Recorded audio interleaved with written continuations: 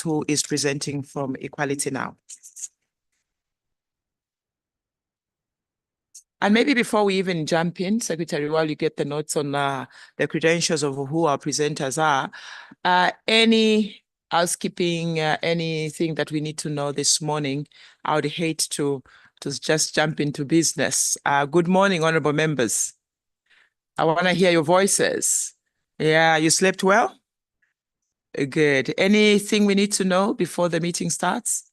Before our presenters start, because the meeting has already been called to order. Nothing from Malawi, nothing from Lesotho, nothing from Tanzania.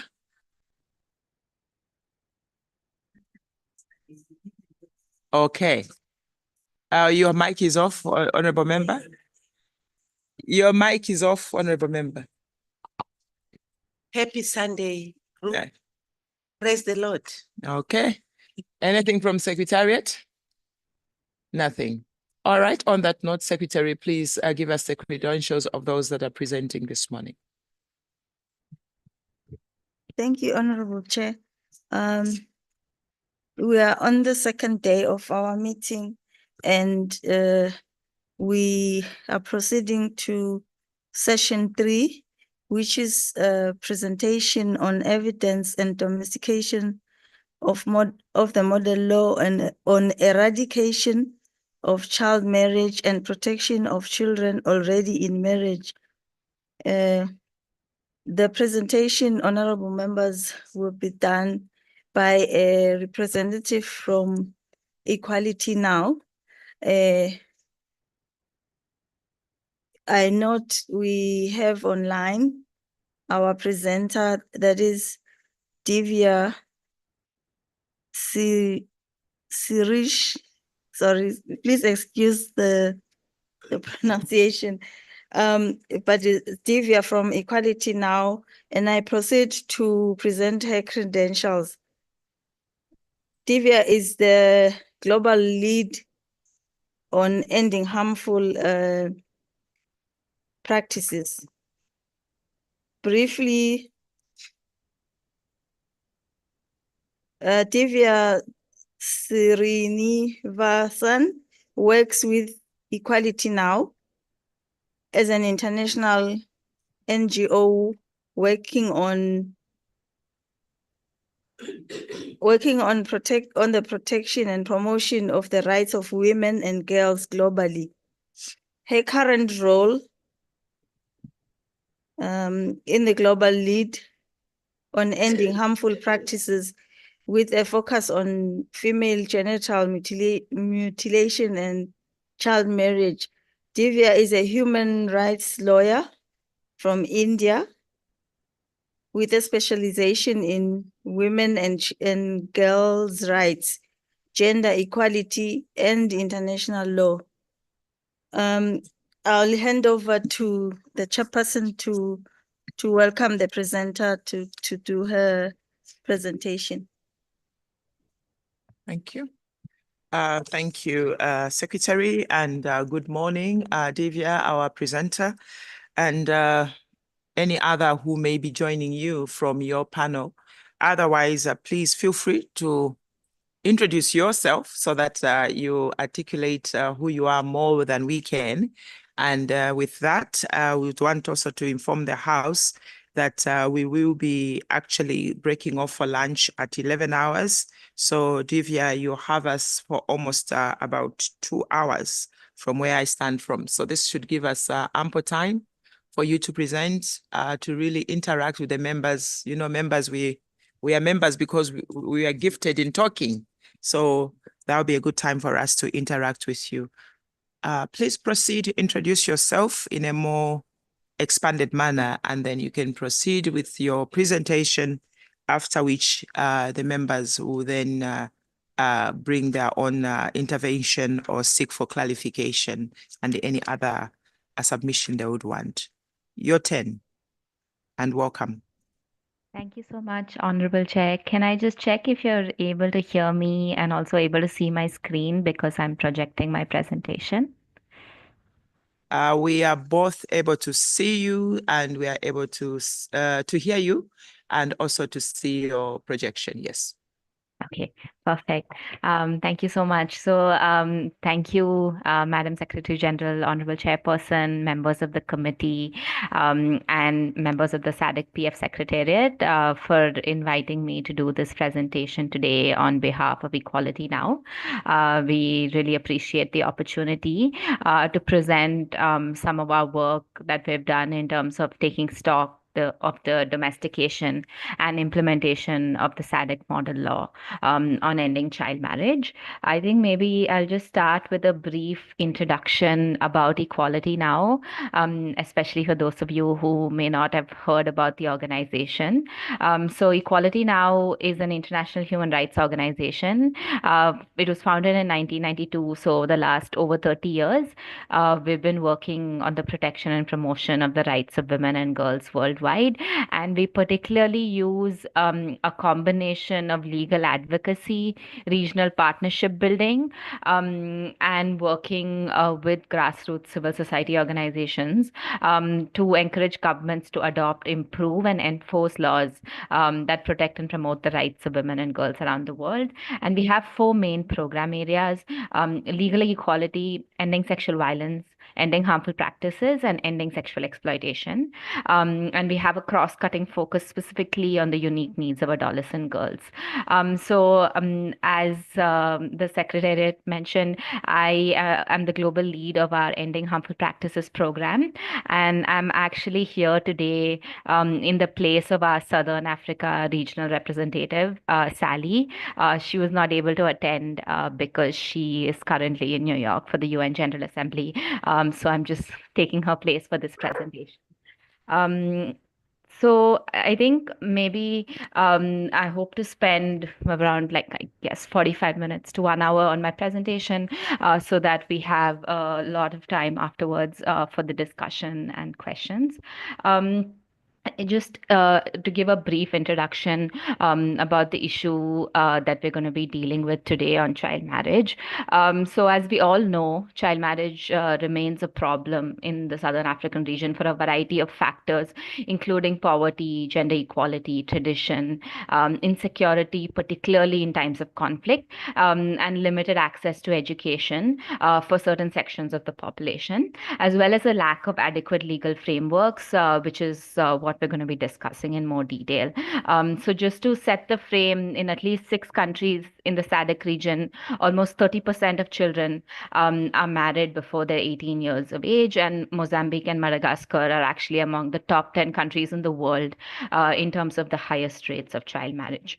And in terms of absolute numbers, within the region, Tanzania and Mozambique have the highest number of child brides, so at 5.7 million and 4.4 million respectively.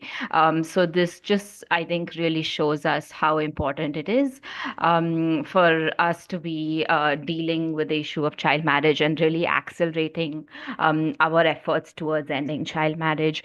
There was a research which was done by UNICEF last year, which looked at the current rate of progress that we're making in various regions towards ending child marriage and whether we're on track to meet the SDG target of ending child marriage by 2030. And they found that actually in the Southern Africa region, it'll take 200 years to end child marriage at the rate at which we're going, not 6 years. So it just means that our progress has to be that much faster. In terms of a brief outline of the presentation, this presentation is largely going to focus on the content of 4 policy briefs that Equality Now developed last year in collaboration with the SADC Parliamentary Forum and UNFPA. So the first brief deals with gaps and opportunities in the legal frameworks on child marriage, looking at national laws and how they compare to the standards which are set by the SADC model law on eradicating child marriage. The second brief deals with domesticating the SADC model law. So this profiles the extent to which SADC member states have domesticated the model law and what are the challenges in domestication. The third brief really looks at implementation because, of course, we know that, getting the law right is only the first step. And it's really implementing laws and policies, which are the most difficult part. So this one looks at best practices and recommendations towards improving implementation.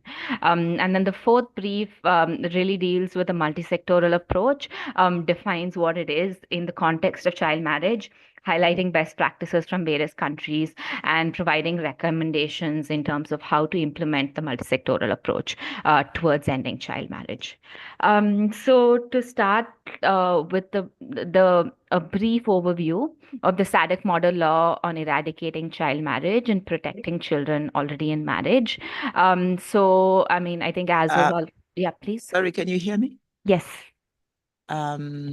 I think you need just to slow down a little bit. Is that Okay. correct, members? Yes, you have all the ample time with us. So slow down a little bit because what you're presenting, madam, is very important for us. So just take your time and yeah, just slow down a little bit. In the middle of translation, it's coming out a little bit too fast.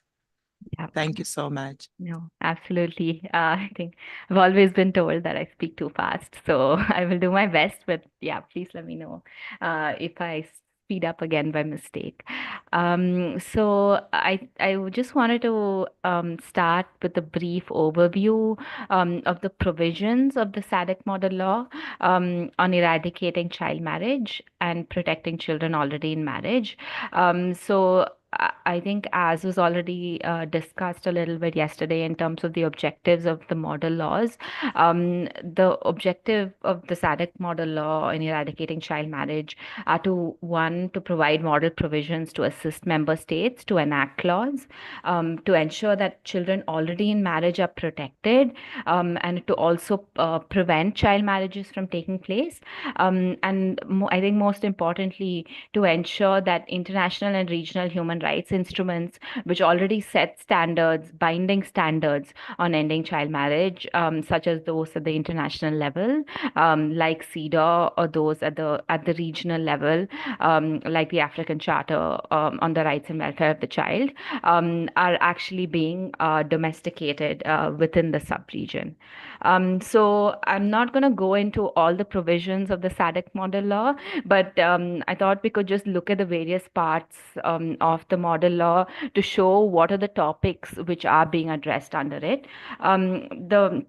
The first part is on preliminary provisions, which are setting out the objectives, some of which will come to also later in the presentation. The second part is really on restatement of rights and concepts relating to the child. So it sets the frame for the model law and sets out all the rights which child marriage is violating, including, for example, the right to be free from sexual violence, the right to life of children, the right to education, and similar rights. The third part deals with the prohibition of child betrothal and child marriage, and it very clearly sets out that all marriage below 18, without exception, needs to be prohibited, and it defines a child again clearly as any person under the age of 18, and it also completely prohibits betrothal of children, which is an important aspect which is often missed out while we're talking about child marriage. The next part deals with measures and interventions to prevent child marriage. So looking at what states can put into place towards prevention, including awareness raising programs, economic measures to strengthen families below the poverty line, to provide life skills and education opportunities to girls who are at risk of child marriage, and similar such interventions. And then the next part deals with access to data, public awareness, monitoring, and evaluation. So really setting out what needs to be done to make sure that not just that we have good laws on ending child marriage, but the public are aware of them. And then in terms of how do we monitor the extent to which the law is actually being implemented. And then the final part part deals with general offenses and enforcement. And some of the provisions it deals with here includes the need for regular reporting, including for states to regularly report to the SADC-PF, as well as to regional and international human rights mechanisms on the measures they're taking to eradicate child marriage and how they're living up to the standards which have been set down within the SADC model law. And for enforcement, it deals with provisions like appointing child marriage prohibition officers, the power of ministries to actually, summon various institutions to check the extent to which the law is being implemented.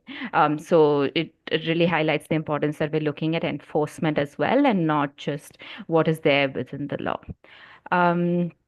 So I'll move on to the first brief, which is looking at gaps and opportunities in the legislative framework. So we identified three main thematic areas while doing this research to compare what the progress was at the national level.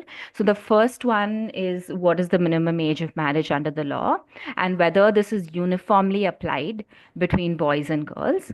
The second one was, even if there's a minimum age of marriage, whether there are any exceptions to that under the law, particularly as they relate to religious, customary, or other law. And then thirdly, whether there are provisions for waiving the minimum age of marriage through parental or judicial consent, because the standard which the SADC model law sets is 18 without any exceptions whatsoever, must be the minimum age of marriage. So this is sort of a snapshot of our findings, and it's been updated. Actually, this brief was published last year, and it's been updated this year because Zambia just passed a law at the end of 2023. So what we found was that out of the 16 countries in the SADC region, 7 countries are sort of meeting the standard under the SADC model law and have set the minimum age of marriage at 18 without any exceptions. So this is around 45%. So these countries are DRC, Malawi, Mauritius, Mozambique, Seychelles, Zambia, and Zimbabwe. And then we have 5 out of the 16 countries where the law sets the minimum age of marriage at 18, but there are exceptions. So, for example, in Botswana, there's a specific exception for customary and religious marriages, which fall outside the scope and therefore don't have to meet this minimum age of marriage of 18. In the other 4 countries, which are Angola, Comoros, Madagascar, and Namibia, while the law sets the minimum age of marriage at 18, there are exceptions which allow either a court or a designated government official or parents or guardians to waive this requirement and allow children even under the age of 18 from getting married. And then finally, we have the fourth category. In 4 countries, the minimum age of marriage is set below 18, and this was found in these countries to be within the range of 15 and 18 in Eswatini, Lesotho, South Africa, and Tanzania. And I think particularly of note here, in these countries, the minimum age of marriage is different for boys and girls, and with boys invariably having a higher age limit. And then in addition, despite setting the minimum age of marriage below 18, these countries also allow for further exceptions where judicial or parental consent can further lower the minimum age of marriage. And in some of these countries, there are also further customary exceptions to the law. So the other issues we also identified in the brief is that in many countries where there's an exception allowed for parental or judicial consent, most of the laws do not have an absolute minimum age. This means that theoretically, like with a judge's consent or a parent's consent, children of any age can be getting married, like, right from the time of 0, because the law itself does not prescribe and prescribe an absolute minimum age of marriage.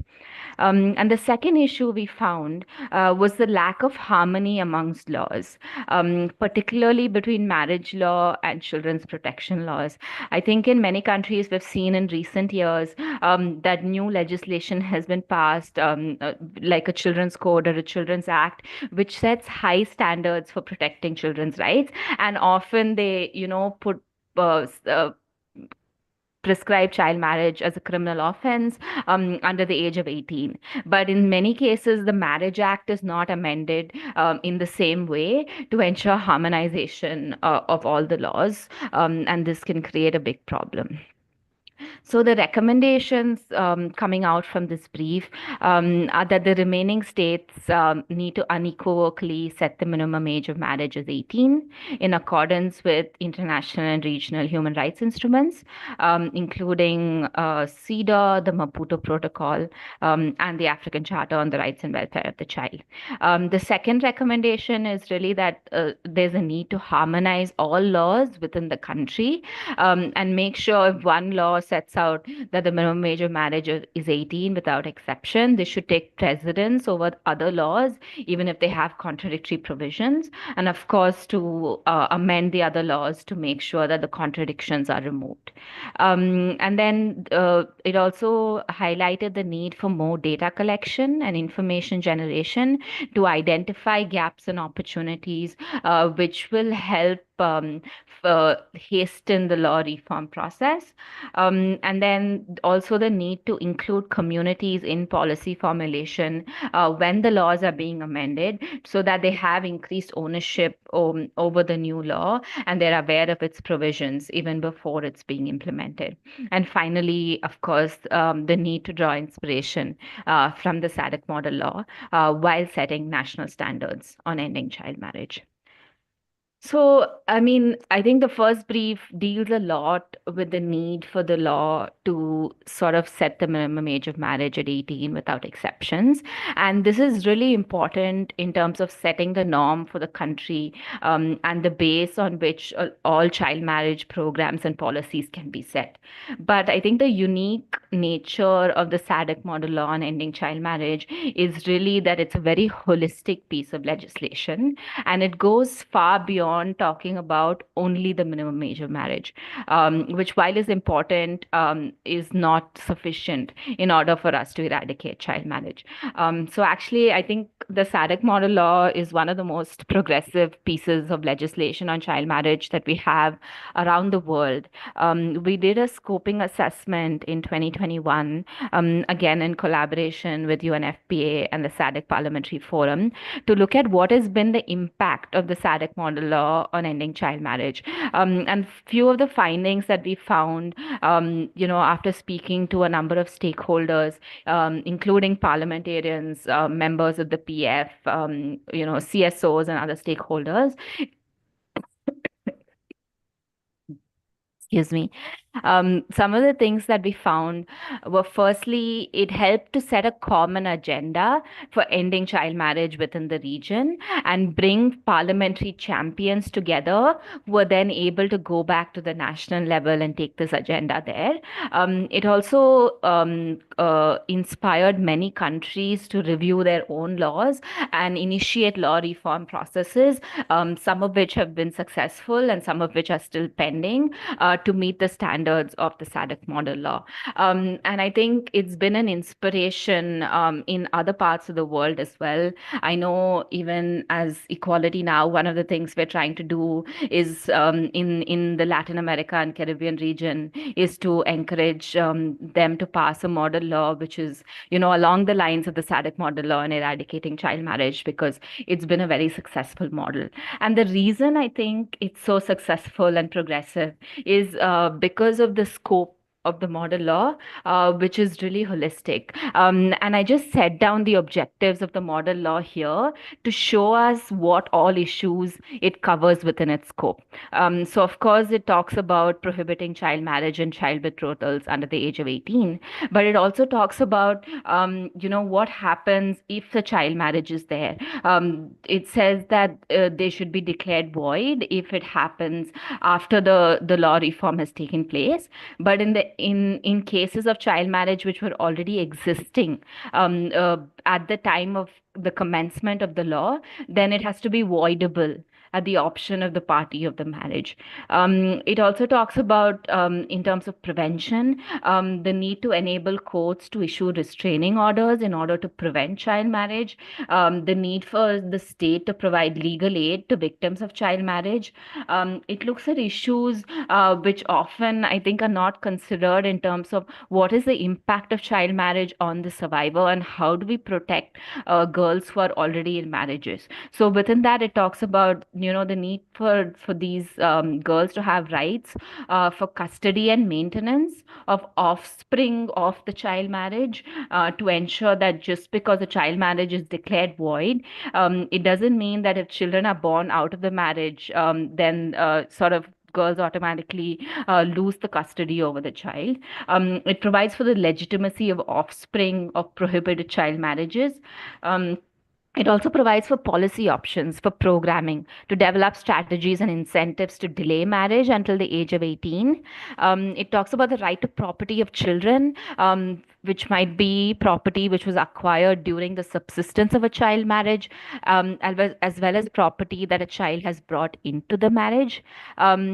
It deals with the need to provide mechanisms to determine when a child is in need of care and protection. This is especially after a child has already been married and maybe being subjected to sexual or domestic violence within the marriage, and therefore the need for places of safety, shelters, for the residence and maintenance of the victim, as well as any offspring they might have from the child marriage.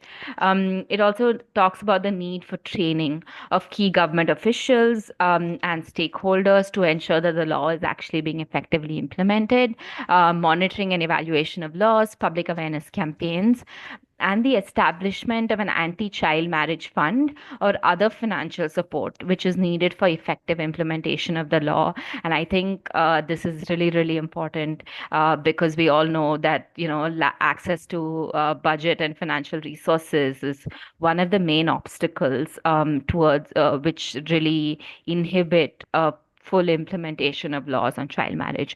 And finally, like I briefly mentioned before, it also provides for effective enforcement provisions to ensure that the law is actually being complied with.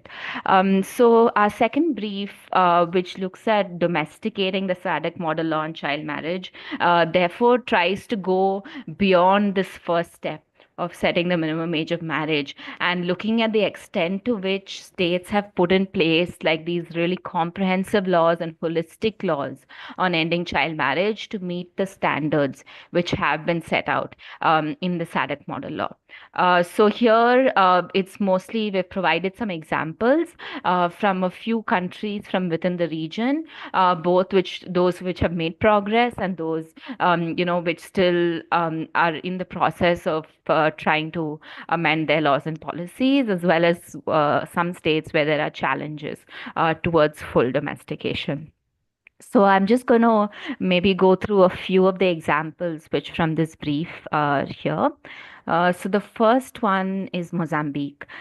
So Mozambique, as the country which has the highest incidence of child marriage within the region, has taken a lot of steps towards domestication of the SADC model law.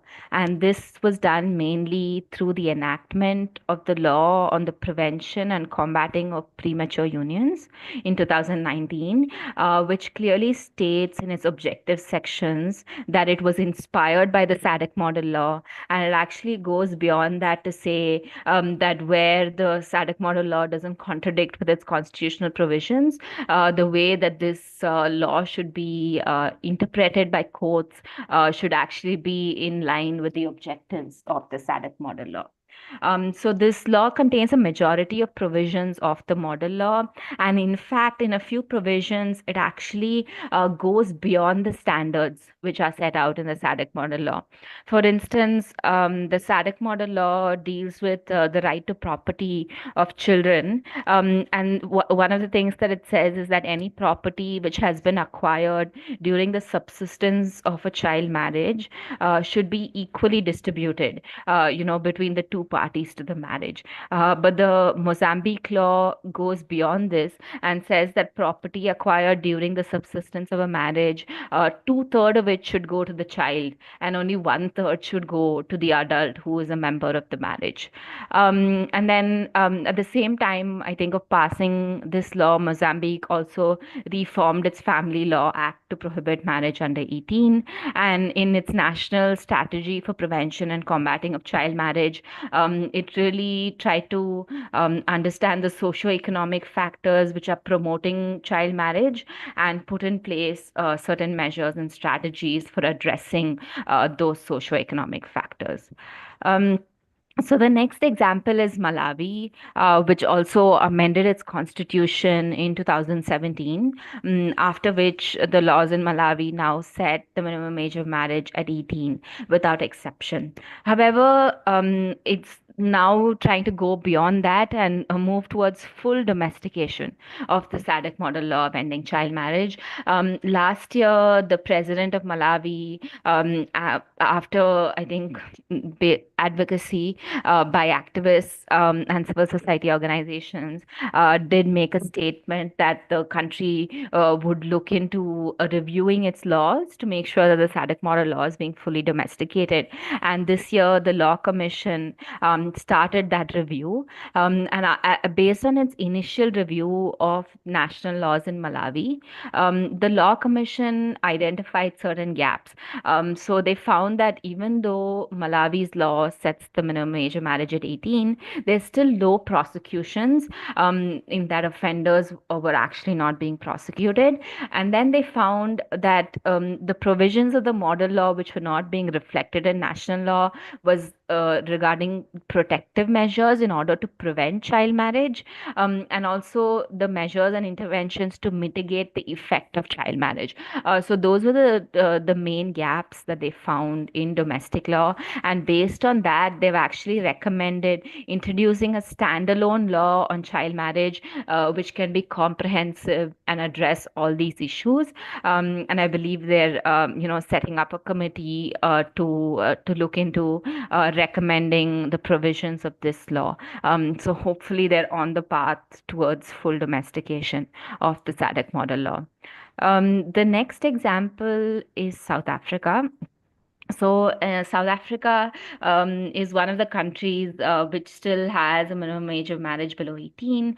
And though those laws are yet to be amended, actually there's a bill currently pending, the marriage bill, which would amend the law to bring up the minimum age of marriage to 18. However, we also included South Africa as an example in the brief because it has a best practice in the region in terms of comprehensive sexuality education. The Department of Basic Education has incorporated it in the life orientation subject, which is compulsory at both primary and secondary school levels. And we know that comprehensive sexuality education is a very important tool towards preventing child marriage. And therefore, this is a best practice that we should be looking to. The next example is of Zambia. So Zambia earlier actually had contradictory laws dealing with child marriage. The Children's Code Act of 2022 prohibited marriage of children under 18 and considered child marriage a harmful practice.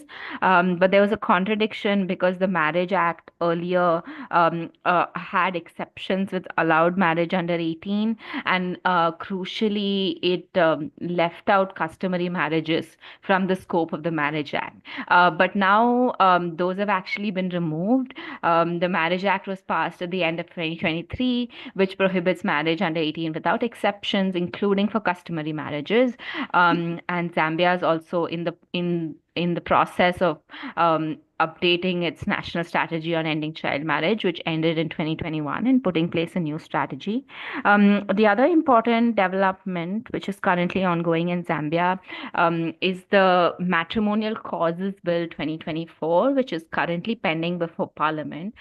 So this bill deals with what is the effect of a child marriage, and whether all child marriages should be declared void. And I think this is really important because it goes back to some of the provisions which are set out in the SADC model law. That while it's important to declare child marriages void, especially at times like this when the legal standard is changing, we really need to look at what happens to child marriages which were entered into before the law changed, and what would be the impact on them if all child marriages were just directly declared void. For instance, there might be people who have been married for 30 years, but who were initially married as a child at a time when it was legal within the country. If the law just has a blanket provision which says that all child marriages are void, this can have unintended consequences on women who are in those kind of marriages, and then they would be left without any recourse in the law. For example, for right to inheritance if their spouse dies, the right to child custody and maintenance, and the right to property, which was arising out of the marriage, even though, they might have given up their education and employment opportunities as a result of that child marriage. So I think that's why this sort of process in Zambia is really important and also makes us think about when we're putting in place law reform measures to raise the minimum marriage age to 18, how do we also ensure that, people who are already in child marriages are being effectively protected and they have access to full rights, and they're not being harmfully impacted by the change in the law. So the next example is of Zimbabwe, which is a good example of where the court has driven the law reform process. The constitution itself prohibited marriage under 18, but the Marriage Act had contradictory provisions. In 2016, the Supreme Court struck down the section of the Marriage Act which allowed children under 18 to get married, and they held that it was inconsistent with the Constitution. And then, based on the decision of the Supreme Court, the Zimbabwean Parliament, in order to implement the Supreme Court decision, enacted a new Marriage Act in 2022, which prohibits marriage under 18 for all, including in customary unions. So these are some of the examples we looked at of countries in terms of domestication, and we identified also certain challenges towards domestication of the SADC model law. The first one, which I already talked about before, is inconsistent legal frameworks. I think it's worth mentioning again because, having different standards and different laws really creates a lot of confusion within the public, and they don't know which standard to be following. So it's really important when one law is reformed that there's also a review of all other potential laws which may have contradictory provisions so they can be reformed at the same time. The second one is, slow progress in some countries where even though changing child marriage laws has been part of the conversation, the progress is not really happening fast enough. And we've included Tanzania as an example here because in 2016, the High Court has struck down provisions of the Marriage Act which are inconsistent with the Constitution to say that the minimum age of marriage should be set at 18 for both boys and girls, and that the law is discriminatory because it's set a different age for girls as opposed to boys. But here we are, I think 8 years later, and the law is yet to be amended to ensure compliance with the High Court decision. So I think there's a need to accelerate law reform processes in certain countries. And then, and some of the other challenges we identified was really looking at the pathways towards law reform, and the need for there to be more research in terms of how legislative changes have happened in certain countries so that we can use that as positive influence in other countries, and we can also use the lessons learned in terms of what has been successful towards changing the law. And then finally, just insufficient understanding of the issues, sometimes even from policymakers themselves who might not know why it's so important to change laws on child marriage, and going up to the general public. So I think I just wanted to put this chart here linking back to what I had shared in terms of the provisions of the SADC model law on ending child marriage and the need to have this holistic approach towards ending child marriage. So a girl's right to be free from child marriage includes a whole host of rights. Part of it is, of course, setting the minimum age of marriage at 18, having harmonized and consistent laws across customary, religious, and statutory law, and having no exceptions. But beyond that, we also need to look at whether the law provides for mandatory registration of births and marriages, the right of girls to be free from sexual violence, including within marriage.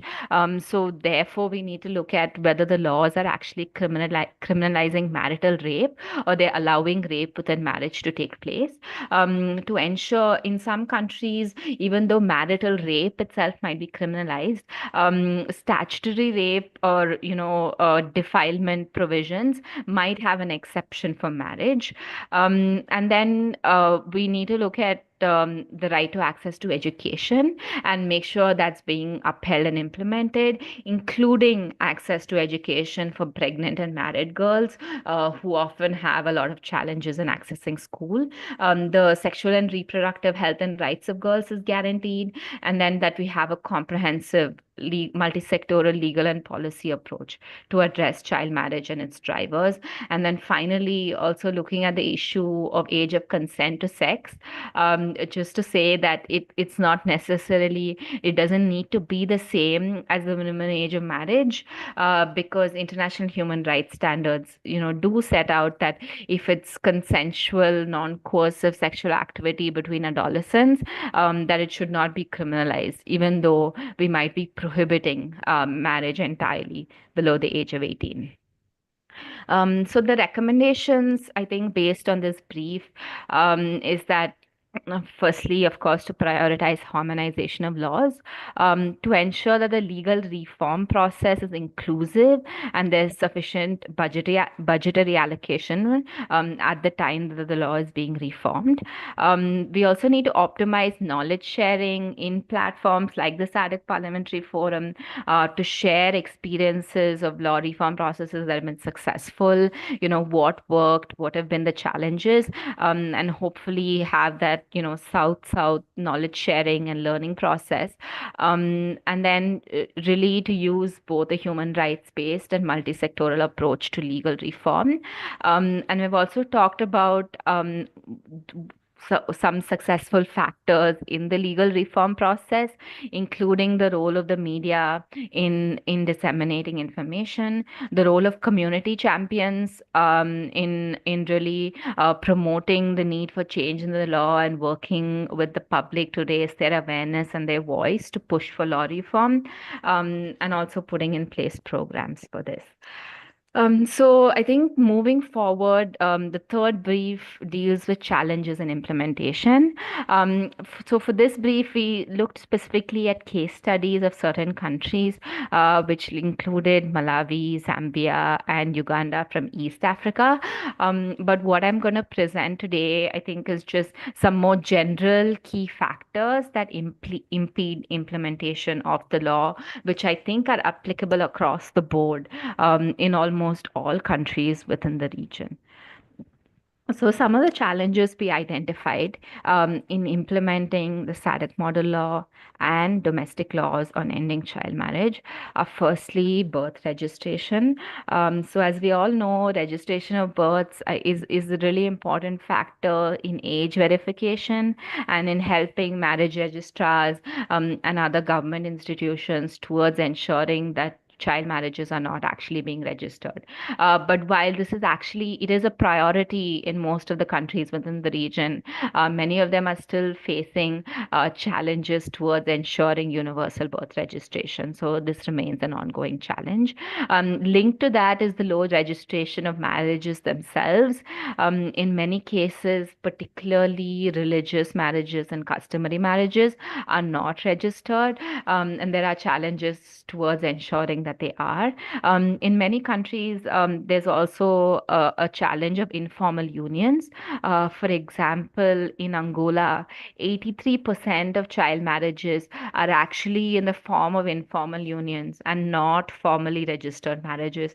Now, this raises a set of other obstacles towards actually implementing the law, because it's harder to identify these informal unions and harder to ensure that children in unions have access to some of their rights and services under various programs, because the marriage is not officially registered.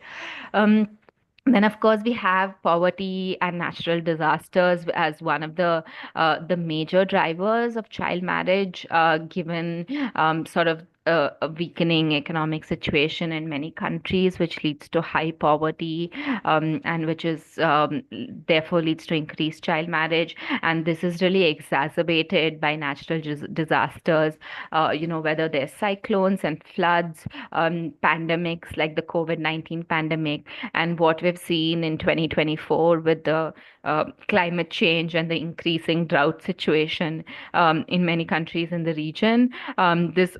The situations like these natural disasters we can further weaken the economic situation of the family, and they kind of look at child marriage as a way out of poverty, whether it's having one less mouth to feed once the girl is out of the house, or looking at marriage gifts and bride price as a way to bring in money into the household.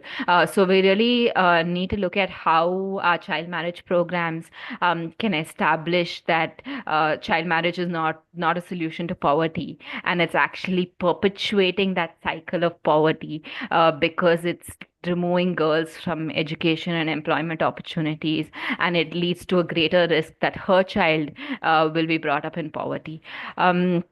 Then we have cultural customs that enable child marriage, like initiation rights and sexual initiation rights, which we've seen in a number of countries in the region, where children are taught or on how to have sex, and often at the end of this rite, they're considered to be ready for marriage. In some cases, they even fall pregnant as a result of these initiation rites, and then are forced into marriage to save the honor of the family.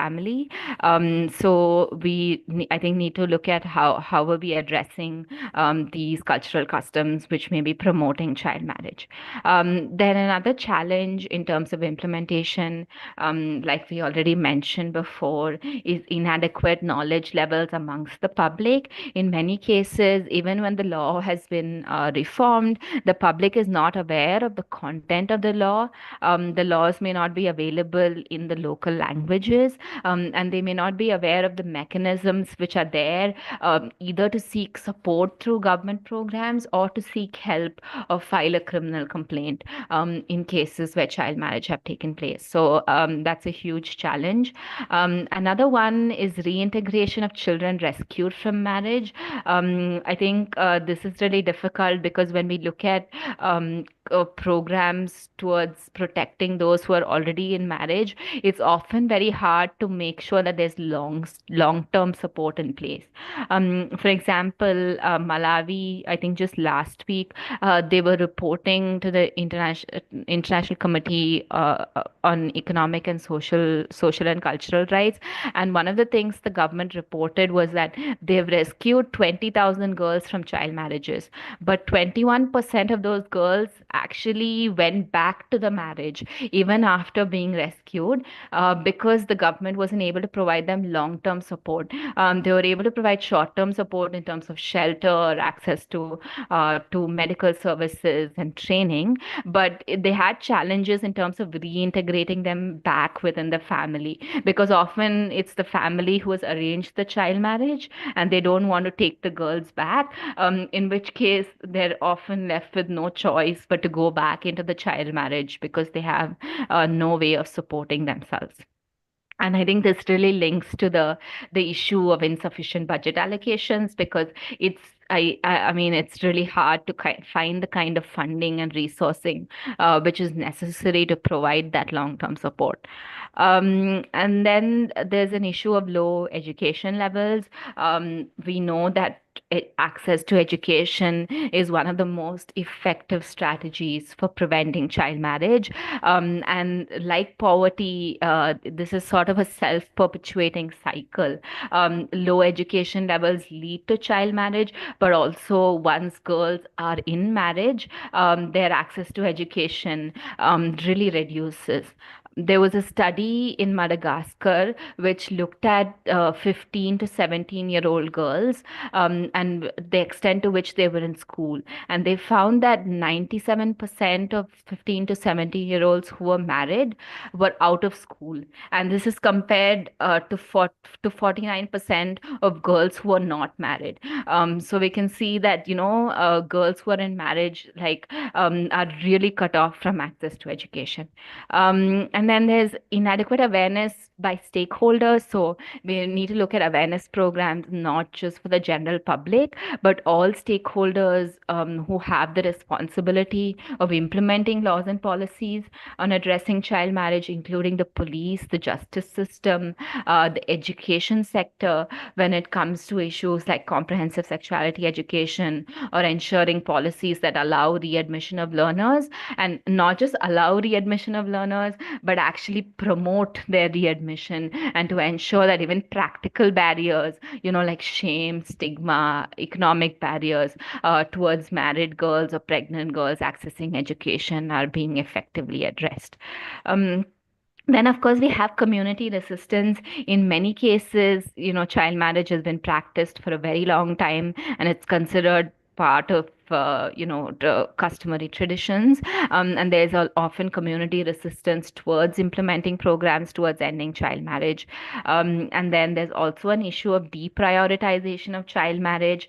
I think this is especially true now when there's so many competing priorities. There's poverty, there's climate change, which we need to look at. In some countries, there might be really high levels of femicide and violence against women, which are all important issues that need to be addressed. But this often leads to sort of child marriage being pushed down the political agenda, and we need to find ways to make sure that while dealing with all these other important issues, we also ensure that child marriage is prioritized. So the recommendations from this brief, based on the challenges in implementation, in addition to law reform, is really ensuring that betrothals under the age of 18 are also prohibited in line with the model law.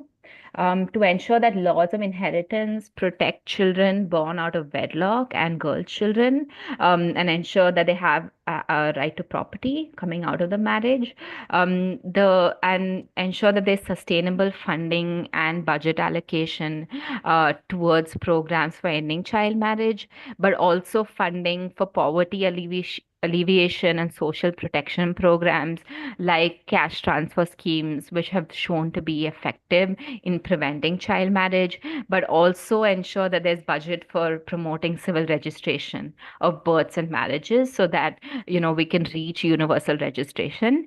And of course, I think cooperation with international development partners and corporates in fundraising is really important to overcome this funding gap.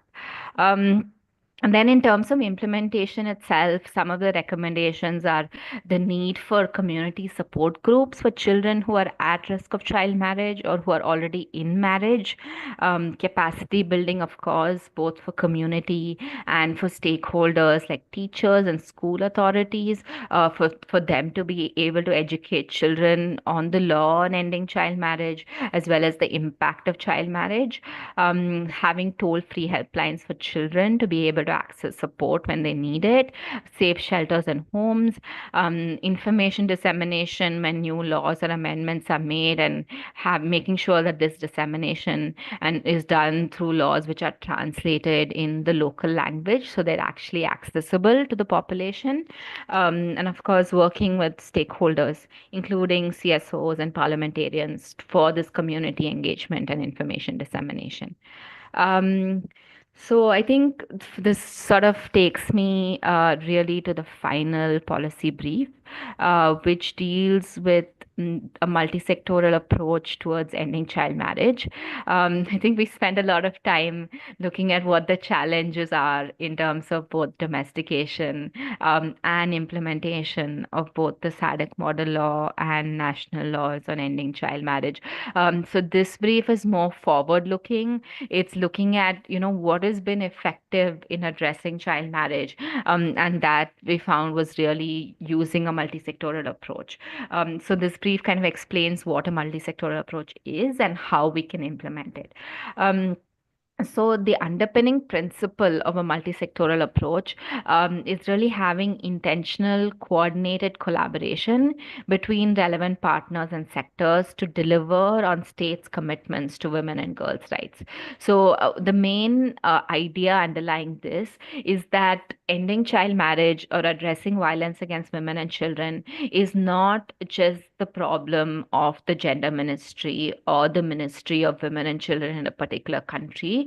It needs to go beyond the women's machinery and include all other government departments as well towards coordinatedly addressing the issue.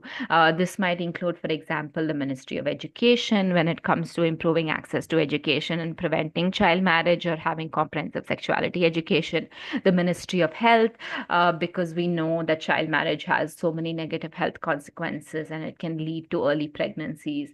The Ministry of Finance, looking at poverty alleviation programs. So the main principle underlying this approach is that a child marriage prevention and addressal program should involve all ministries across the government agenda, and that there should be coordination between these various departments, having a unified national commitment to ensure that all this expertise is utilized in a coordinated manner without duplication and without working in silos.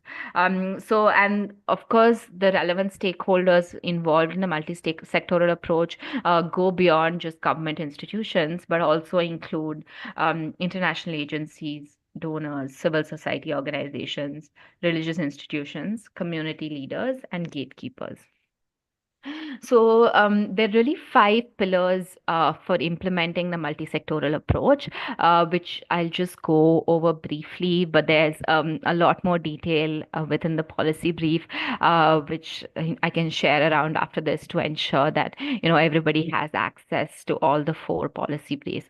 So the first pillar is acknowledging that promotion of women's and girls' rights, and in this case, particularly ending child marriage, is a national priority. So this is really having the political will in the first place to declare it as a priority issue, and this involves firstly enacting adequate laws and policies and plans with budgets to ensure effective implementation of laws on ending child marriage. The second pillar is defining the role and responsibility of each organ and department in the government in the promotion and protection of women's rights and towards ending child marriage. So I think I already gave an example in terms of what kind of responsibilities each sector of the government could have towards ending child marriage. The third pillar is really coordination and ensuring a coordinated response amongst these government sectors and departments, and that they're all brought together in a coherent strategy with clear allocation of resources. And this involves monitoring, continuous information sharing, and clarification of roles between the departments. The fourth one is looking at other partnerships. So drawing in state and non-state actors together in coordinated partnerships. And this involves involving civil society organizations, international development partners, and donors who are able to complement the process, bringing in their constituencies and bringing in financial contributions. And these partnerships are also key in implementing community level interventions to address child marriage, including interventions with men and boys, community members, and gatekeepers of the community who might be promoting child marriage. And the final pillar is really consolidating technical expertise, because the advantage of coordinating across all these different stakeholders means that there's a wide pool of expertise that can be provided by different partners. So within the context of child marriage, these 5 pillars can be used to design an effective strategy that can work towards the elimination of this harmful practice.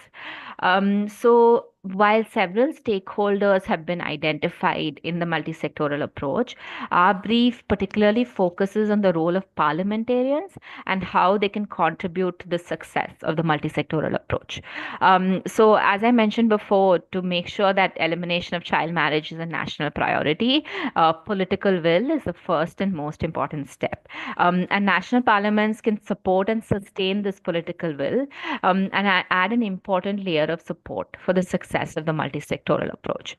And the role of parliamentarians includes adopting and monitoring laws, policies, and strategies, holding governments accountable for their effective, efficient, and transparent implementation of laws and policies on ending child marriage. And I'm just going to go into further detail in terms of the role of parliamentarians and how this can be used to promote a multi-sectoral approach towards ending child marriage. Of course, the core function of parliament is really in lawmaking.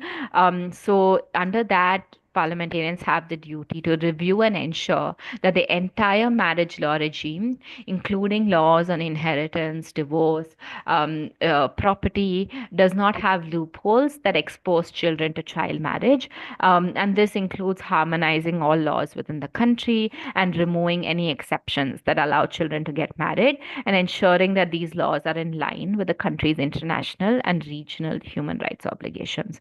Parliament can also oversee the training of relevant stakeholders involved in the justice delivery system to ensure that they're actually handling the cases with the sensitivity required, and to ensure that they're made aware of the provisions of laws relating to child marriage. And parliamentarians can also advocate for the adoption of national or subnational strategies and plans for implementation of the multi-sectoral approach towards ending child marriage. The other important function, I think, is in terms of budgeting, to make sure that there's an adequate budget allocation towards programs that work towards eliminating child marriage. So it's understandable that governments might be reluctant to bloat the budget of one ministry, like, say, the Ministry of Women or Child Welfare, in order to tackle child marriage. So that's why it's important to ensure that there is some allocation to different ministries, all towards taking action on initiatives to prevent child marriage, so that a percentage of each ministry's budget is designated towards those initiatives. Members of parliament can also monitor the spending of budgets allocated towards ending child marriage and demand accountability from government departments on their spending, and also monitor in their own constituencies whether the fund allocated towards ending child marriage initiatives has actually reached their intended targets on the ground. Conversely, they can also disseminate information within their constituencies on how local authorities can access funds for programs to end child marriage, as well as commitments. So the third key role of parliamentarians is really on oversight and accountability, which is on upholding the rule of law, increasing transparency of government operations, and enhancing public trust in the government. So the accountability mechanism of parliament through parliamentary committees, which have various powers, which are of course different based on the national law of the country, but these parliamentary committees could have powers to summon people, papers, and records, scrutinize laws, and to hear evidence from the public. So, a specific parliamentary committee can be set up on child marriage, and it can also engage directly with non-state actors, including CSOs, who can provide useful insights on the extent to which government efforts on ending child marriage are effective, and update on their own activities towards ending child marriage. So, in terms of their oversight role, to continue some of the key functions of parliament, Parliament can also push government to comply with its obligation to regularly report to regional and international human rights bodies on the progress made to end child marriage. And actually, the SADC model law also has a provision that all countries must be regularly reporting to the SADC PF on the extent to which they're complying with the provisions of the SADC model law and eradicating child marriage. And this is also to implement recommendations received from those international and regional human rights mechanisms towards ending child marriage. And Parliament can also summon government departments to hold them accountable for carrying out initiatives to end child marriage or demand the production of relevant data regarding child marriages, like hotspots and trends, so that this will make sure that there's effective decision making in terms of where and how to allocate funds for interventions. And if there's a national action plan, strategy, or program towards ending child marriage, Parliament can also ask the convener of that national action plan to provide regular updates to Parliament on what progress is being made by different sectors towards implementation of the plan. This way, Parliament plays a very critical role in monitoring the extent of implementation of laws and policies, and also to give advice on where the measures can be improved. So based on these, some of the recommendations coming out of this brief to increase the effectiveness of the multi-sectoral approach, the first one is to ease the challenges of funding constraints. We must integrate ending child marriage initiatives within existing strategies. For example, there might be programming around adolescent sexual and reproductive health, education, economic empowerment. And so child marriage initiatives can be integrated within those to ease funding restrictions.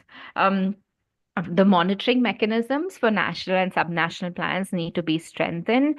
Often, a lot of work goes into sort of creating the national strategy towards ending child marriage, but we don't really pay as much attention in terms of regular monitoring towards implementation, and to continuously update the plan based on that monitoring to make sure it's actually responding to the needs on the ground. To continue the recommendations, even if it's not possible to create a committee on child marriage, this could be done by creating a subcommittee of already existing committees on gender or health, or make sure that child marriage is included as a priority issue within wider community committees that are dealing with sexual and reproductive rights and health, or on gender-based violence. And like, for example, the gender committee could have a small group focusing on ending child marriage. And this would assist in ensuring that child marriage is continuously kept on the agenda of Parliament. And then young people and survivors need to be meaningfully engaged in advocacy and programming by Parliament to design programs that best serve their interests. And then finally, I think going back to the accountability question, the strategy and action plans really need to be periodically reviewed so that there's space for reflection, learning, sustaining momentum, sharing emerging trends, and updating the strategy to respond to these concerns, and ensuring accountability of actors and all stakeholders collectively to ensure that they're meeting their commitments towards ending child marriage. So to conclude, there's been a lot of progress made within the region towards ending child marriage. 7 of the 16 countries now have laws setting the minimum age of marriage at 18 without exceptions, and many of these laws have been changed in the last 5 years or so. But there's still many challenges which are affecting the pace and rate of ending child marriage. And some of these challenges still remain gaps in the law and many problems with implementation. So Equality Now remains committed to supporting and partnering with the SADC Parliamentary Forum and SADC PF member states towards legal and systemic change to ending child marriage and protecting the rights of children already in marriage as provided for by the SADC model law. I think that's kind of the end of my presentation. I would love to hear thoughts and, of course, any questions. Thank you.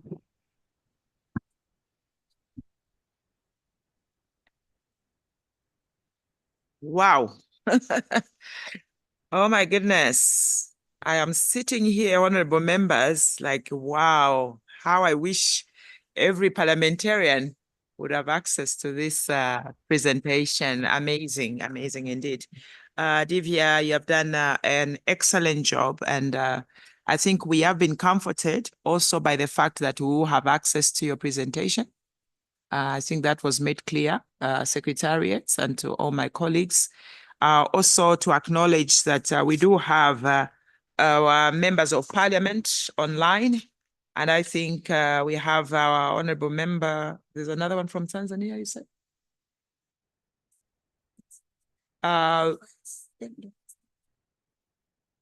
The ones, okay, so I guess they're going in and out. I'll leave it there. For those who are joining us or those who are with us, please rejoin, because this information is so critical and very important.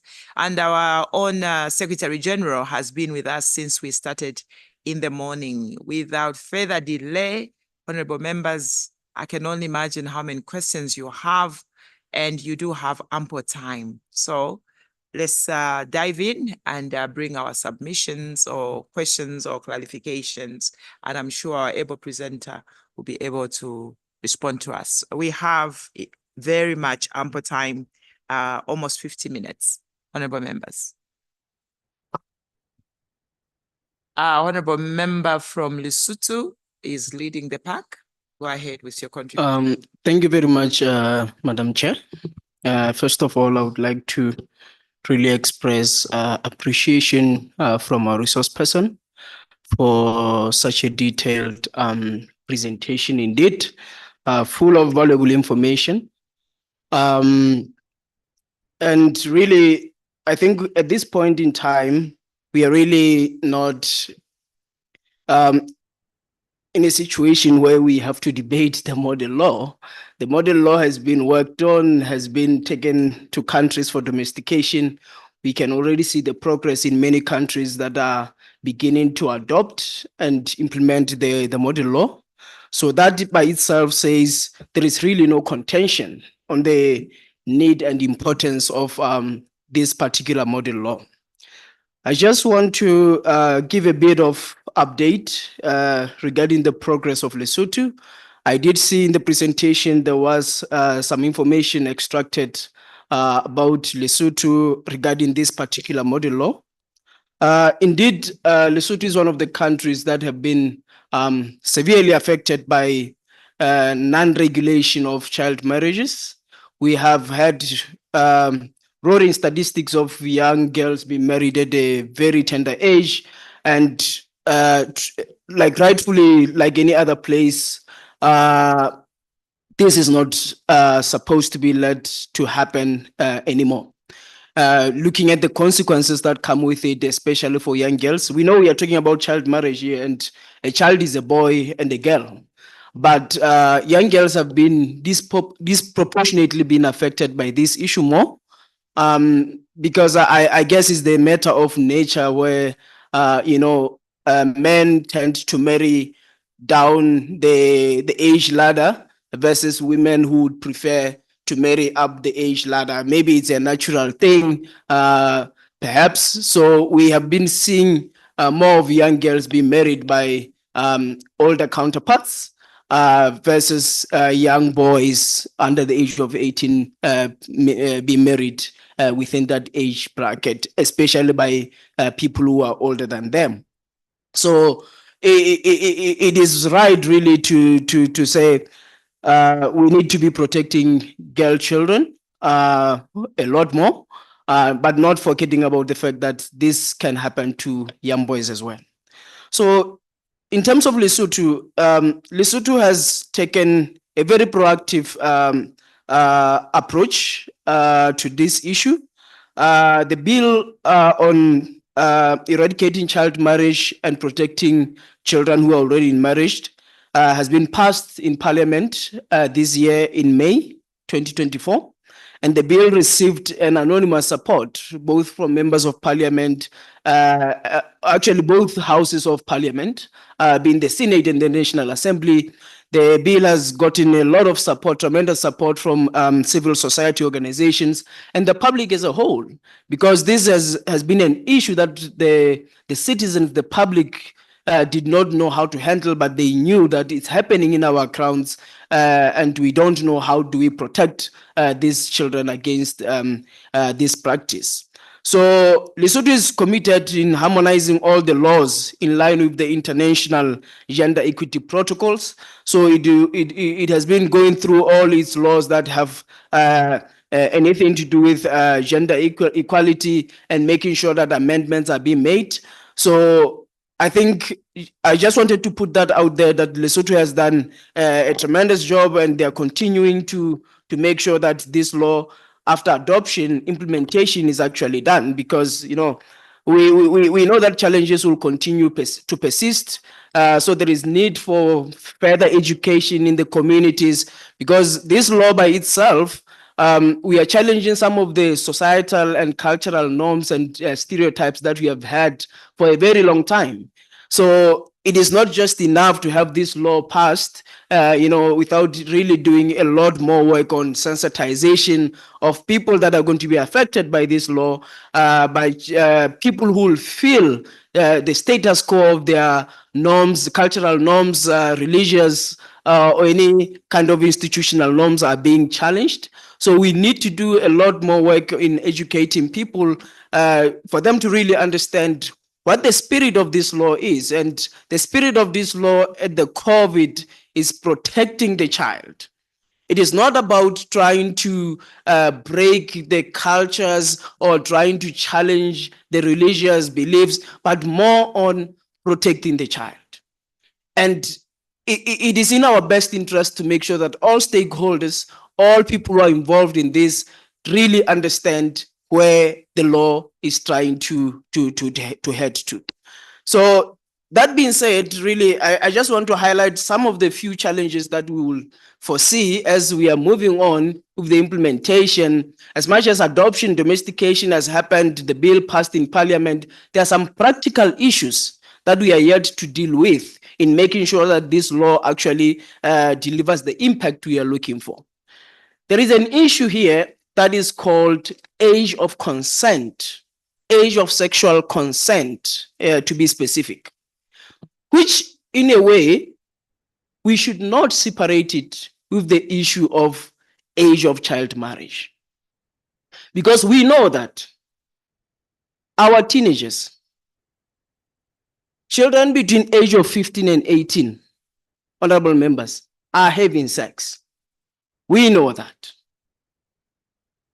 The question is, or actually, I would even say ages below 15, unspeakable. They're having sex within their age group or even out of their age groups, unfortunately.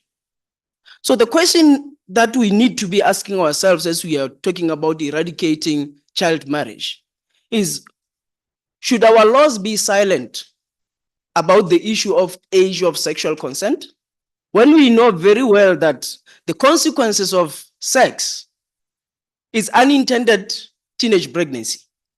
And in the context of our cultures, the cultures that we live in, it's that you get a child pregnant, you get a woman pregnant, sorry, not a child, because we shouldn't be getting children pregnant.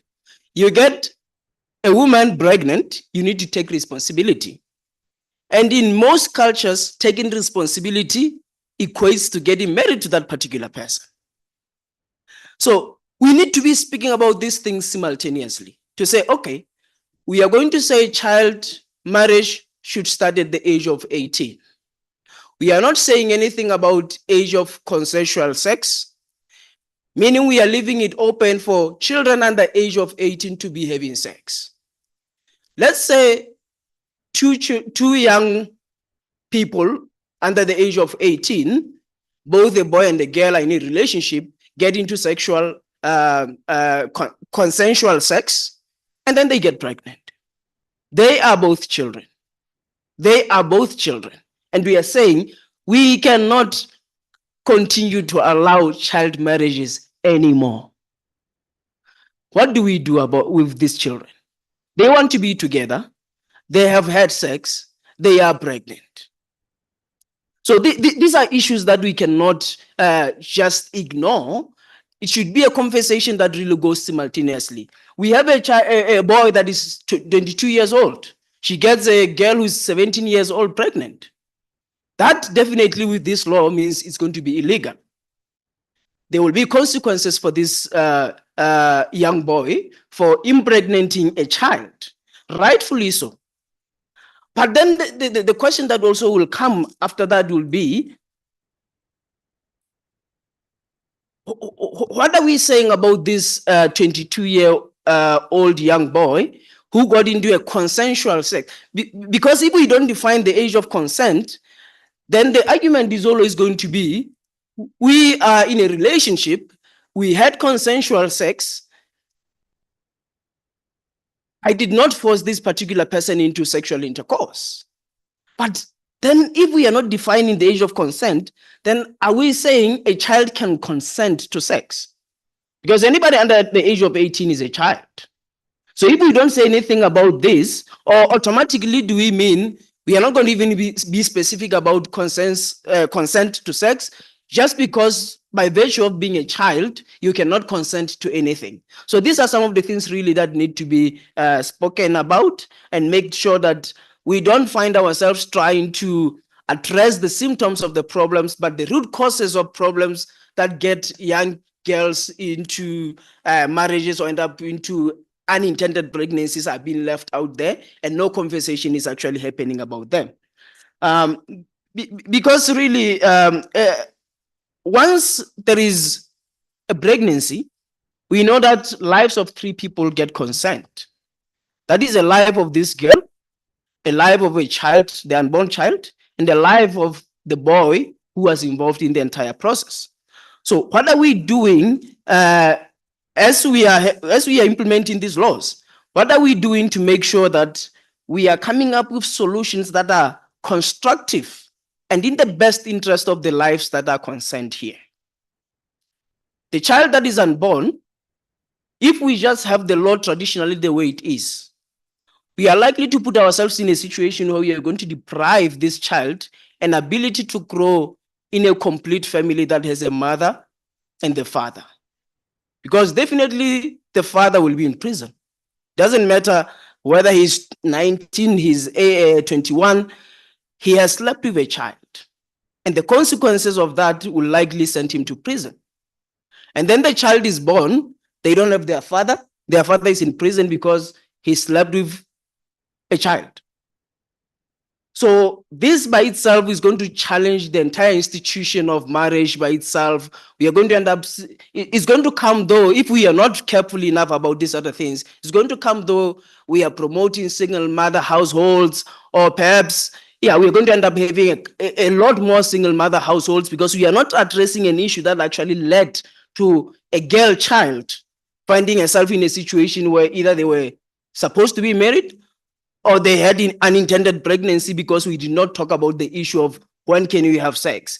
So these are things really that should not be left behind. For the effectiveness of this law, we need to be speaking about many other challenges that will come alongside as we are implementing, but in no way should we compromise on the standard of making sure that the child is protected at all costs. But we should have more conversations on other issues that could be causes of the problem, and not necessarily just focus on the symptom that, okay, no child gets married. But then in a situation where now they have already put themselves in a circumstance where maybe the end result would be marriage, what kind of support are we doing?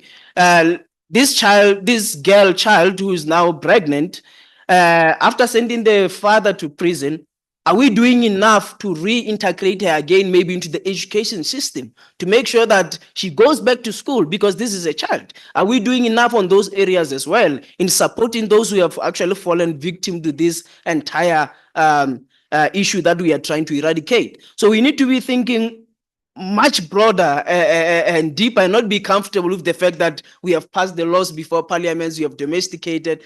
There is a lot more that is coming that will be challenging this law, and for it to be effective, we need to continuously reinvent, continuously innovate, continuously engage to make sure that we actually reach the intended purpose for the law. Thank you very much, Honorable Chair. Wow, there we go again. Clearly, this is a subject that is close to our hearts. I think I would ask that there will be interventions so that we don't forget the important submissions that our honorable member has made. So I'll take it back to our presenter, but also SG. We have heard from our presenter that the SADC model law on child marriage is more comprehensive. And I think I would also encourage us as members of this committee, but I think all members to reread this marriage model law, or the model law on child marriage, so that we can even compare what we have done in our countries. I remember yesterday there was someone who was saying they had to just copy and paste the model law that was there. I can't remember for which one, but that's how good SADC Parliamentary Forum is, and why we need what we discuss here to get to the members of parliament in our different parliaments. So with that, Madam Presenter, but also SG, and if anyone from our governance department as well, under Secretariat, if you want to add on, please feel free. So I'll take it first to the did you want to come in, SG, first before the presenter, or how do we handle this? Who wants to go first between the two of you? No, let the presenter go. I'll come in the end. Yeah, that's what I thought. Yeah, so let the presenter really come in with all the concerns and serious interventions that the honorable member from Lesotho has submitted. Thank you. Presenter, please. Yeah, thank you so much. And yeah, thank you for that intervention. I think it's really heartening to learn about the bill that was just passed in Lesotho as well. And it points to the fact that even with our policy briefs, I think we need to keep updating them to make sure that they're reflecting the current status of the laws in all the countries. I also wanted to pick up on another important issue that was highlighted, that child marriage affects both girls and boys. Though we know that it does disproportionately impact girls more, I think it also points to the fact that we shouldn't be leaving boys behind, and that our interventions and programs to address child marriage need to be looking at protecting boys as well. And then finally, and the big issue in terms of age of consent, I think this is a very complicated issue which has a number of factors that we need to take into account. And that's why even if we look at international and regional human rights standards, they don't promote a particular age of consent to sex, unlike for marriage, where the international law is very clear and says that we need to be setting 18 as the minimum age of marriage. And here there's two competing principles that we really need to balance. One is obviously protection of children, and like the honorable members pointed out, particularly ensuring that they're not being taken advantage of or being coerced into sex by much older men. And that's one of the reasons why we have kind of these protective laws on defilement and statutory rape, which are looking towards protecting children. But on the other hand, we also need to balance it with the principle of evolving capacity of adolescents. I think, as the honorable member mentioned, we know that teenagers and children between the ages of 15 to 18 are having sex. And in many cases, this is very consensual. They're doing it with peers. And international human rights standards, including the Committee on the Rights of the Child, they have laid down that if it's consensual, non-coercive and non-exploitative sexual activity amongst peers, then we shouldn't be criminalizing that either, because it's not helping anyone in society by putting young boys in jail simply for having sex. And also we know that having laws which prohibit this might not actually be effective in stopping teenagers from experimenting and having sex. So I think it's a really critical issue, and we need to think a little bit more about how we balance between these two principles. Thank you.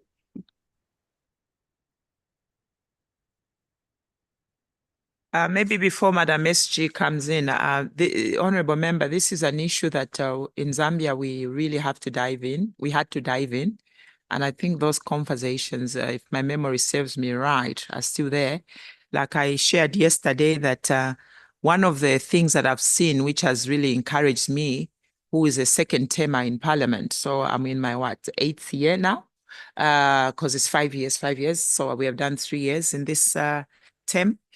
When we were doing programs under the SRIH era, which was supported by SADC PF, and that's how I knew SADC PF from that angle.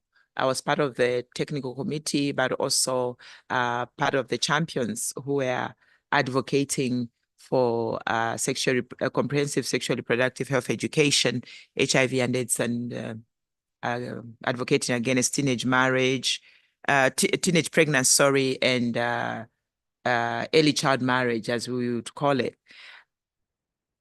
Now, fast forward for the group that came in 2021. This committee has so grown, this caucus, that it has about 50 members. I think it's the largest caucus, because caucus means it's voluntary. Largest caucus we have in Parliament, and it's a non-partisan, so meaning all members of Parliament from different parties are part of it, especially the two big ones, as the ruling party, which is the UPND, and the former ruling party, which is the PF. And of course, we have a few independents, and I think we only have one person from one other party who is also a member. So one of the things that they were raising, it's exactly what you are saying, to say, if we say marriage has to be at 18, why then are we saying, as it relates to consensual sex, especially among peers, should be less? But I think the point that the presenter touches on, even if we can be honest among ourselves, I know that some had sex later, but some of us had experimental sex among our peers, or some even taken advantage of at an earlier age. And that is where then we came to say, that is why the issue of access to condoms, even although taboo as it may be, we need to push that agenda, because then it brings a conversation around access to reproductive health services. And how do we interact with our ministers of health and Minister of Education?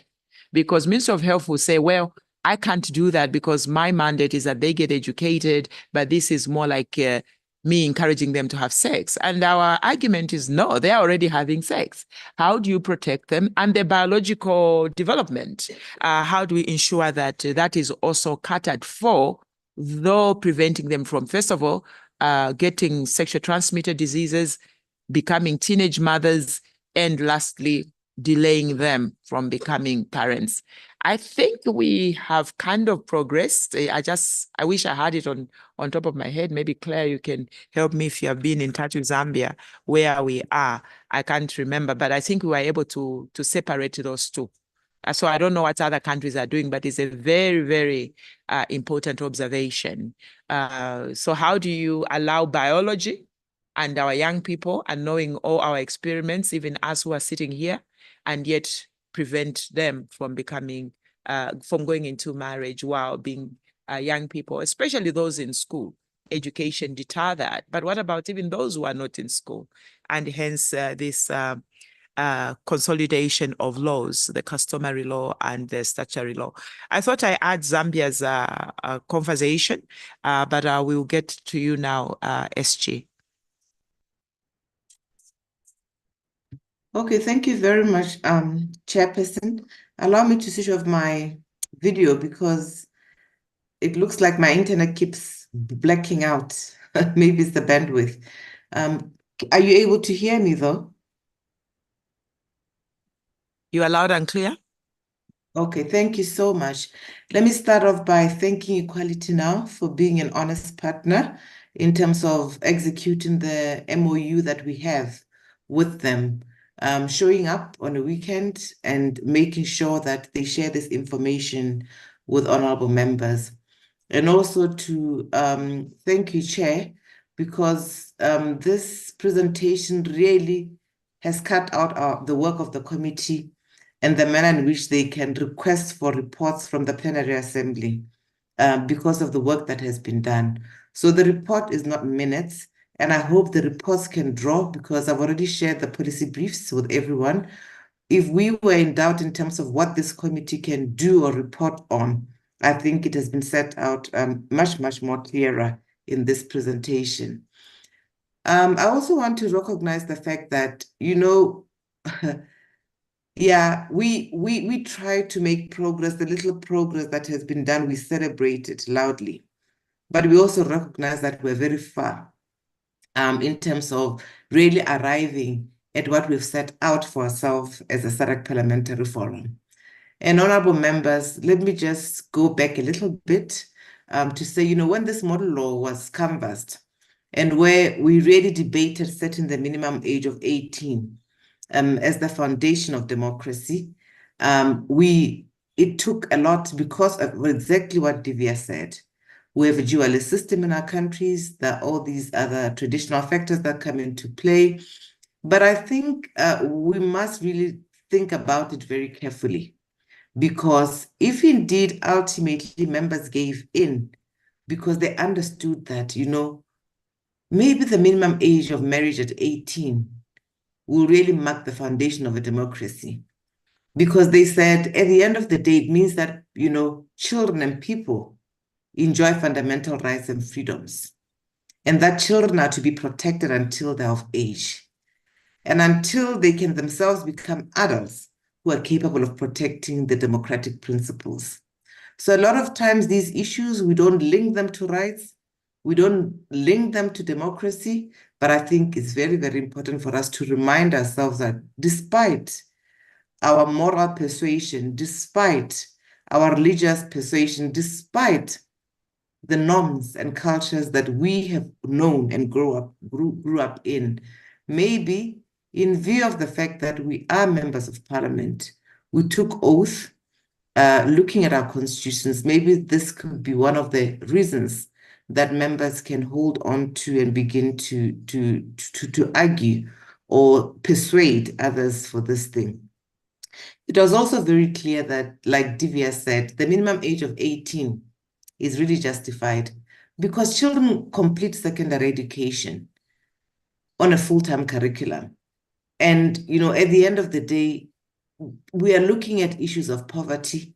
We're looking at issues of an educated nation. How are we going to really achieve this? And at the end of the day, we know, and it's not a secret, that child marriage can literally dash out all dreams of education for a girl child or any other. And that at the end of the day, like it was said, I think yesterday we discussed a lot about model laws. Are model laws persuasive enough? Do we have to look at model laws? But I think she's made it very clear that under international human rights law, child marriage is not negotiable. And I liked her underlining of that. In other words, it cannot be justified by exceptions, since all children need to be treated equally before the law. So, honorable members, this model law that you have developed is a good benchmark that we must be proud to request plenary to report on. We must take advantage of the goodwill from civil society and technical partners to ensure that at the end of the day, the laws that are made governing marriages pass the test of conformity with international covenants, international human rights, but also judicial decisions at national level. We don't want a situation where there's a conflict or there's doubt, where people start wondering, who passes laws at the end of the day? And we've already agreed that, the issue of compliance causes a conflict for many levels that we discussed yesterday. And for me, Chair, I just want to be able to say that let's avoid and prevent possible conflicts between the judiciary and parliament, whereby at the end of the day, the judiciary as an independent institution strikes down laws made by parliament, which are deemed unconstitutional or which do not follow from good governance of the nation. And we know that there are robust judicial precedents to this effect within the SADC member states, especially as most states are vested with a constitution which establishes parliament and set the parameters in which lawmaking can be conducted. I don't want to get into specifics, But I think if we were in doubt as to the persuasiveness of our model laws, I think this gives us a context for application. It also gives us a context for domestication. It gives us a context for what we can do to incorporate some of the provisions of the model law into our national laws so that we can give effect to this model law. I also want to just really credit, the case of Mozambique. You'll recall that during that time, Honorable Makamo Ndlovu was the Speaker of the Parliament of Mozambique, and she was the president of Rpmloc. She mobilized women, she mobilized groups, and made sure that this law is passed in Mozambique. And this we credit to her presidency and her leadership among women. And these are some of the strategies that we talked about yesterday in terms of what we can do. Secondly, in the case of Seychelles, that time he was just the leader of the opposition in parliament.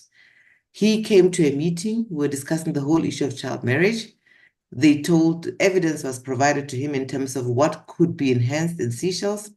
He promised the meeting that when I get to parliament on Monday, I'm going to move a motion. And indeed, that is how the laws change in Seychelles. So let's garner as much strength as we can. Let's look at what is it that we can do to motivate the plenary assembly to look into some of these avenues. Let's table motions or encourage, when we go back home, encourage parliaments to deliberate and pass motions, which will definitely deal with some of the issues related to SRHR legislation that Honorable Kati was referring to. And you'll note that these also touch on issues of the GBV, among others. And our MOU with Equality Now also incorporates capacity building on SRHR. It also includes developing, case studies that will help us with GBV, targeting the RWPC, and capacitating this committee like we're doing today. So we are also going to be looking at the GBV model law, particularly because the GBV model law is now in the drafting stage for an AU Convention on Ending Violence Against Women. So we have a lot of work for this committee. A lot of capacity development is available where we provide ourselves and our committees for this. And I'm hoping, Chair, that we are going to take this forward. We spoke of issues of joint research.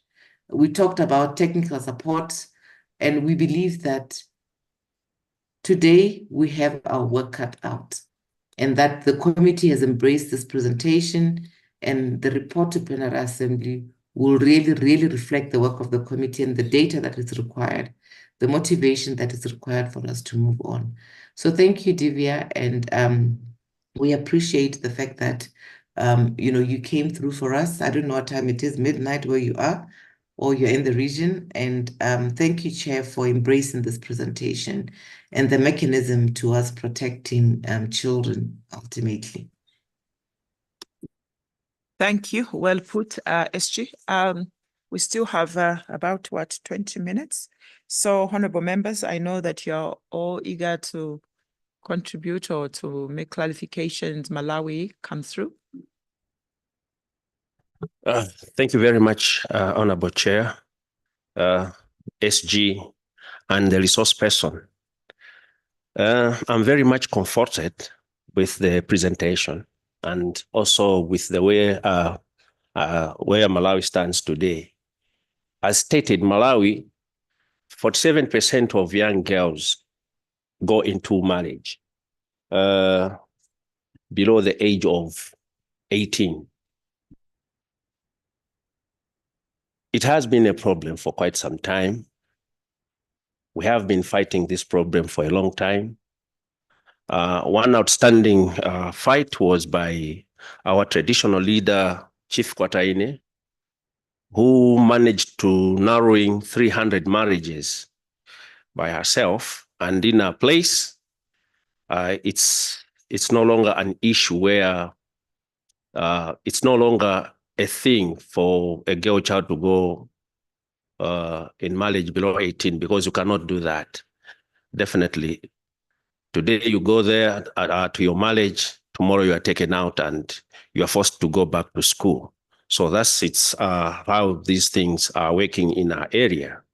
However, we still have a problem on how are we tracking harmful effects on child marriages in some areas and to find solutions to those problems. The reason being most of the time is our children nowadays go into early sex. It's not because of they want, but sometimes it's us parents. We leave our children for a long time. Our children are being raised by maids, preschool teachers, primary school teachers, secondary school teachers, with the peer pressure on their back. They don't have that touch we used to have where parents will sit you down and tell you the goods and the bads of some of these behaviors. In our time,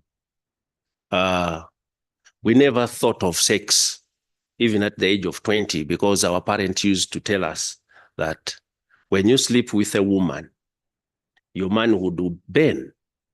So it was something which would make us very afraid of touching a woman. But nowadays, our children have all sort of information on sex, on what, because of even now, it has even gone into schools whereby children are taught on reproductive, is it reproduction, whereby they are given diagrams of sexual parts. Now the children comes to you as a parent and she asks, Dad, what is this? You know, she's a girl and she asks you, Dad, what is this? And she's only 9 years old. What do you tell the kid? I don't know. But we didn't need to look into what are we giving to our children at what age, because in those days we were used to be told children are bought, but nowadays they are taught how a child is produced. So this encourages also these little girls to go and try and experiment what they are not supposed to be taught. So it's a big problem. And I'm very happy that Malawi is doing well on this model law, reaching an extent of bringing up a standalone law on child marriages and those who are in marriage.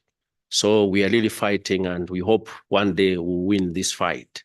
But all in all, the problem still remains with us parents, so that at least we look after our children and we are supposed to know what our children are supposed to learn at what age in schools, because this also is giving a lot of information to our children.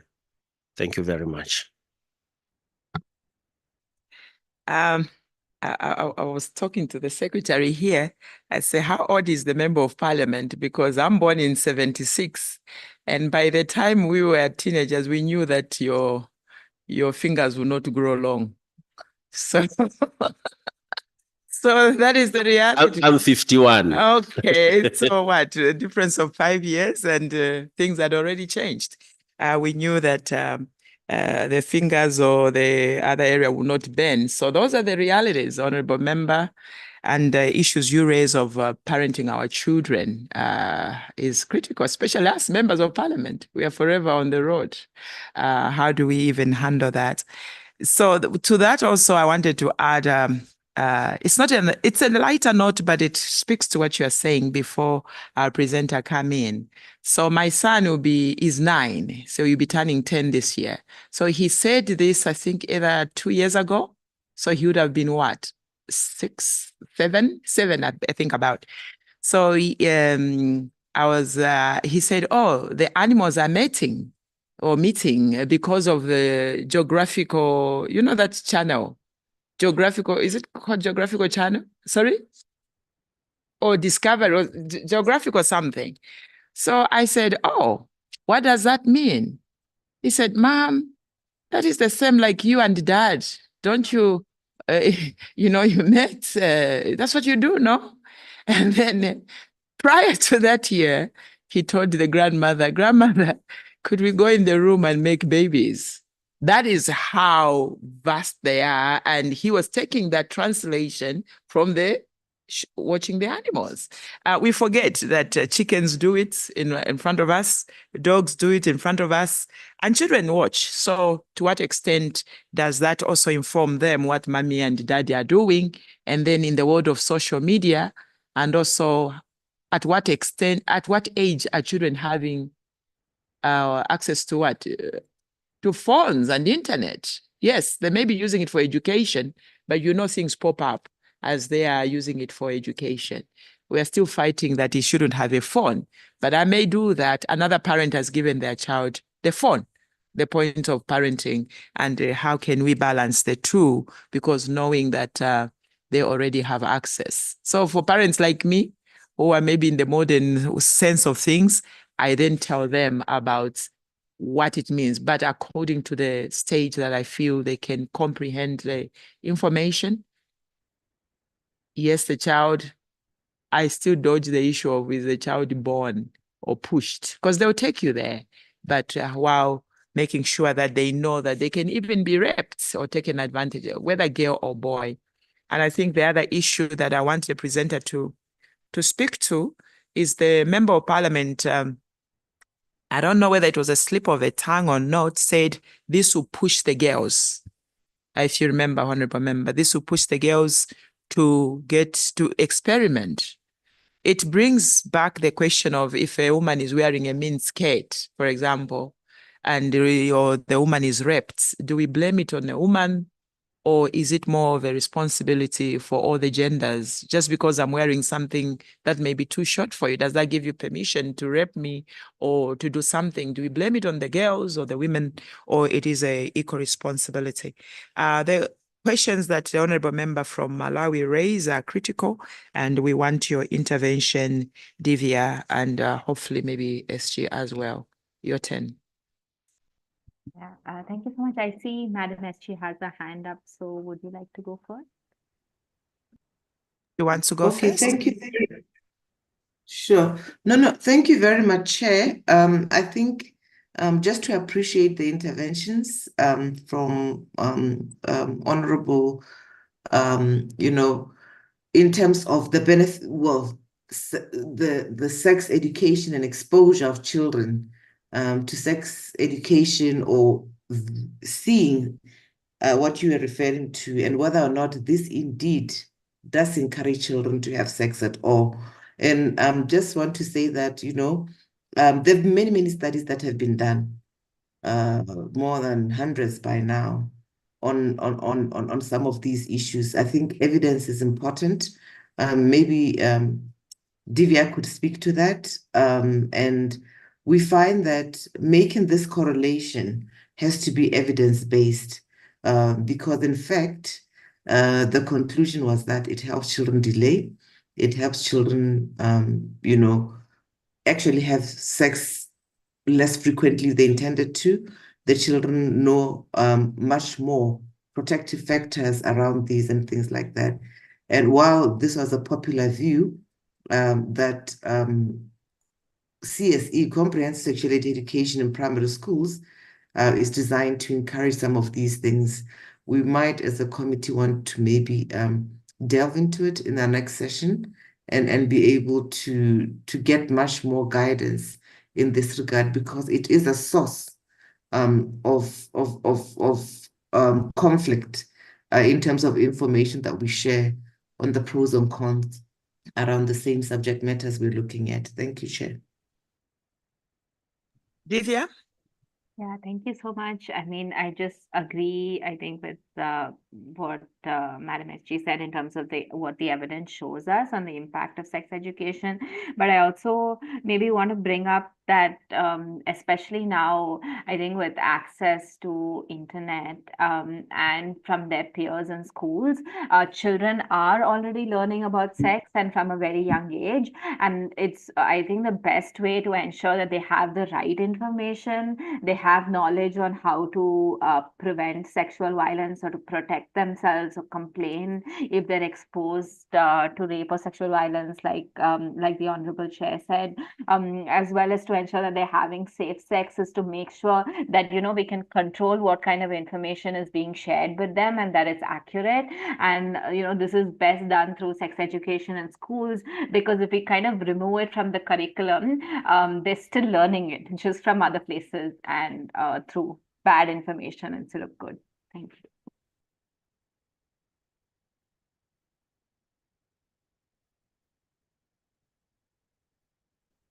Yeah.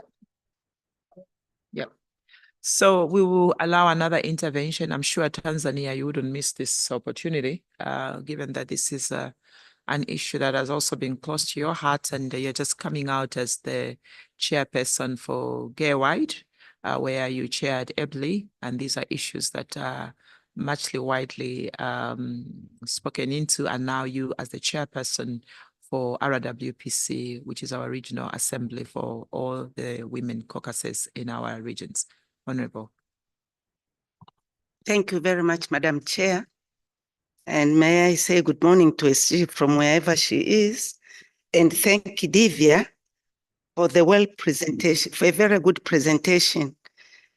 She had said it all, but then I congratulate SADC PF for this model. This SADC model law on eradicating child marriage and protecting children already in marriage. Maybe I should start with what has happened so far in Tanzania. We have this program of re-entry.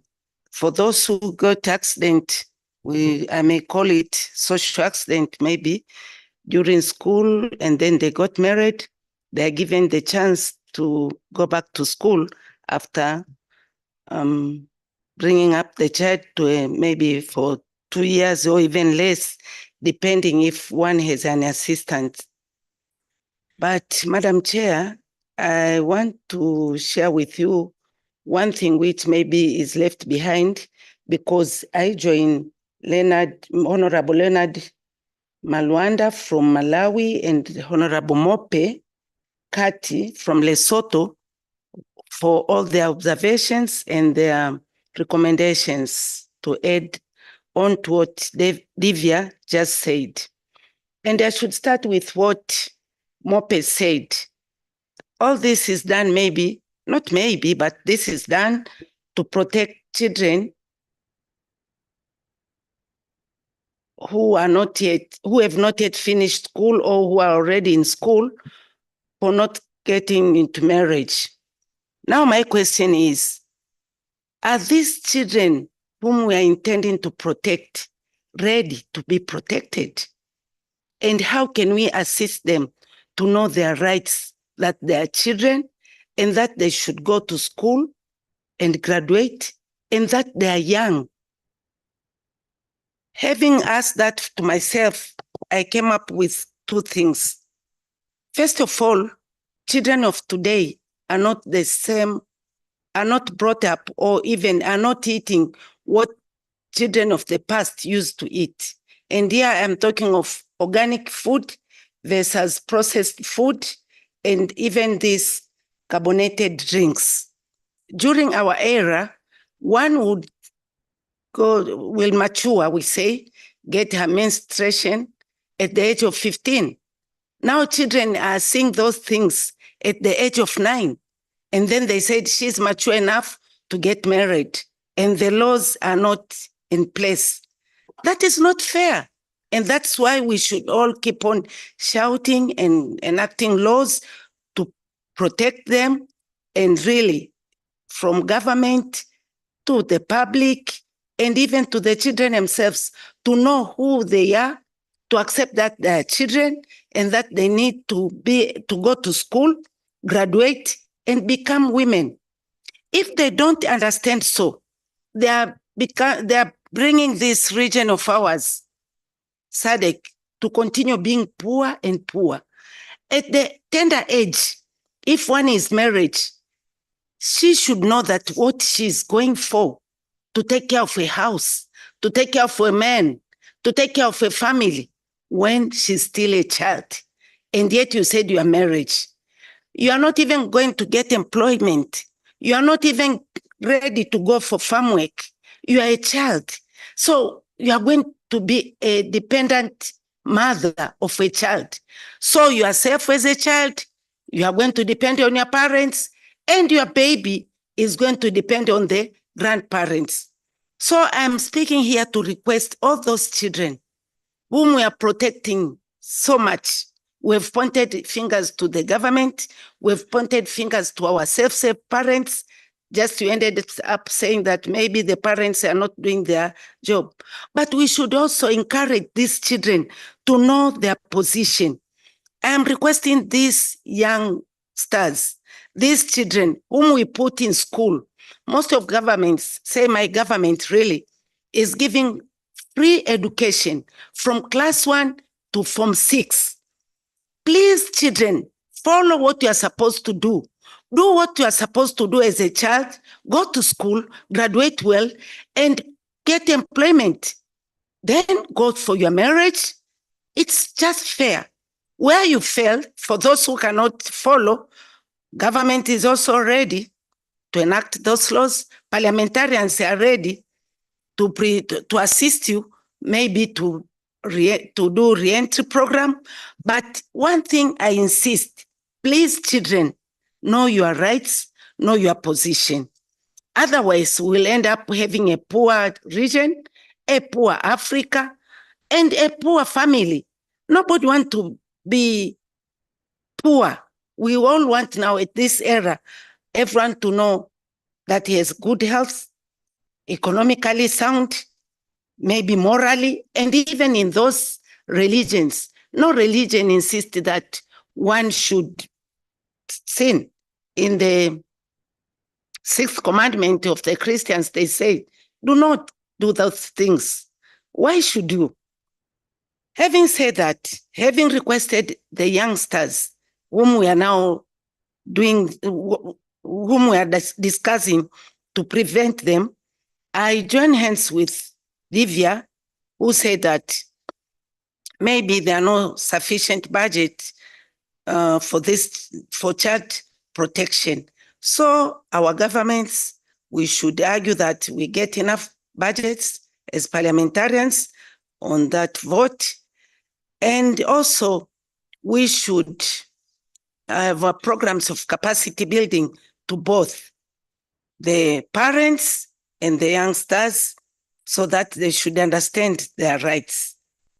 I congratulate Malawi as well for what they've done, but I also congratulate Zambia and my country for all those programs they are doing. Having said that, I keep on saying that this model law is one of the very important model law we should keep on insisting that laws are enacted and that all people should follow and assist those children to know their rights and also to stick to their rights. We are not in a village. I mean, we are not in a vacuum that things which are happening, as our Madam Chair just said, our children are seeing it in the YouTubes, in what we've reached an era that we are together in the same world. And so it's only our African culture which will also prevent us from running to things which we are not ready for. I present. Thank you, Honorable from Tanzania. I think there were more of comments, but in the interest of time, we will allow that our presenter does actually give us her last thoughts. And apologies to our next presenter from Afrodad. We did forget to include the break in between. So we do ask that our next session will come after 30 minutes of our break, which will be about 11:35, 11:40, depending on how we conclude. And I think you have been communicated to on the side. And of course, our presenter, Sabora, as well as Diana from Aphrodite. So with that, I would ask that in the interest of time, Madam Presenter, Divya, you go ahead and give us your last remarks, as well as if there is any close remarks from SG. Just to add that studies have been done as it relates to sex education. And because of the argument that sex education, especially comprehensive sexuality education, encourage children to have sex. And the study has shown that actually it does the opposite. In any case, it helps children to delay sexual debut.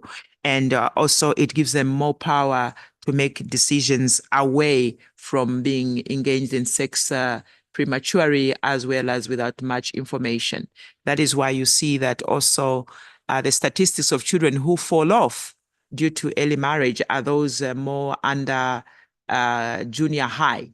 And as they go up, because now they have learned how either to prevent it or how to not indulge in it, they tend to actually complete education.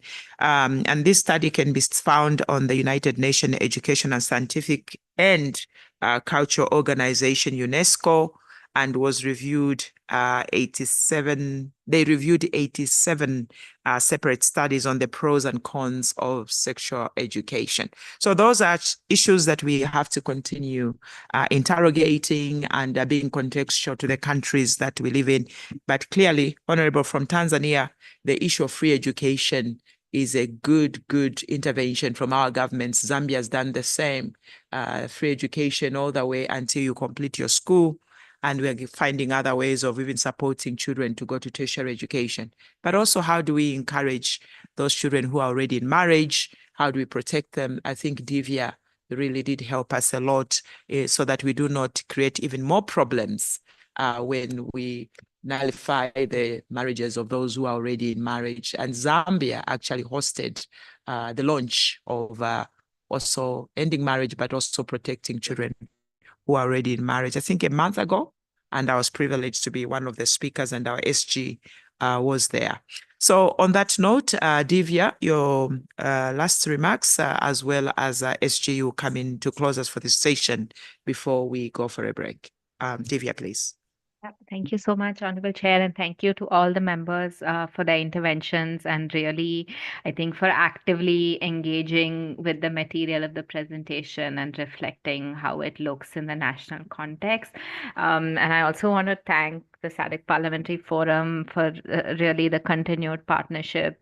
We really appreciate it and want to assure you that we're here to support in any way we can moving forward. Like I said in the presentation, the SADC model law is really sort of a beacon and a progressive instrument for protecting the rights of women and girls, not only in the region but across the world. And I hope we're able to make many more strides towards domestication. And if we make the same presentation a few years from now, it won't just be 7 out of 16 countries which have their national laws in line with the SADC model law, but all 16 countries in the region that have done so. Thank you so much.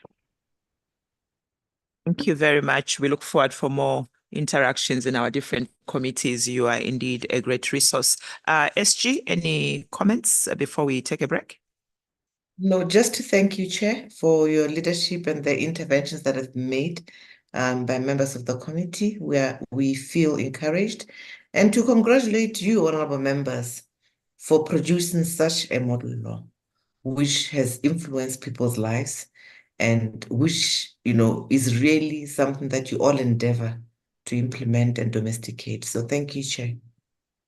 Thank you. On that note, honorable members, this is 11:09. I'll take it as 11:10, and we'll be back at 11:40, where we'll continue the next presentation up to 14 plus hours. On this note, we break for a break.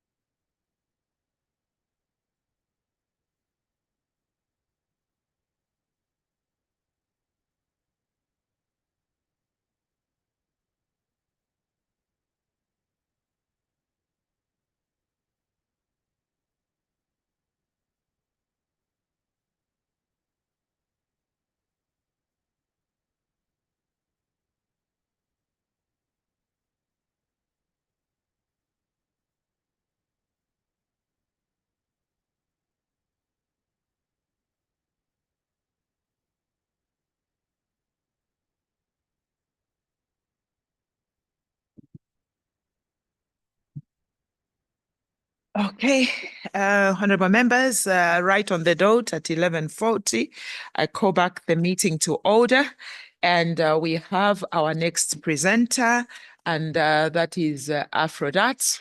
And our presenters are actually Sabora, Dr. Sabora, please correct if I butchered your name, and Diana from Aphrodite. And they will be presenting to us on the findings of the comparative analysis of the SADC Public Finance Management Law and National Public Financial Management legislation.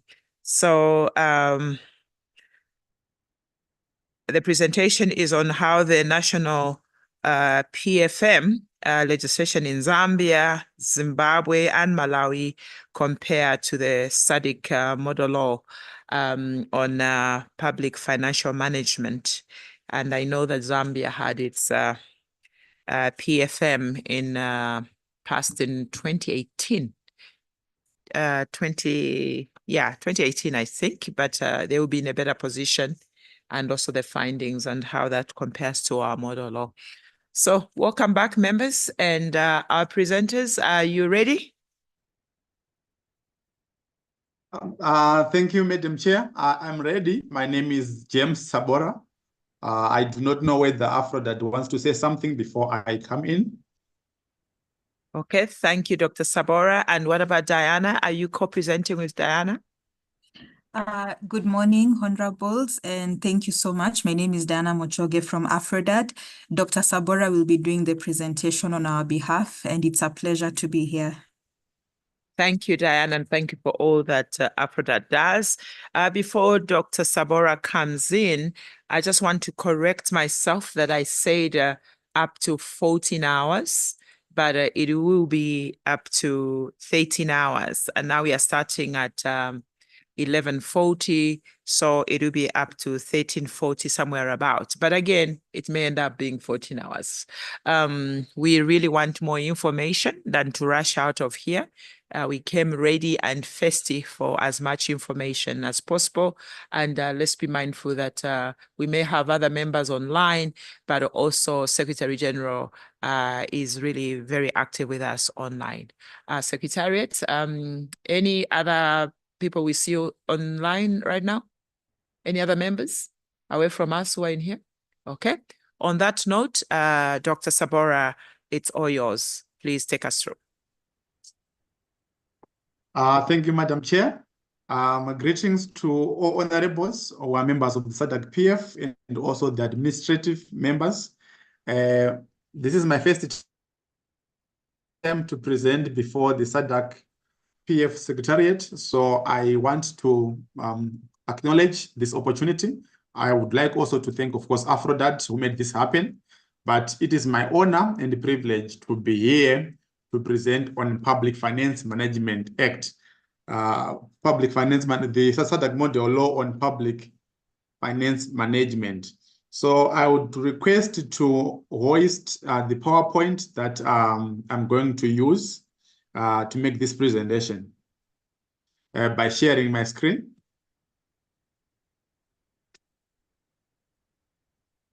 Yes. Thank you. Can I just confirm whether I'm audible and whether members can see my screen? Yes, you are audible. You are audible, Dr. Sabora. Thank you very much. So yeah, once again, thank you. So just to start, my presentation is based on a comparative analysis of SADC model or PFM law and national PFM laws. So the approach that we took was to get hold of the SADC model law on public financial management and also to identify relevant laws in Zimbabwe, Zambia, and Malawi that spoke to public finance management. So we discussed and interrogated the key aspects of the SADC model PFM, but we were advised to focus on issues of debt, issues of tax, and issues of illicit financial flows. So we did not check the whole principles or the whole gamut of principles in the SADC model law. We focused on those principles or all those provisions that spoke to debt, regulation and control of debt, also provisions on tax, and also provisions on illicit financial flows. So this is our findings and our recommendations are based on those three key pillars that we were looking at. So just to start with, the objectives of the research that we did on behalf of AfroDat, number one was to analyze the public finance management laws of Zimbabwe, Zambia, and Malawi on tax, debt, and illicit financial flows, and identify the strengths and weaknesses of the legislative provisions. Also to compare and to contrast the national public finance management laws of these three countries to the SADC model law on public finance management, and then to propose legal and policy recommendations for the incorporation of identified gaps within the national PF legislation. Basically, how best can we strengthen the laws in these three countries so that they speak or respond to the injunctions or recommendations in the SADC model, PFM law. And finally, to produce an annexure with proposed changes to the national legislation on public finance management. So we did all these four issues. In the basic terms, we checked the laws, we did some interviews, we studied literature, and then we followed patterns, we followed political developments that were taking place in these countries so that we could identify the major patterns, we could identify the major problems, and also responses that were put in place by the laws of these three states in response to what is in the SADC public finance management model law. So yeah, I think what I can also say is that the issue of public finance management is a contemporary issue, and thanks to SADC PF that we have this model law. It's a real issue. It's an issue that that gives headache to countries or states in the SADC region. We have serious issues concerning the frameworks for public finance management. So this SADC model law is responding to real issues, not superfluous issues, to issues that affect us on a daily basis as economies in the SADC region.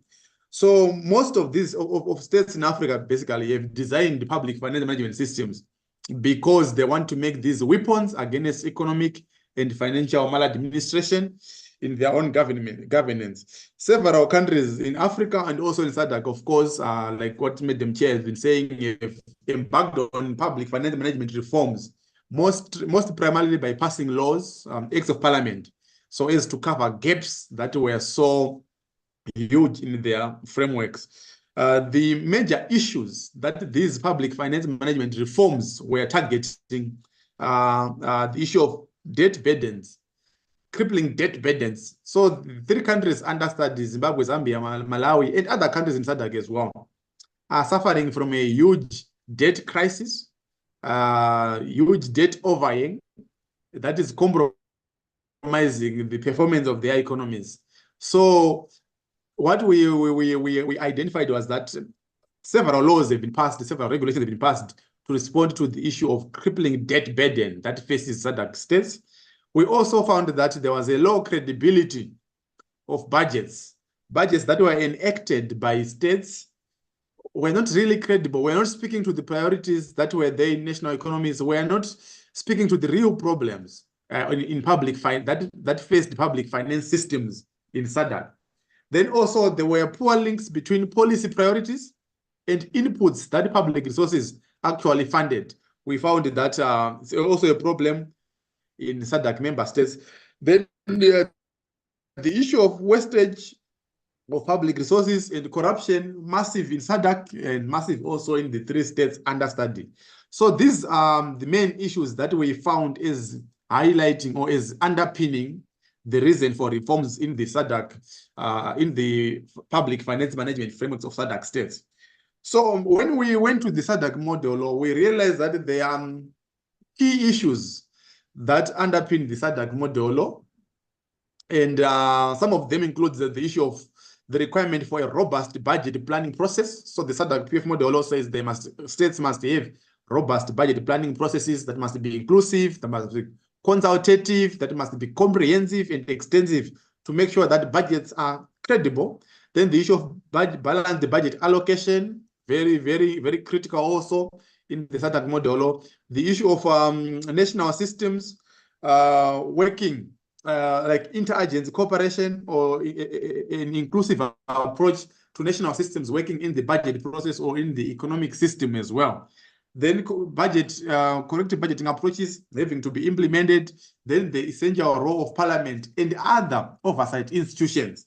We found that the SADC model law was very strong on the role of Parliament and other oversight institutions in the public finance management.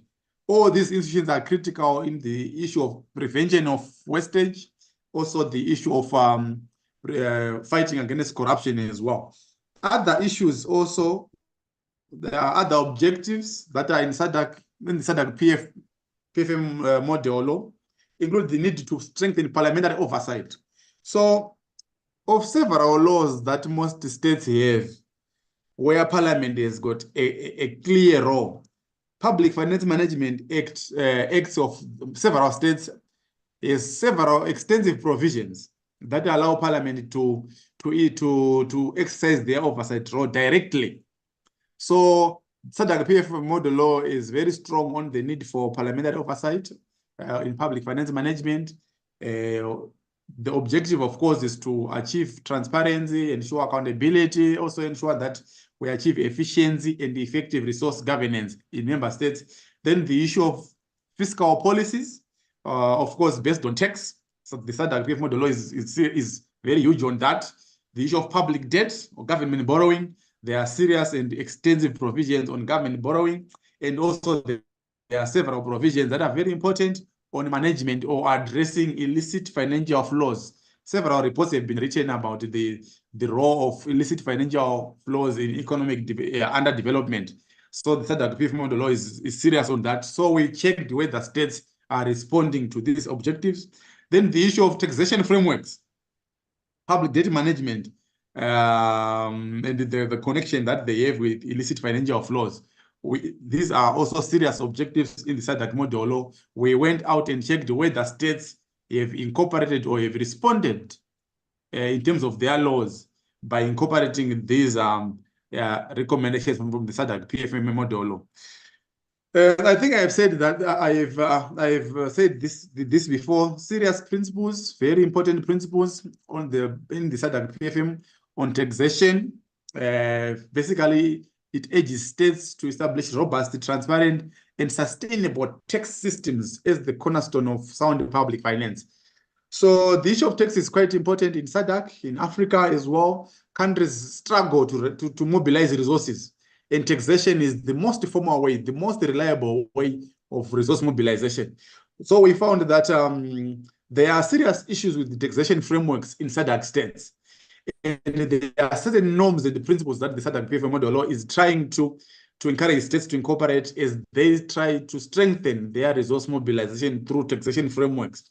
The model law also seeks to ensure or to promote comprehensive tax and fiscal policies based on clearly good principles and objectives that are aligned to national developmental goals. So each country must choose its national development strategy, and then its tax and fiscal policy must support that strategy or must align with that national development strategy.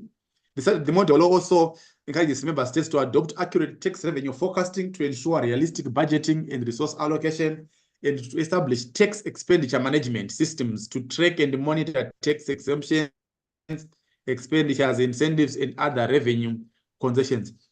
So in terms of tax, the SADC model law is very relevant. It has got very good principles, and the states would do well to identify these principles and seek to implement them through legal strategies and legal provisions in their frameworks. Especially since taxation is the most prominent form of resource mobilization, and without that being taken care of, states may not have good sound public finance systems. Then on public debt, the SADC model law recommends several issues, but the most important ones are that States must adopt responsible debt management practices, and then there must be clear debt limits and ceilings. There must be transparent debt reporting and comprehensive debt management strategies that are aligned with fiscal sustainability approaches. Also, the importance of managing and mitigating risks associated with public debt, including currency fluctuations and interest rate changes. So on public debt, it is unfortunate that the SADC model law came in place when most states in SADC were reeling or struggling under the burden of massive debt. In Zimbabwe, as we speak, the debt is around 21 billion or more than that. So the SADC model, when the SADC model law came about in 2020, 2021, 2022, the debt was around 17 billion, 15 billion. So we have a model law that is out there now when there's massive debt already. And states have got to devise systems of managing that debt so that it doesn't continue to spiral out of control and also compromise national debt management systems. We also found that most countries in SADC, Zimbabwe, I think in Zambia as well, passed the public debt management laws after already having unsustainable debt crisis in their states, which means the law is coming already when there's a big problem that is difficult to resolve only by implementing the law, but that requires other measures outside the law to try to address. So when we're doing our studies, we realize that Zimbabwe has got a national strategy to resolve public debt. Zambia also implemented it under the common framework. Malawi also had its own strategy on trying to resolve public debt. So these other strategies are coming because there's massive debt. They are also coming because they are public debt management laws would want these countries to address their debt issues in a formal way and not in an informal way. So on public debt, the SADC PF model law, very relevant, very contemporary, and very practical in terms of its recommendation. Coming to illicit financial flows that we focused on, we recognize that the model laws acknowledges the detrimental impact of illicit financial flows on public revenue and economic development. And then it also encourages member states to adopt measures to prevent and combat illicit financial flows and implement international standards and best practices for combating money laundering and tax evasion as the key drivers for illicit financial flows. It also emphasizes the importance of international cooperation in addressing illicit financial flows and the collaboration between member states and regional and international organizations in terms of addressing illicit financial flows. We found that in practice, SADC states are really struggling to address illicit financial flows because they are cross-border. They are not only within SADC. These illicit financial flows connect poor states with developed states. These are syndicates and networks that compromise public finance systems, taxation systems, public financial systems, and leading to wastage, leading to leakages of finances or public resources. So the issue of cooperation, the issue of a regional approach, very critical because these are very transboundary and they have serious impact on the integrity of public finance management system in SADC and also in other countries.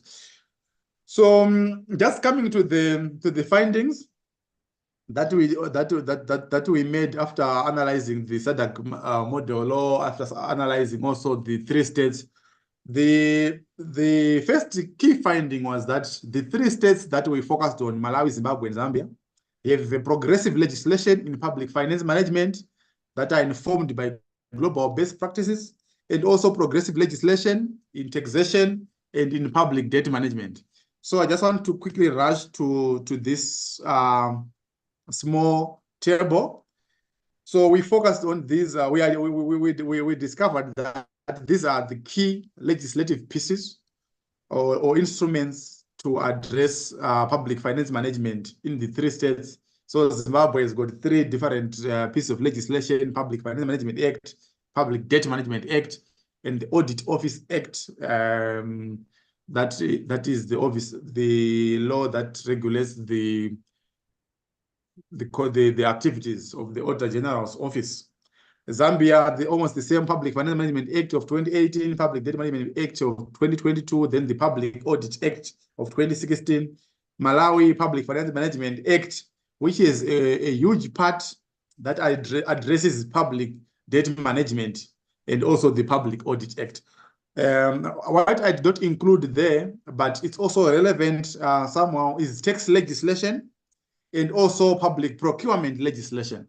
Public procurement has been identified as a serious sector where wastage of resources could take place. But we found that these three countries have got several laws on tax and important laws on public procurement that are quite important in the integrity of the public finance management frameworks. So this was the major finding. Then on the nature of those laws, on the principles or norms in those laws, we found that in the three states involved that were studied, the laws attempt or the laws desire or aim to control and manage public resources. They also aim and target to create a framework for debt management and control, a framework for national budgeting, financial management, and also the budgeting process, to regulate and control public entities and their budgeting systems, and also their public finance reporting obligations, examination and audit of public accounts, and also regulate the financial reporting and the financial misconduct of public officials. So the three laws in each state that we focused on, they highlighted that these were the key pillars. These were the key strategies in those laws in terms of public finance management. So that was a finding. Another finding was that, I think I highlighted this before, the three states adopted most of their public finance management laws after having contracted massive debts already and are currently facing unsustainable debt crisis. What I'm saying here is that these laws came after the problem had already taken place. So we were not, most of the states were not proactive as that, because we began borrowing long ago in the 80s. We began borrowing after independence, but we did not establish serious laws to regulate government borrowing, or serious laws to ensure that public finance management is intact. So most of these laws these Zimbabwean laws came in 2016, thereabouts. Of course, there's a 2009 legislation on the audit office, but Zambia and Malawi also, these are laws that are less than 20 years. They're less than 20 years. Yet we began borrowing 30 years, 40 years ago, and we began having these problems of corruption, mismanagement of resources, illicit financial flows long back.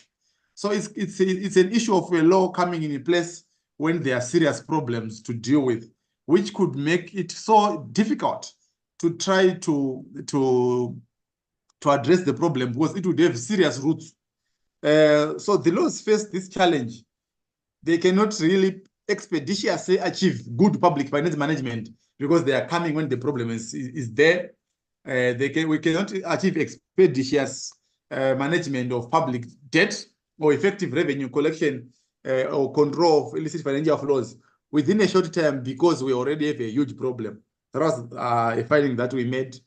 In terms of parliamentary oversight, the three states, the laws of the three states go a long way towards ensuring that Parliament has got oversight over the public debt system, public finance system, and also several areas of public finance management. However, a key finding related to this is that the enforcement framework for parliamentary oversight is quite weak in the three states. The issue here is that once Parliament has made its recommendations, how practical, how easy is it to implement those recommendations by Parliament? How easy, what is the framework for the implementation of those recommendations by the Auditor General? So our finding was that the framework for the implementations of Parliament's and also of the Auditor General's office is quite weak and can be improved. As it stands in Zimbabwe, for example, Parliament can make recommendations, the Auditor General can make recommendations, but next year the same thing can happen. So there's no proactive enforcement of these recommendations that weakens the parliamentary oversight. For Malawi, our finding was actually that it is the weakest of the three in terms of the strength of parliamentary oversight. So I think there are several areas where parliamentary oversight can be improved, because the SADC model law actually makes parliamentary oversight over public finance a very fundamental issue. Another related finding was the general enforcement weaknesses in the public finance management systems of these three states. So if you study the penalties and the sanctions for mismanagement, for misconduct, for misgovernance in public finance management, in public debt management, especially the misconduct or the mismanagement by senior officials, you find that there are very weak penalties, there are very ineffective sanctions, there are very weak enforcement systems against mismanagement of resources in the three states. It shows that there's a lack of seriousness. The SADC model law recommends serious enforcement, serious oversight, recommends implementation by the states to achieve good public finance management. But if you check the legal systems of the three states, there's many places where we can improve. There are many entry points where we can say, no, our institutions are weak. They must be strengthened so that we achieve good finance management. In the three states, we achieve good public debt management. We achieve, we have good mechanisms to address illicit financial flows, to improve resource mobilization through taxation, and also to ensure that debt does not spiral out of control. So that was a key finding. In addition to this, although this is not in the SADC tribunal, but we were also comparing to how EU does it, how other continents do it. The ECOWAS, for example, other regions are doing it.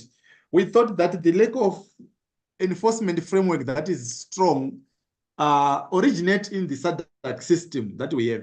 SADC has no institution that is dedicated for public finance. I will give you an example. Let's say you create a model law or a system. Either you can create a mechanism like a peer review system or a monitoring system that can monitor whether member states are implementing certain practices that are recommended in a model law or that are recommended at the regional level. So in the EU system, for example, once the EU makes law, there's serious enforcement, there's serious oversight, there's serious monitoring. So we found that SADC lacks that kind of approach whereby they recommend something and there is continual monitoring of states to see which states are implementing these institutions, which states are implementing these recommendations, these laws, these provisions in their systems for states to go forward and progress. So the weak enforcement can be addressed all the way from the regional approach. So these are some of our weaknesses, but our paper has got more weaknesses, it's got more discussion on the findings. So we moved to the policy and legislative recommendations to be made so as to strengthen and improve the public finance management systems of member states. So the first one was that because of the current crisis we have in debt or in illicit financial flows, the misgovernance that we have, and also several issues, several gaps in our public finance management systems in SADC. The first recommendation is to implement governance and structural reforms to enhance debt transparency and other areas where transparency is needed. So structural reforms are needed so that our public finance systems, the frameworks, the mechanisms, the institutions that are tasked with the mandate of controlling debt, of ensuring public finance integrity, ensuring taxation integrity or resource mobilization, we have strong systems, strong institutions. So those reforms are necessary at a public finance level. I think SDG 16, UN SDG 16 speaks about strong institutions. Strong institutions can be created by continued reforms, strengthening those institutions so that they can do their work, they can achieve certain goals. Then it makes me drive to the second one, strengthening institutions of oversight. So I talked about Parliament. We need to strengthen the role of Parliament. The issue with the Parliament is that under the doctrine of separation of powers, we have the executive, we've got the Parliament or legislature, and then we have got the judiciary. The executive is the implementer of the law and the implementer of government policy. So they are the doers. So Parliament is a lawmaker, is the oversight institution. So most states in SADC would want to give parliamentary committees a direct role to play in terms of public finance. But the issue is how to balance that role, so that you don't want to make Parliament an active doer, an active policeman, that kind of thing, right? You want to make Parliament an oversight institution, but you don't want to make them like question each and everything that that government is doing, that the executive is doing. So that balance of separation of powers is there. But we recommended the strengthening of Parliament, Budget and Finance Committees, Public Accounts Committee, strengthening the Auditor General's Office, strengthening the debt management, the Public Debt Management Office, so that they can do their job, they can work effectively, they can function and operate effectively and efficiently in these areas, so that we can address the issue of debt, the issue of taxation, illicit financial flows, and the good public finance management. Then the next recommendation was establish cross-sectorial inter-agency collaboration and cooperation frameworks. So the finding there is that public finance management has got several actors, several oversight institutions involved, several institutions and agencies are involved in public finance. So when they are working, especially in trying to deal with illicit financial flows, corruption, wastage of public resources, there must be inter-agency collaboration. So institutions in a state must collaborate, must work together, must cooperate at a national level. They must also cooperate at a regional level in addressing those transboundary issues. Once they cooperate, so most countries have got financial intelligence institutions that undertake anti-corruption functions, stolen asset recovery, money laundering functions, law and order, and also revenue collection. Exchange control authorities, all these institutions must work together if you want to address this animal called wastage of public resources, leakages, corruption, and mismanagement. Because the way these ills take place is that they compromise several regulatory systems of agencies. So once we have cross-sectoral inter-agency collaboration and cooperation, we might get somewhere in terms of ensuring the integrity of the public finance management system, and also we may fight in the illicit financial flows and ensure that domestic resource mobilization is intact and we do not lose the money, the funds, the resources that we get from taxation. Then the next recommendation, introduction of adequate safeguards against the debt vouchers and unscrupulous lenders in debt contracting. Our finding was that most of the debts that countries are reeling from have got huge penalties, huge interest, and leading to huge arrears. And the states are struggling to pay because of those high interest rates. If you study them, they are above 3%, they are commercial interest rates, and they really are quite hard. Nowadays, I think there's this emergence of debt vouchers. People want to buy debt, or want to give you money, buy your debt, and then you can pay them with the resources and things like that. So all countries need to introduce safeguards against borrowing from greedy lenders, if you want to continue borrowing, or unscrupulous lenders who come and execute on your national resources, national assets, national property, or who keep on compromising your public finance systems because they want their money back. So those safeguards must be there at an institutional level and also through passage of laws and policies. Then the next recommendation, functional penalties and effective sanctions for non-compliance. I think I mentioned this earlier on. If you want to address mismanagement, wastage of public resources, corruption, illicit financial flows, there must be adequate penalties and sanctions against non-compliance. Non-compliance leads to compromised systems of public finance.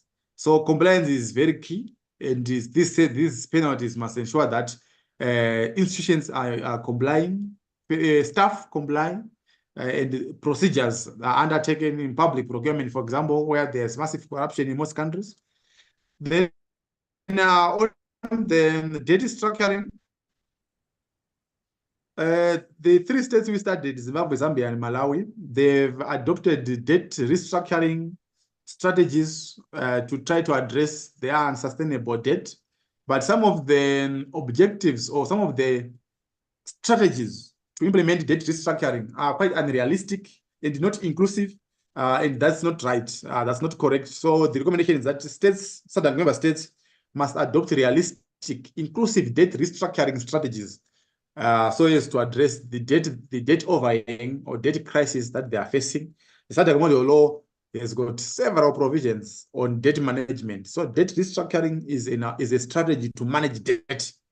And once we have a debt restructuring strategy that cannot work, you are not managing debt, you are increasing the risk, right? So the recommendation is that states must adopt these strategies, and these strategies must be inclusive of all relevant sectors, public sector, private sector, CSOs, development partners, international financial institutions, regional bodies as well. The Zimbabwean one, I think, has tried to include the SADC, the AU, the international financial institutions. But I think SADC can play a bigger role than the role that it has been given in the restructuring of Zimbabwe's public debt. Then finally, the last two recommendations, the need to strengthen contract transparency in public procurement. So this issue is always coming back to transparency. When these contracts, when this debt is being contracted, they must be transparent. There's transparency. And Parliament must play a big role in ensuring that transparency. Contracts must be scrutinized, especially contracts for resources, contracts that is national assets or national resources or public resources being extended, the transparency, so that you guard against illicit financial flows. Then a more controversial recommendation is the use of mineral resources in loan repayments. Can we use our mineral resources to repay debts or our loans? Other countries are doing it. I think DRC is it. They have legislation to that effect. There is several countries that say, no, we can't do that because you cannot be able to value the resources. If you say they will mine gold for the next 10 years. But I think if we can appropriately value, if you can correctly value our resources, we can use them for anything as long as it's in the national interest. So the issue of using mineral resources to pay our loans and deal with our debts is not in the SADC model law. But the SADC model law encourages debt management. So it can be used as a debt management approach to say, we have this debt, we are managing it by using our resources. It's a very controversial one, but I think if done right, I think we can go somewhere because we have resources on the ground and we can use them for anything as long as it's in the interest of national development. We need standalone laws, standalone regulations, or standalone institutions on illicit financial flows. And these institutions must be trans-border or transboundary. They must cooperate with other institutions in other countries or in SADC. So because illicit financial flows are quite transboundary, they are cross-border, they are transnational. So we need regulations in each country. They must pass regulations that directly and specifically deal with the issue of illicit financial flows. Create an institution that exclusively deals with illicit financial flows. Currently, we don't have serious in the three states that have been started. We don't have serious regulations on illicit financial flows. Then tax policies. Taxation is critical for resource mobilization and for the integrity of public financing. There's no public finance management system if the taxation system is chaotic. So there's need to reform taxation policies so that we strengthen domestic resource mobilization strategies. Can SADC states rely only on formal tax from the formal sector, or there's need to tax the informal sector as well? So once we increase resource mobilization, right, we may be able to fund our loan repayments. We may be able to deal with the issue of public debt management, and also allocate the resources efficiently and accordingly as desired by the SADC model on public finance. So in summary, those are the key findings that we made in terms of a comparative analysis of SADC model law, and also the model law of 3 states that were under study, the Malawi, Zimbabwe, and Zambia. Thank you, Madam Chair. I think I can give it back to you. A big hand. So our presenter was as effective and quick. Took about 40 minutes to go through one of the most important presentations. I don't know if Diana is still there from Aphrodite. Was there any addition from you, Diana, before we open it up to the members? No, none from me. Thank you so much, Madam Chair. Okay. SG, any additions? Maybe I should allow the members to intervene. My Okay. additions will really just helping us look at the next steps more so, and just to reflect on why was, at the time the model law was developed, what is the context, and what are the steps or the questions to consider as we proceed. Okay. With that, I bring it back to us members. I see that Lesotho is already ready. Come through, Lesotho. Okay, thank you very much, Madam Chair. I was trying to see if other honorable members wanted to come through so that I could give priority to them. Thank you very much to the presenter for the enlightenment, for making us really understand the real purpose of the model law, and some of the dilemmas that come with it in terms of participation of parliaments versus what then should be the role of the executive, making sure that we don't end up in the attempt to involve parliaments more into playing oversight role over public debt. Then how do we make sure that we don't overstep into roles that definitely should be reserved for executive? That is a point that really I picked. That's a bit interesting that I wanted to comment a little bit about it. So I would just like to ask the presenter really on this, to say the executive arm of government, just by the name, it carries out the execution of the mandate of the government. It implements, like he said in his words, they are the doers. So Parliament coming in to want to participate in determination of the public debt, possibly by wanting to approve the debt that the executive would want to engage on, would that be considered as part of execution, or is it rightfully an oversight role to ensure that the executive actually gets into public debt that is of public interest, because we are representing the people?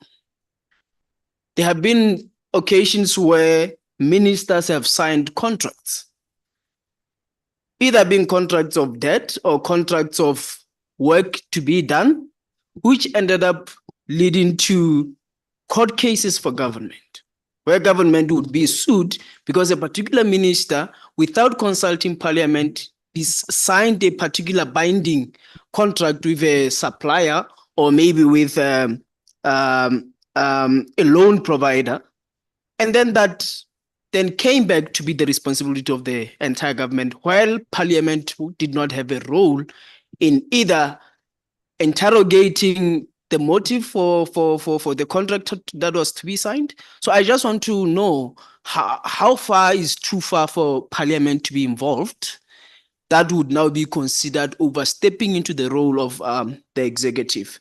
That is one thing that I wanted to say. Then next maybe was just a little update in terms of the progress of Lesotho relating to this particular law. Lesotho has actually presented the law on public debt in Parliament this year. through the Minister of Finance. And in that particular law, it gives the minister an exclusive power to borrow for public debt. And then when they do have an engagement to borrow that they have to do, they will have to seek approval from cabinet. But then an annual borrowing plan will always be prepared and be presented to Parliament together with the national budget for Parliament to approve. So I just want to ask, isn't there any gap between this, the annual borrowing plan, the level of detail that it will be providing to members of Parliament, versus the approval that now the cabinet is going to have to give to the minister for a specific borrowing project? Isn't there a gap of information there that possibly members of Parliament during the approval of the annual borrowing plan would not have access to, which could otherwise have influenced the approval of the annual borrowing plan? So I just want to really have an understanding if we are involving Parliament in the right manner on issues that are really, really important, not just to say, you did approve our annual plan, but we didn't know that when you were borrowing for a specific thing, the terms and conditions of borrowing were those that are now going to be considered out of public interest, for example. The interest rate that you have agreed now when you are borrowing for a specific project is way too high. What is the limit? What are the boundaries that are acceptable for Parliament to be informed, so that when the minister exercises this power that they have, they are still within what Parliament did approve in the national borrowing plan? That is my submission. Thank you. Thank you, Honorable Member. Dr. Sabora, let's respond to that.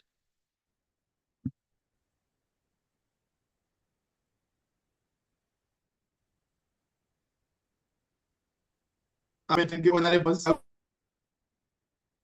Can you hear us? I'd like to, I think I had an unstable, you was talking. Yeah, it is unstable, right? Yep. Dr. Sabora, can you hear us now? Yeah, there's still a delay. So while we try to see if you can get... Yes, I can hear you. Can you hear me? Can you say a few things again? Yes, I can still hear you and see you. So maybe it's on my side. Can you hear me? Now we can hear you. I will ask the member again to summarize his question so that you can respond.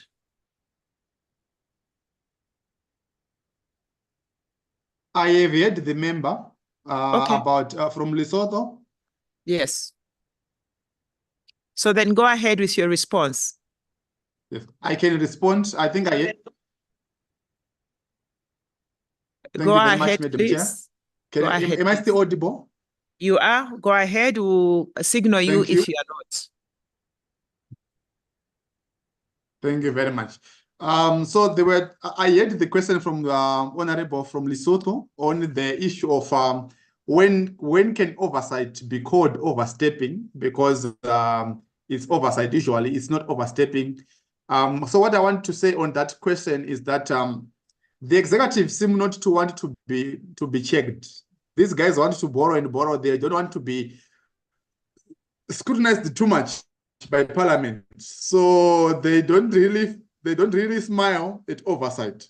So they'll do everything to make sure that they give you very true information or very skeletal information and not all the technical details. So my answer is that if Parliament makes recommendations after doing its oversight, do we have a system where those recommendations are going to be implemented without Parliament being accused of actually determining the next course of action. So once we say what Parliament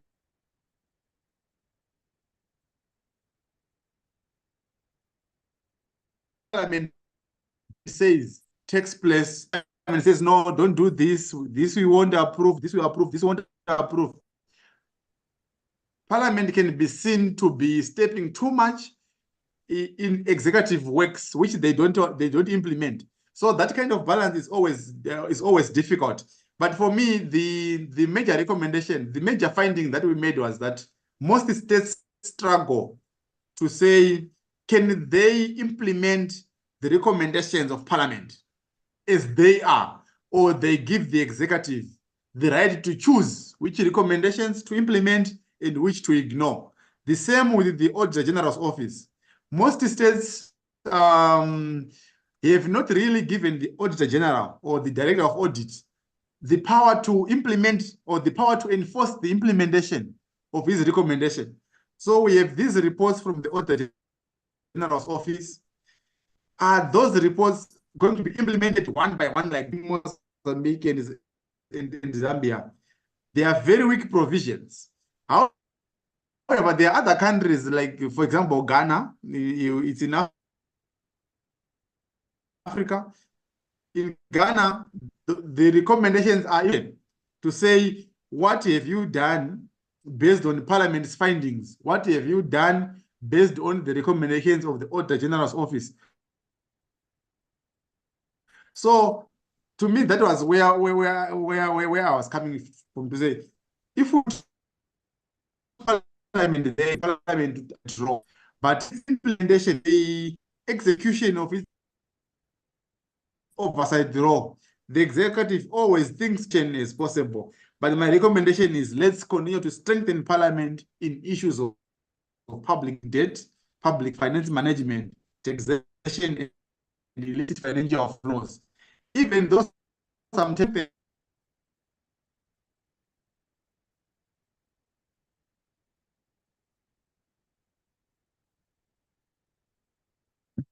We have lost you again, but I think Honorable Member is okay.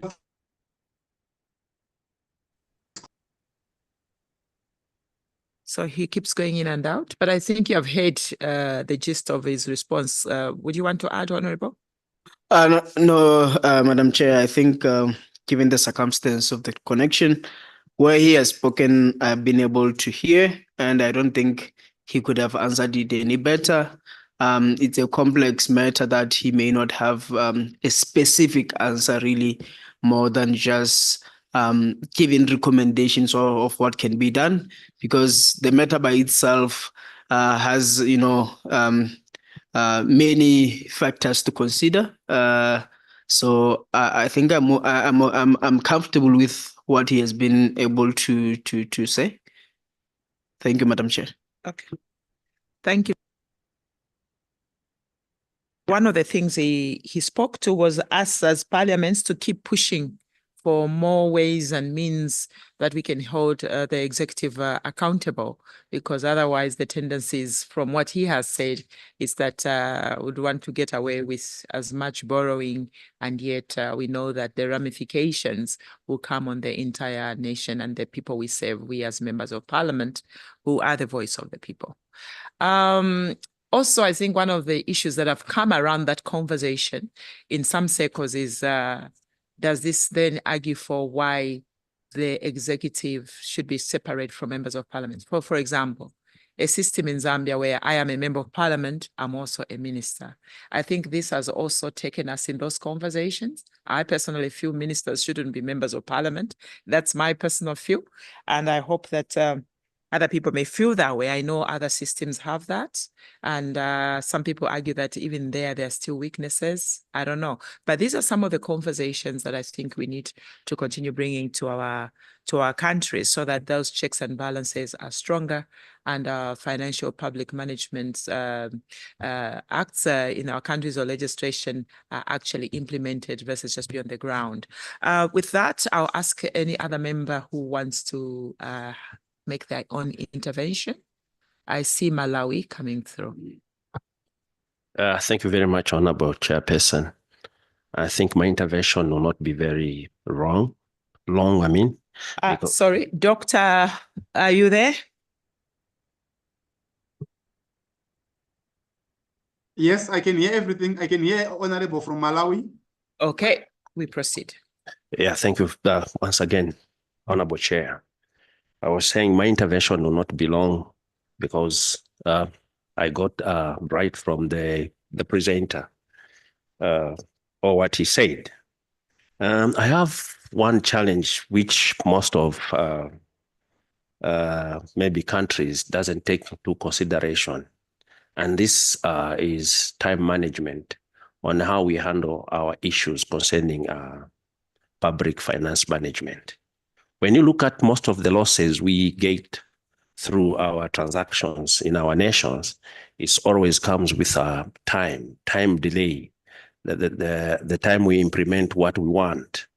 You'll find out that, let's say, we want to construct a road, which should take maybe 2 years.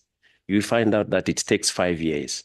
By that time, when we were supposed to do it within 2 years, the cost could have been lesser than the time we'll do it in 5 years. So on the challenges of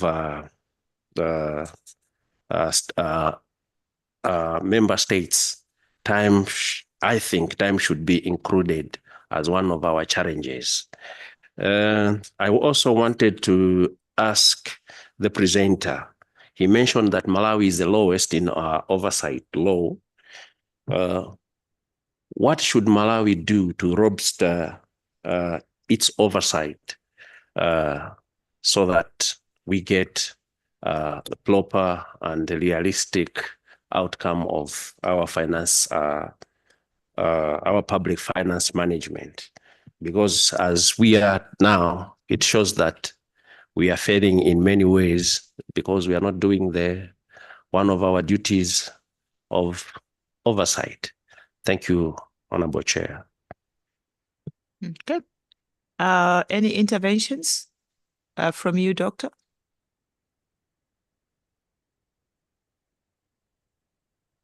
Thank you, Madam Chair. Am I audible? Yes, you are. You can come through. Thank you. So 2 questions. I will try to be very brief. I think the first one is I agree on the issue of time. If a loan is to be contracted, it must be contracted within a reasonable time, or even payment of the interest rates and everything around it. The issue of time in SADC is a big issue. I think it has got negative implications on how we manage our public finance systems and enhance its integrity. So that was more for a point. I agree that time management is critical, especially in loan contracting. The thing you must do, separate Public Finance Management Act from Public Debt Management Act. So Zambia and Zimbabwe and other countries have got a standalone Public Debt Management Act. In Malawi, the debt management provisions are in the Public Finance Management Act.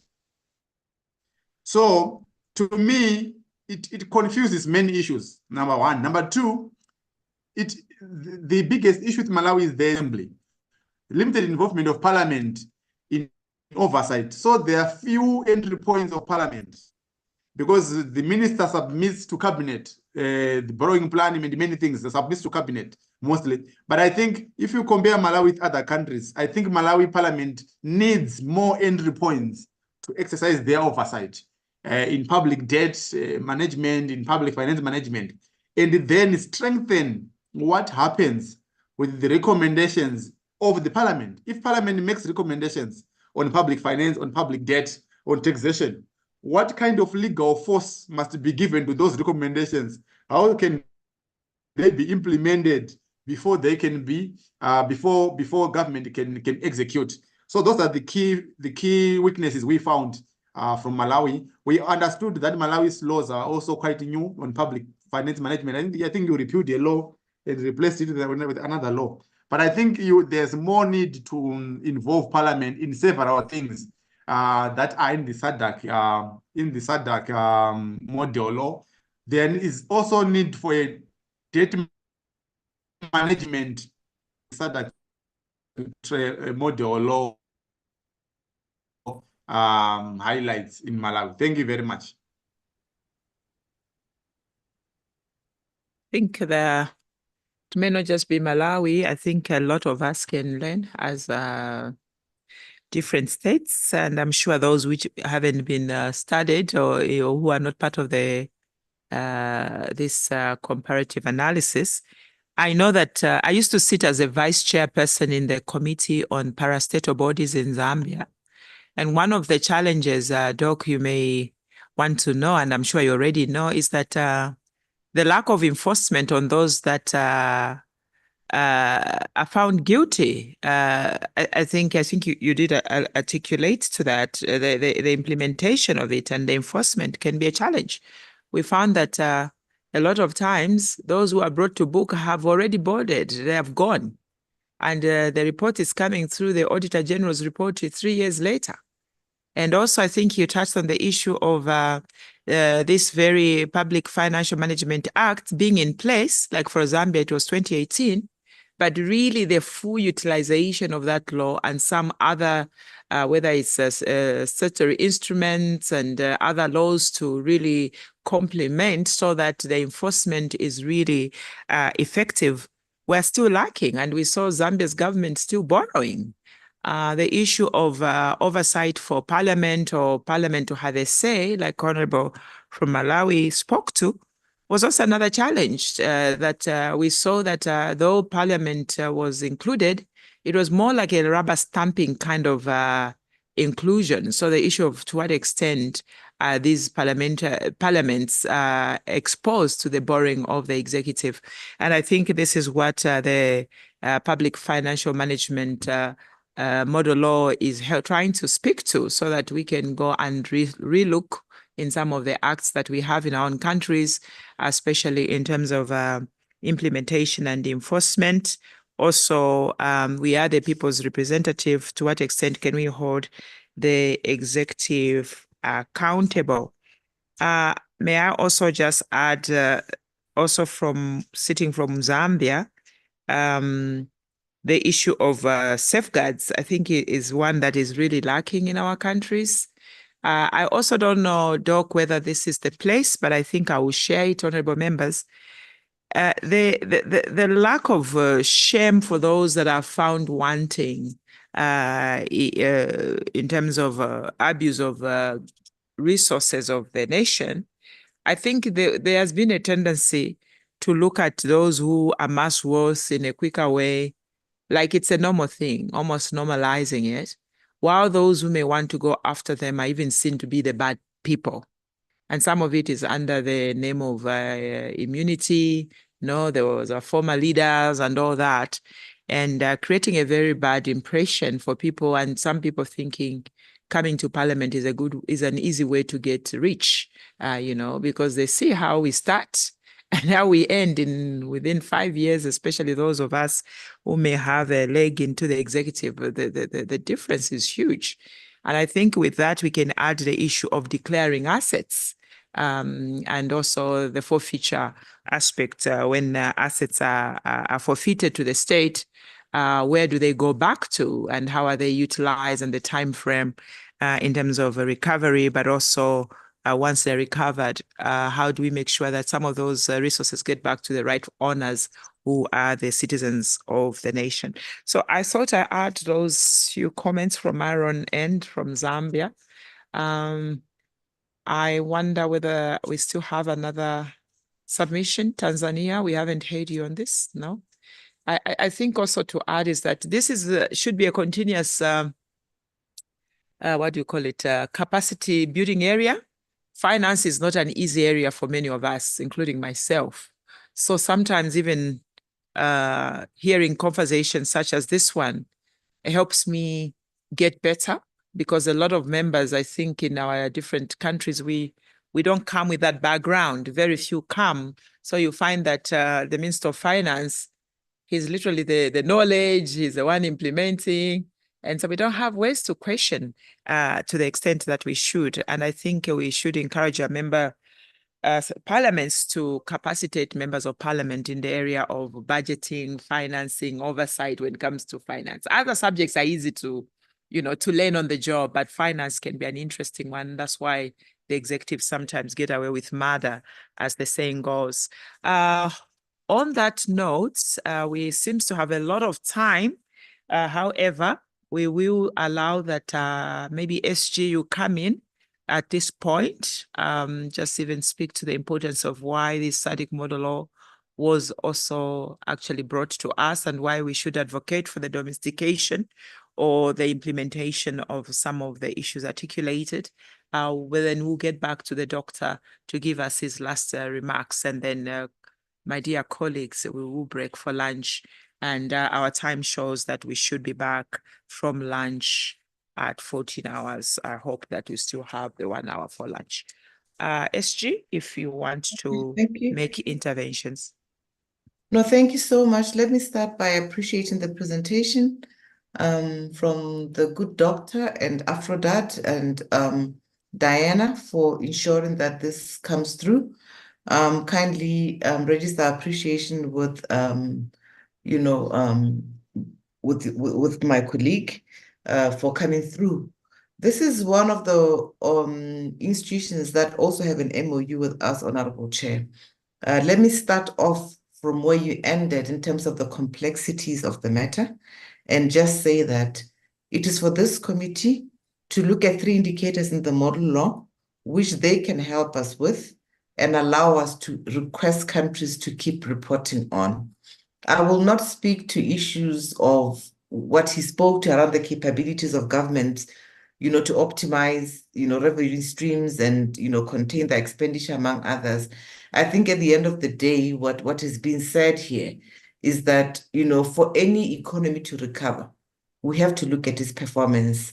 And this is something that will not just happen out of the blues. And some of the indicators for us to achieve this is really looking at the political will that he spoke to, transparency and accountability. There are so many issues of transparency that are still a problem for us in most of our governments. And the model law seeks to really bolster the powers of members of parliament. So one of the key issues that we can look at is really for members, just individually in our committees, to really look at what are the legal and constitutional authorities that parliaments have in their own countries. There was an example given about Malawi in terms of that reflection. And I think we need to then be able to say, as members of parliament, how can we ensure that we maintain the authority that is given to us? And, if we find that the 2 questions leave gaps for us, do we want to look at expediting legislation in this regard? And this is where the story begins of engaging with the SADC model law for public financial management. So I think we need to collect the data. We need to look at, how this data can assist most of our governments and parliaments to be much more resilient and responsive to some of these issues. Otherwise, we won't be able to measure the economic performance of our countries. I've heard some people say sometimes you get into the political journey, you take over government, you find that the balance sheet is nothing that can allow you to run the country. And I think engaging all of us so that this does not become something that is hidden really requires us to look at our policies in place and what we need to do to be responsive at all costs. Let me just add, Chair, that without appropriate action by parliaments, by governments and other stakeholders, we must really forget about a strong public financial management. And I think that parliaments need to take these things seriously because it reflects on your capabilities. And I wanted Claire to speak to the fact that, I think she's been engaged with the budget office in Zambia. Let us call on the plenary assembly to ensure that parliaments that don't have budget offices and such skills actually, ensure that they come up with this, because this is where we can begin to look at, operational excellence of parliaments. We can begin to speak to these issues that really make us uncomfortable in the long run. And let me quickly jump to the last bit. I think we've talked about public finance strategies that can be put in place, raising tax monies, among others, and the discipline that is required for us to really have a healthy and sustainable economy in most of our countries. But let me shine a spotlight on the feminization of illicit financial flows. And I'm saying this because we have the chair of the RWPC, we have the chair of Gaywide, we also have HSDP and many others, where ultimately we should look at what is it that can be done? What is it that can be built for the future of women and girls? If we focus on ensuring that the challenge around illicit financial flows and the huge sums of monies that is normally spoken to can ultimately be looked at from a gender lens. Can we look at these things in our constituencies and political parties and leave the hardcore issues to DOC and Aphrodite and the others to assist us, to back us up? Can we also make sure that some of these institutions back us up, so that even at committee level, some of these are broken down for us to really appreciate, let's say from a gender lens in this regard? Can we access your political parties to raise awareness on some of these things? Or is this something that is really, not necessary in this regard, or maybe we're overextending it as a forum? But I think that political prudence requires members of parliament to look into some of these issues. If we just take the lens of how can we be gender sensitive? One, because the majority of voters are women. These women wield potential power. And at the end of the day, when you look at performance, when you look at our poverty metrics, when you look at the gender desegregated data and indicators, when you look at even analyzing allocations and against planned expenditures and extent, possible impact assessments, you will find at the core is the people that you represent. And I want to say to the committee that's dealing with gender, can we pick up some of these things? Can we try and understand the gender impact in this committee and ask plenary assembly to report on that? Maybe that's the entry point for us to then look at the importance of ensuring that there's a good relationship for using qualitative analysis and quantitative analysis for us to shift this allergy around parliaments participating in the budget process, and also allowing organizations such as this who want to assist us to look at what is it that can yield greater impact for us to really speak to the minds and hearts of us as representatives of the people. We appreciate the complexity. I know that the issues of financing really in sovereign states, among others, becomes very complex. But I think if we want to achieve development and economic growth, if we want to alleviate poverty, if we want to enhance the standard and quality of life of the people of Southern Africa, we must really delve into integrating the PFM model law. And it is for this reason that we brought Aphrodite on board, who are always running summer schools for members of parliament. So if you want to come in with the lens of the issue that, like I used the feminization in this regard, this is something that can be assisted to catalyze this process. If you want to take the governance outlook in terms of corruption, this is how the various committees can report that, like the DGHR. If we want to maybe not be told, no, our PFM systems are better, we're doing very well, we must be able to ask certain questions that can inform the plenary assembly to really look at whether indeed we are speaking about the same indicators that are contained in the SADC model law. And I appreciate Aphrodite for doing the study in the 3 countries.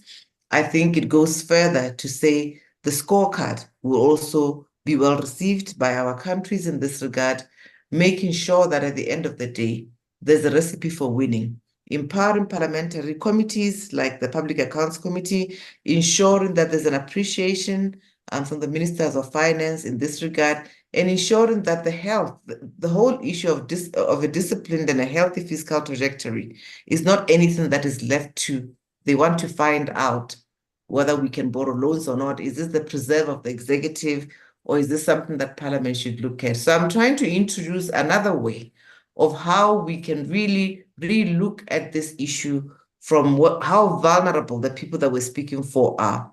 The issues that Honorable Kasuna has raised. What do we want to achieve at the end of the day? And what does success look like for parliaments in this regard? And I think, Aphrodite, you'll be able to assist us to really break down these things and be able to dent some of those areas that are very difficult at an operational level. I thank you, Chair, and thank you, colleagues, for bringing us on board. We've had huge lessons around COVID, where the issue of procurement, where we had very serious issues. There was a crisis around what happened when we had emergencies, and we realized that at the end of the day, parliaments went the back burner during emergencies, and we don't want anything like this to be happening, because it tells us that our laws and policies in place need us to look into them very seriously. Thank you, Chair. Thank you very much, SG, for those comments. And I'll ask our doctor here to really give us his last remarks before we break for lunch. Thank you, SG. And doctor, come through. Dr. Sabora? He has dropped off. Okay. I think really SG has summarized it all, unless there are any... Thank you, Chair. Thank you very much. Okay, doctor is back. Dr. Sabora, I hope you heard some of the summary that SG gave to the House, but I think it would be important if you can also to give your last remarks before we break for lunch at 13 hours.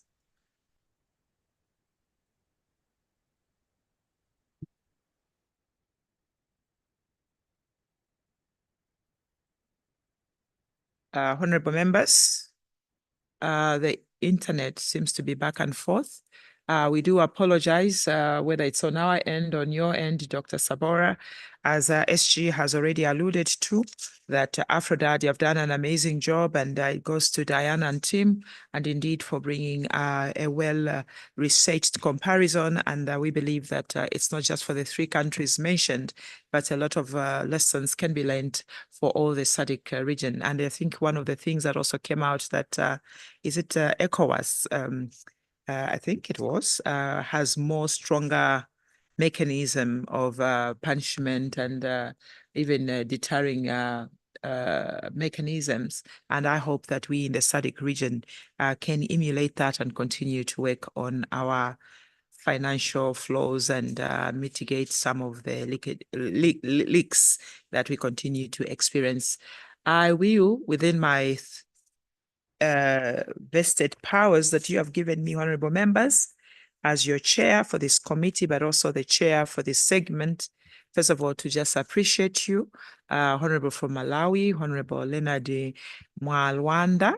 I hope I've said the name right. In Zambia, we have a Mulwanda, and there we are, Mwalwanda. It's just changing names, otherwise we are one people. Then Lesotho, Honorable Mope Kati. Honorable, thank you for your serious interventions and activeness. I also want to thank our honorable member who is the chairperson for RWPC, Honorable Shelley Josepha Raymond. As always, we are grateful for your wisdom and your interventions. And really, even in the absentia of my vice, Philippas Katamelo, we are grateful even for his role as a vice chair of this committee. And indeed, those of you who may have joined us at some point through online and Secretariat, we keep appreciating you. We'll be back at 14 hours as we have taken break at exactly 13 hours, an hour's time. We'll see you then. Thank you very much.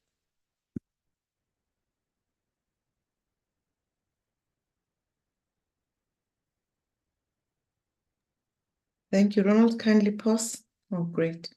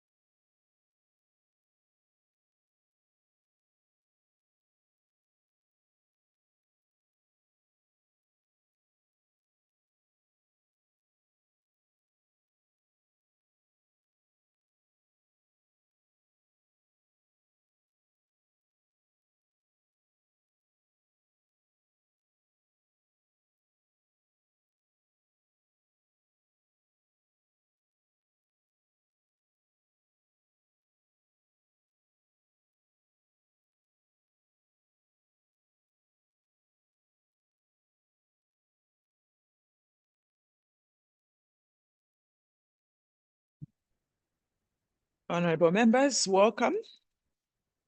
I take it that this is, okay, 1 more minute. How did I make it?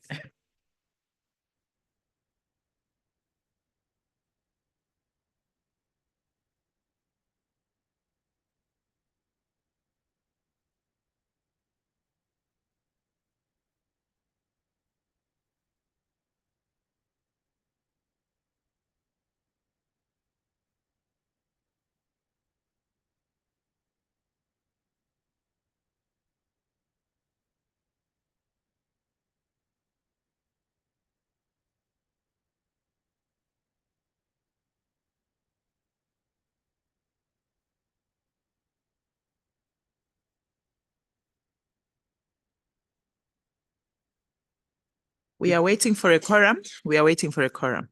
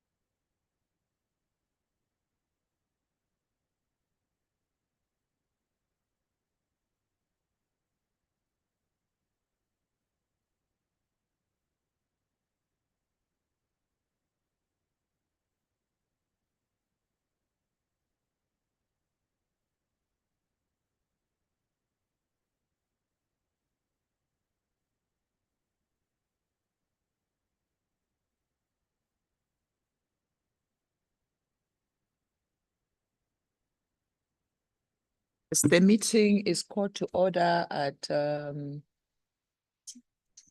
14:03. Honorable members, once again, just appreciating your active participation without wasting much time.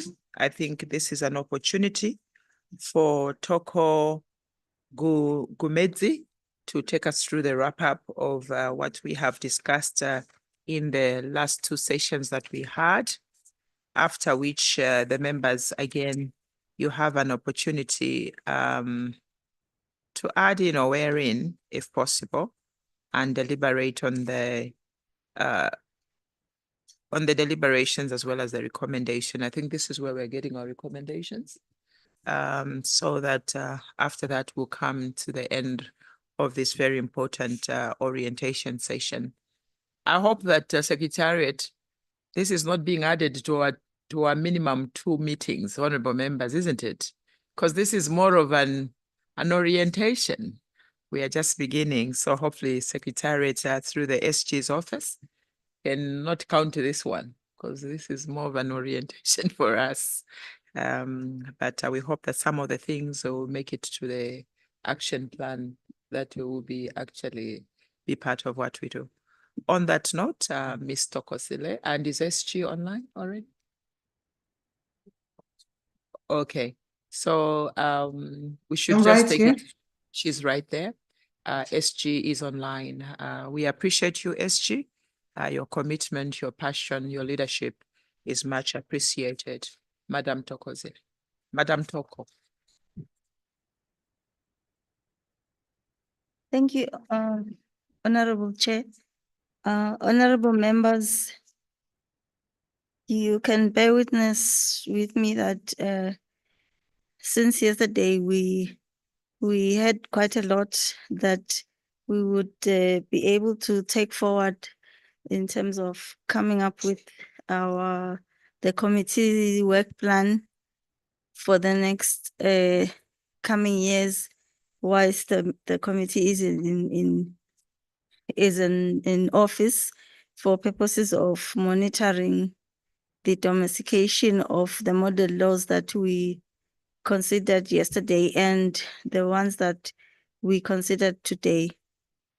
Honorable members, today we began our meeting with session 3, which was a brief overview on the model law provisions of the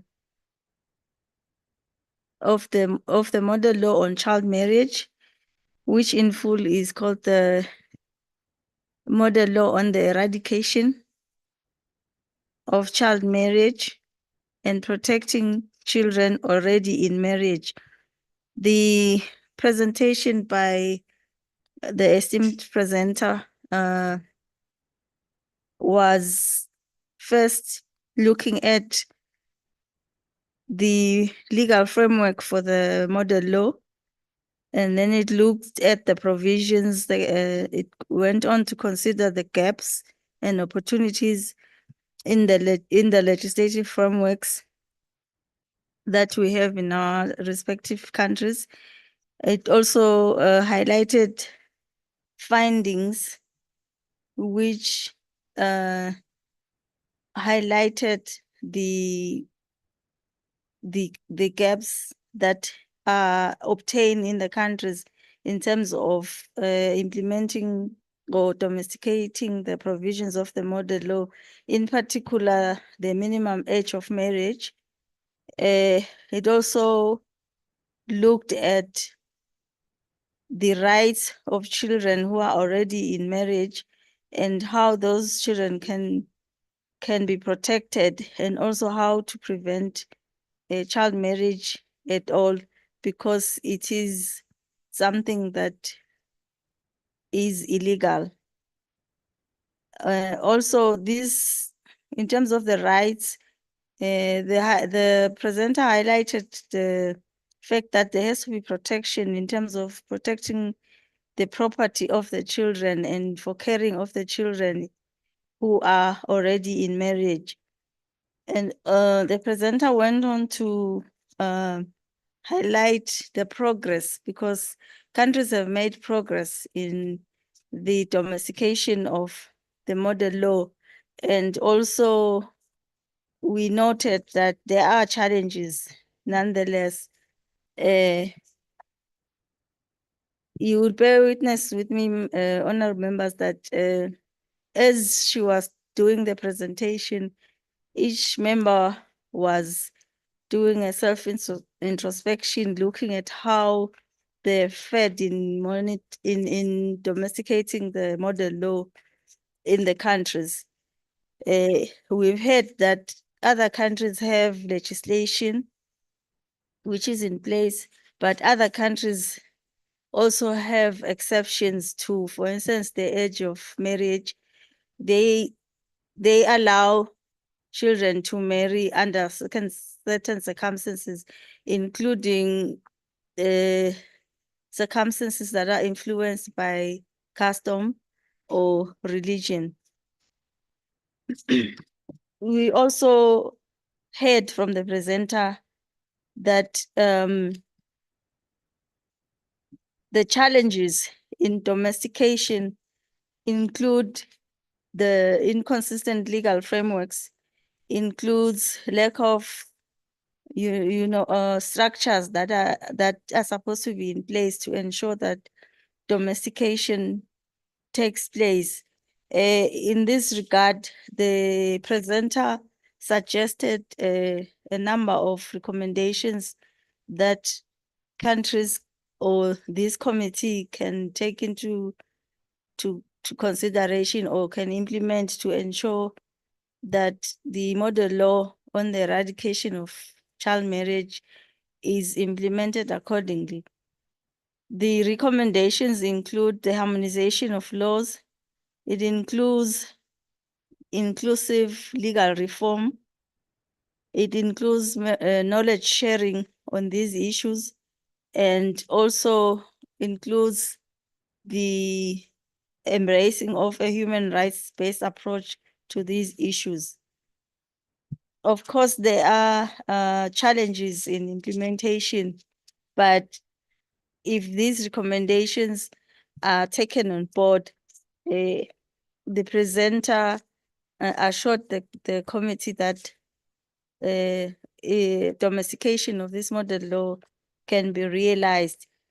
And other recommendations include sustainable funding for programs and for cooperation, and also working with CSOs and parliamentarians for community engagement. And also she highlighted the need for multi-sectoral approach in ensuring domestication. And she highlighted 5 key pillars for implementing the multi-sectoral approach towards child marriage, among which she highlighted that there should be need for adoption of laws for budget allocation and for oversight and accountability.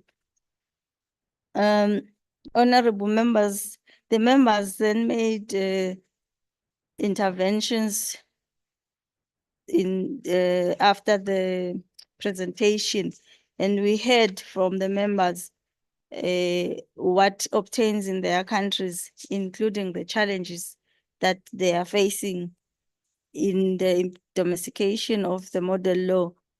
However, we noted that there are a number of initiatives, or there are strides that are taken by member countries to ensure that domestication efforts take place.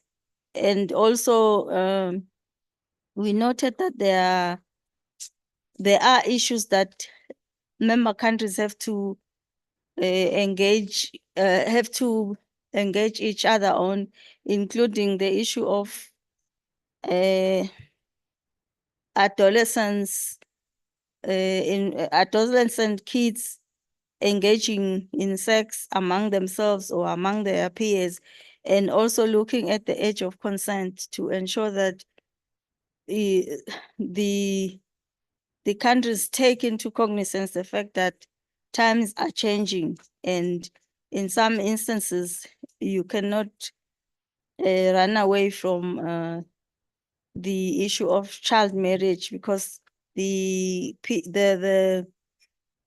kids who are involved in sex sometimes end up being married to each other, and these are things that countries have to address, and also go on to address these issues using the SRHR initiatives that are in place in the respective countries.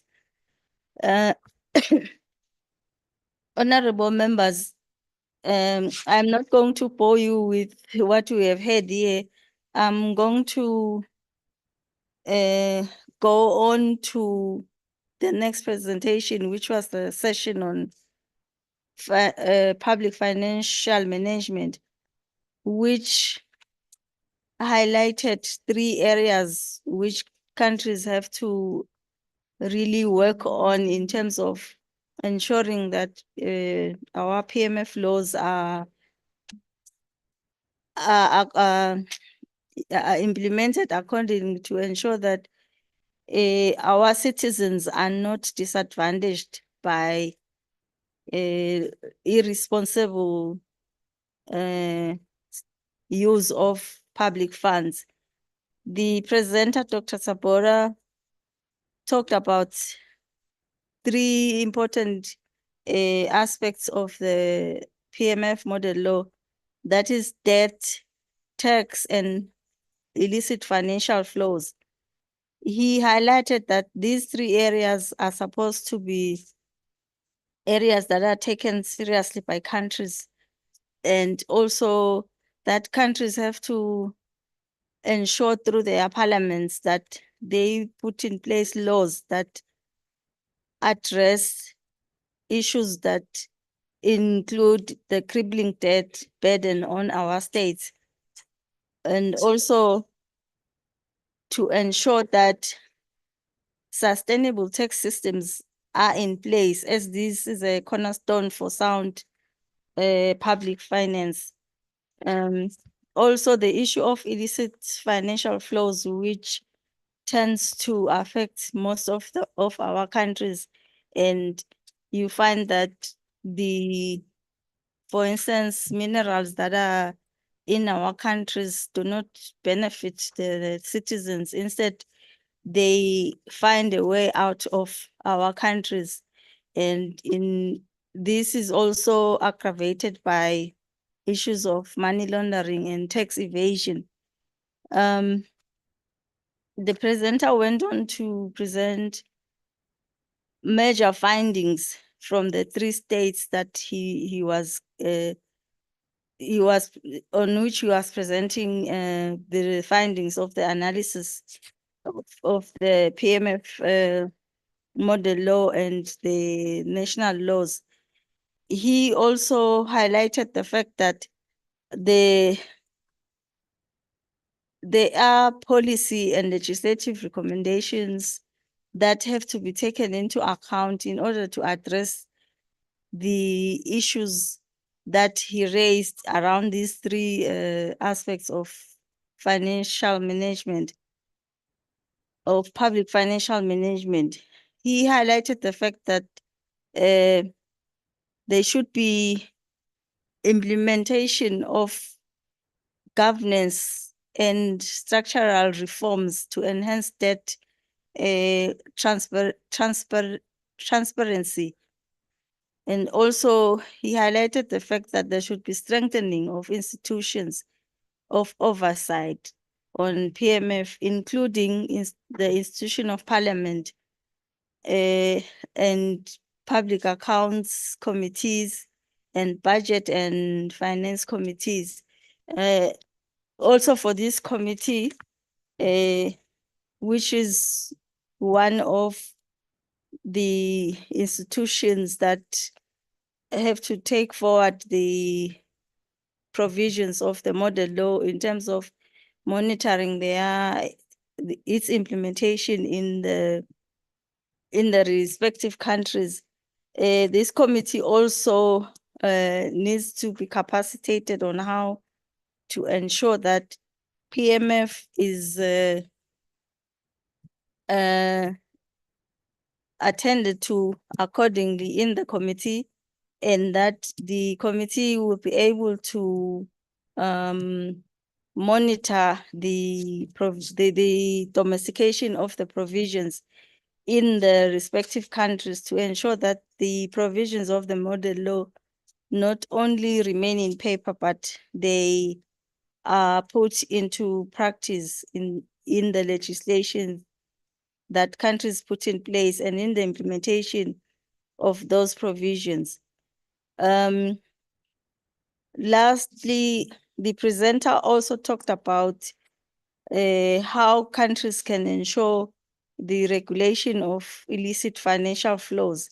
In this regard, the presenter provided some strategies that countries can employ to ensure the regulation of illicit financial flows, including putting in place legislation that specifically speak to the regulation of illicit financial flows, as it is with money laundering issues. We know in our respective countries, we have laws that address money laundering.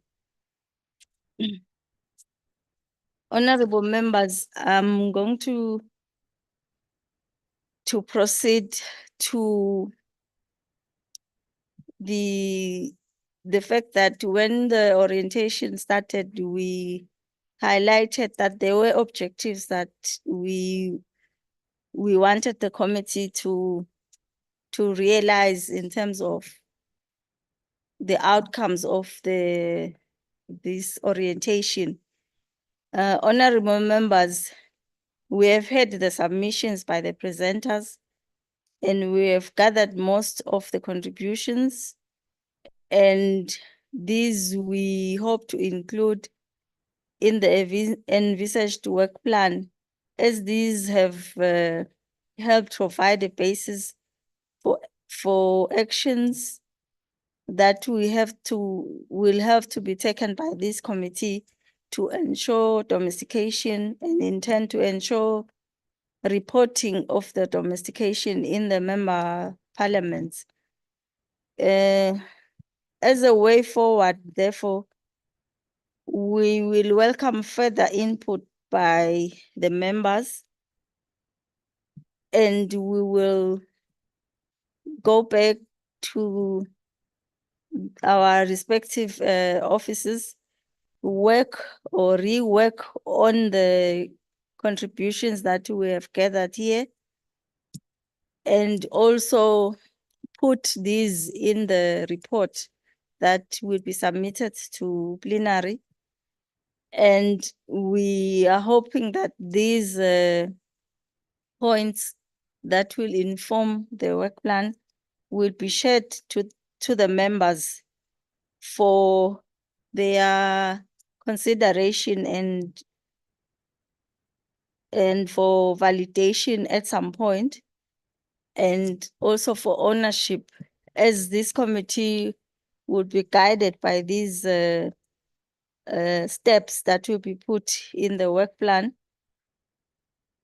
to guide the members in the next 2 years as they do their work of monitoring the domestication of the model laws that we were considering in this orientation session. Honorable members, without any further ado, I would like to find out if there are any contributions that the members would like us to take on board so that we can capture these contributions and add on to the ones that we discussed here today and in the previous day. Also, through the chair, I would like to have some contributions from members of the Secretariat and the Secretary General, who we request that she winds up the wrap up that I've just given for the members. With that, honorable members, I'll hand over to the chairperson to continue. A big hand for Toko. Thank you so much, Madam Secretary. And with that, I can also be guided. She has done an excellent job From where I sit from, it asks of me to invite all my colleagues that we enter into a discussion to add on the recommendation on how best this committee will carry out its mandate, which over and over has been emphasized on monitoring the domestication of SADC model laws and indeed its implementation as it relates to the instruments and proposed items for the committee work plan for the next 2 years, as well as strategies for monitoring the domestication in our respective countries. I believe this is where even the secretary emphasized the input of secretariats. Please, our mics, as long as we indicate, you just come in and then we can add on. Once this is done, I want to believe through you, Secretary, as well as the SG, that then there will be a document that will be circulated to us, of which then will highlight some of these recommendations and mechanisms of how we can put in place what our core mandate is, which we will then consider as well as validate, whether that's by email so that we can read through and then be able to respond through email. And as we have heard, there are times also we can meet virtually, especially when it goes to do with documentation, because we may not want to finalize it now. Our minds are very fresh. We are like a sponge. We have been taking it in, and Secretariat will need time to really put everything together, plus the wrap-up, sent to us via our emails or WhatsApp. If we have any contributions, then we will contribute to that before we can own it and say, this is indeed a document that we can own, and this is the document that will follow for the next 2 years. It sounds far away, but those who are already going into elections like Tanzania next year, correct? Malawi next year. Lesotho when? Oh, wow, we envy you. We envy you. Even for Zambia, it's coming, even though I'm after them. Clearly, time is going to run so fast. My secretary here is trying to advance. Hand up. Kurasha online. Okay. Mr. Kurasha online, we will allow you to jump in first before we add on to the recommendations, which we believe that will be taken note, plus everyone else who has contributed since yesterday.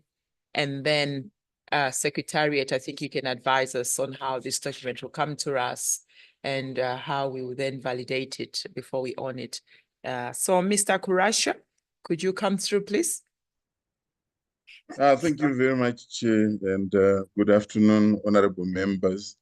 I thought I could take the opportunity to also add in terms of one of the existing opportunities through which members of the committee as a leadership of standing committees could add to the collection of data regarding progress on domestication of model laws. At every plenary assembly, as honorable members will recall, we now receive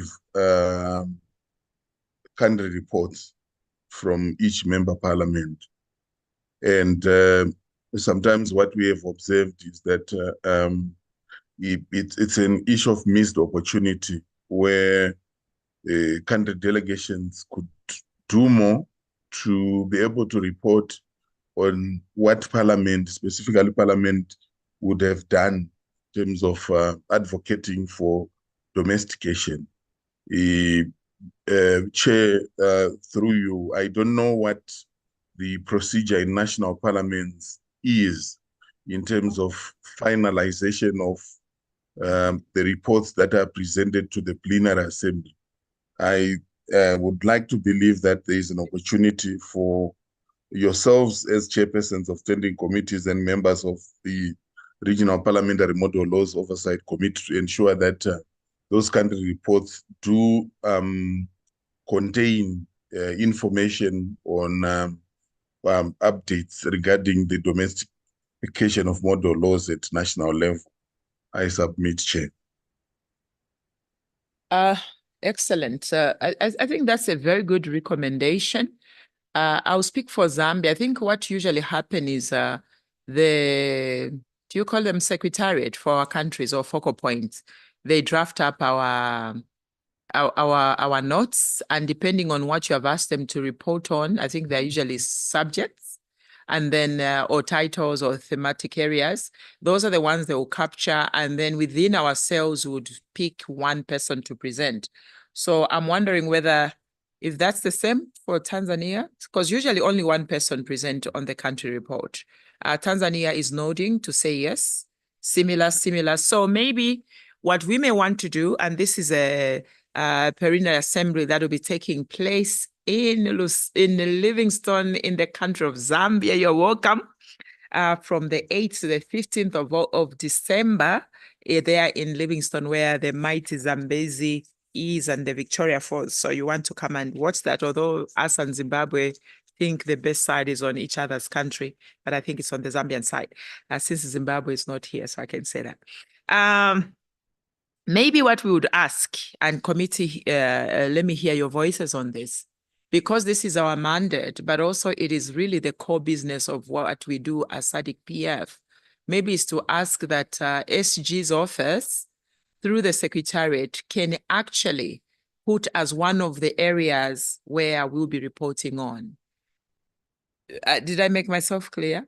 Instead of other areas, maybe we could even have two reports, one which covers everything, and maybe there could be a report on what have we done in terms of domesticating the SADC model laws in our countries, so that each country can report. That's just my suggestion, whether within that country report or that could be another report, so that it's clear that we pay attention to it, so that it's not buried in other topics. I don't know, what do members think? Yeah. Can you say something so that those online can hear you, Lesotho versus nodding? Thank you very much, Chairperson. Yeah, I do agree to some extent with what you're saying, that sometimes the country report tends to focus on certain topics, certain progress of the country on many more other agendas, and then the progress on the domestication then becomes part of a bigger report. Then it gets to a point where maybe we feel like it is not as emphasized as we would love it to be. So we could actually try to have a report that is separate for this particular committee, which will then encompass all the countries in terms of what their progress on domestication could be. Or otherwise, what could happen, then we would try to, if we feed it into the country report, have it in a way that will project it to make it more visible as a section within the report, but we really want it to be out there and visible as much as possible. I think Malawi is coming through. Yeah, I was trying to process it the way you have put it, but my question is, where are we going to get the original information? Let's say for Malawi, how are they progressing on domestication of these model roles? Because it will end up us again asking the same source, which is going to present their report to the plenary. Thank you, Honorable Chair. So I think it's a matter of combining both of your comments plus my comment, because yes, the source is going to be the same. These are our clerks, our focal points, our secretariats in our countries. But I think to his point, it's just a matter of saying, how do we make sure that it's visible? Because really that's the core business of SADC PF, isn't it? Whether it comes within that report and it's reported within who will be reporting, or there is a way through Secretariat and SG that we can even make it another just one session of reporting on the SADC model laws. So how we get to that, maybe Tanzania, do you want to add your voice to that? Thank you, Madam Chair. I don't differ much from what Malawi just stated. I had another issue, so we better settle this first. Okay. So I think, Kurasha, your May I comment. kindly add, Chair? Yes, SG comes through. Yes. Chair, when we started at the beginning, I indicated that the type of report that's going to come from this committee will not be a report that you find in any other committee. It's going to be a report that is evaluative. So the presentations that we had today, both of them were giving us data. This is an opportunity in the recommendations of the committee to now pose questions that will give you much more data with the first two model laws that you have been given. Instead of writing minutes in a report to plenary, you recognize ABCD, you move to the other model law, you recognize ABCD, you take the data and lay it out. Where the gaps are, those are the questions that you're encouraging that the countries in their next sitting report. You may choose them as report through the relevant subcommittee or task a particular subcommittee to do so. The reason being, your effectiveness as chairpersons will come from your committees. So if the secretary then goes back again to take the role of the chair of chairs and substitute the members who are nominated to the SADC PF, we may not grow enough feet for us to catalyze these processes. So this report will go back to some of the issues that are raised. It will be framed in a manner that elicits this continuous feedback going forward. I hope it is clearer because the reports, the data that we have from Equality Now, we will also update because under the SRHR project, we have, like Lesotho indicated, there's update submitted to the forum already in that regard. So we should just put it together, phrase recommendations for questions.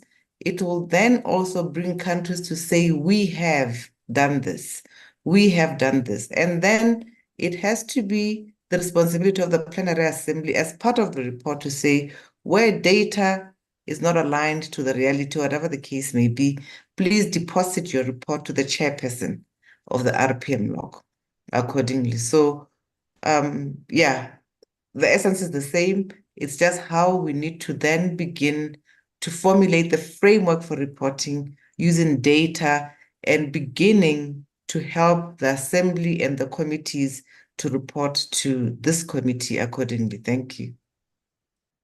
Okay. Secretariat, I'm sure you have taken note of all that and you'll be helping us in that area.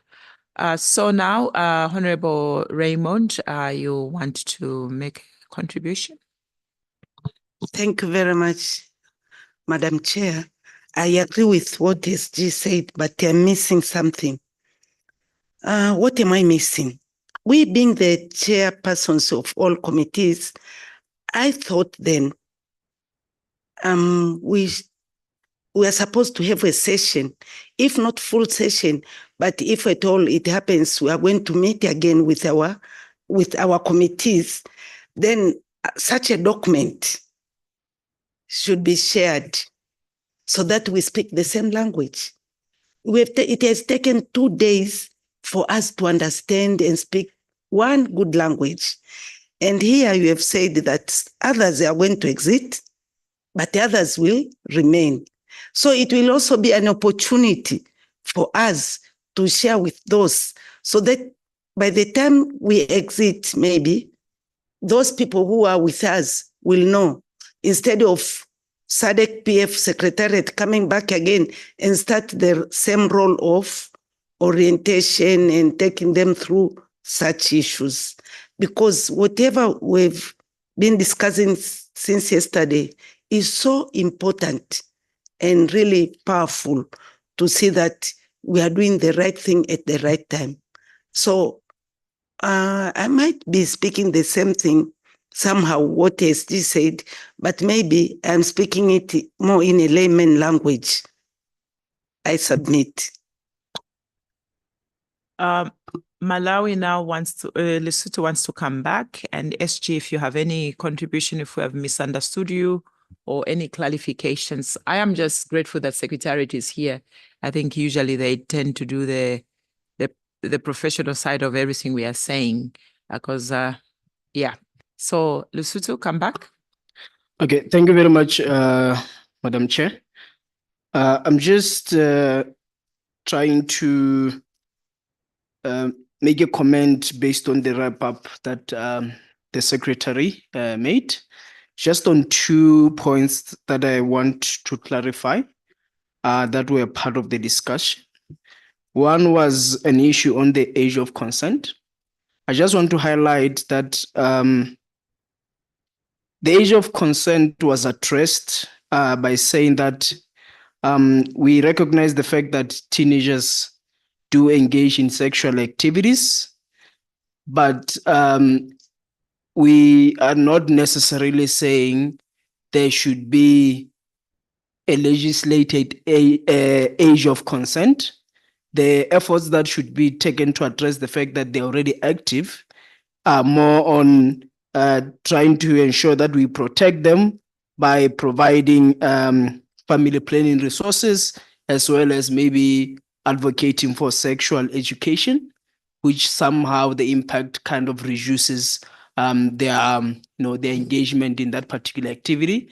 I think we did agree to some extent that we need to work within the boundaries of understanding, respecting and protecting their sexual rights. Imposing age of consent may to some extent be infringing a little bit on that.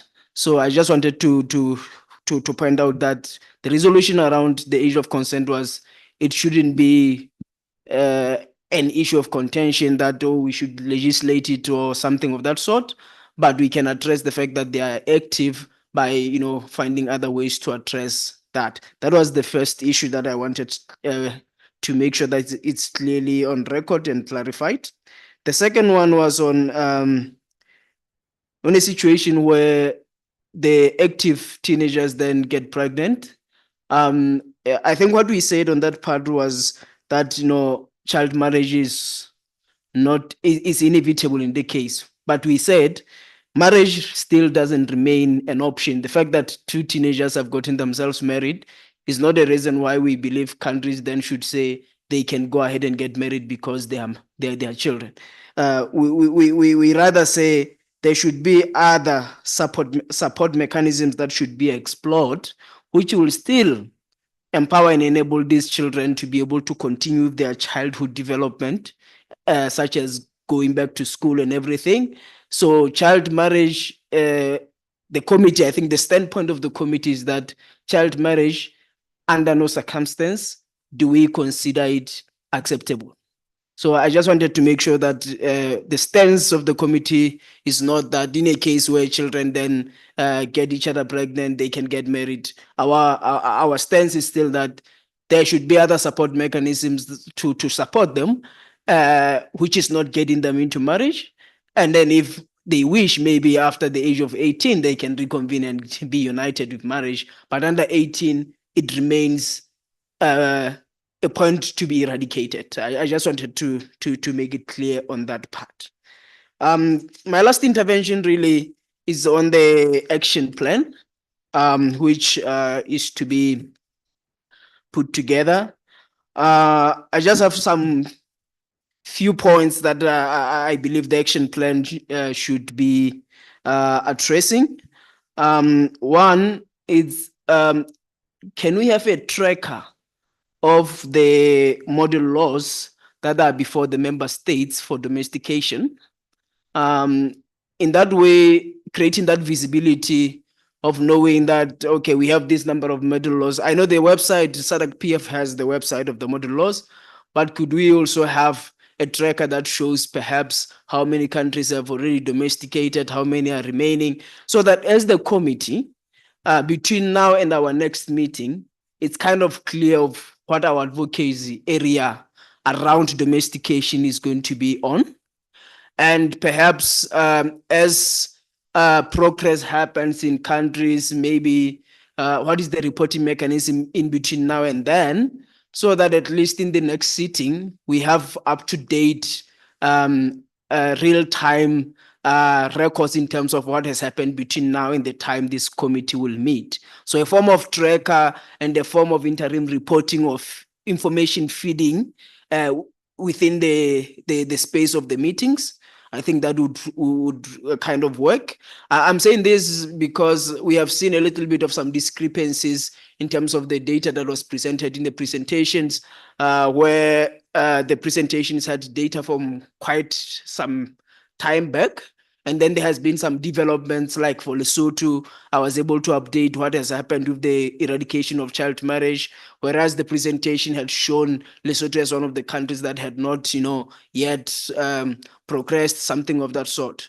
So that is a point that I would want to put before the committee to say, how can we integrate that into our action plan? The second one, maybe the strategies for doing oversight. As a committee now, we are speaking about ourselves as a committee. What the action plan could also include maybe well-defined strategies that we are going to be using ourselves as a committee to do the oversight job. I believe there is work that we need to be doing between now and the time we'll meet again in trying to make efforts to have the domestication happen in countries, or at least maybe to gather information of what is happening as far as domestication is concerned. So are there development of any strategic plan from our side as a committee? Can that happen? Maybe that will even include some indicators of performance for the committee. What are the standards that we set ourselves to? What are the targets that we are looking to get? Or are we just, will the results of our work just depend on whether the countries have domesticated, and then we say are domesticated? What have we done on our side? How do we know if the committee has done enough, or if the committee has not been doing anything? So those are things that I'm saying, can we define them to say, what are we expecting of the committee, so that in the next sitting, we can say, yes, the committee really did well. They were able to follow up on this. They were able to do this. What are some of the indicators we can hold ourselves accountable to? Then I guess also in our action plan, capacity building, we did talk a lot about capacity building in our yesterday meeting, I want to believe, where we were mentioning issues around continuous capacity building for ourselves as the committee, but also capacity building of members of parliament who are not necessarily members of SADC, PF, even those who are members of SADC PF but are not in this committee. Then how do we, as a committee, make sure that capacity flows down to them? Do we have any actions that we want to take in between now to facilitate that sensitization that we talked about of other members in order to help us in advocating for domestication? I think the last point really is it's an opportunity, a study tour opportunity that I would want to put before the committee for consideration, which is still quite relevant around capacity building. There is a program that I have learned of from European Union. It's called European Union Visitor Program.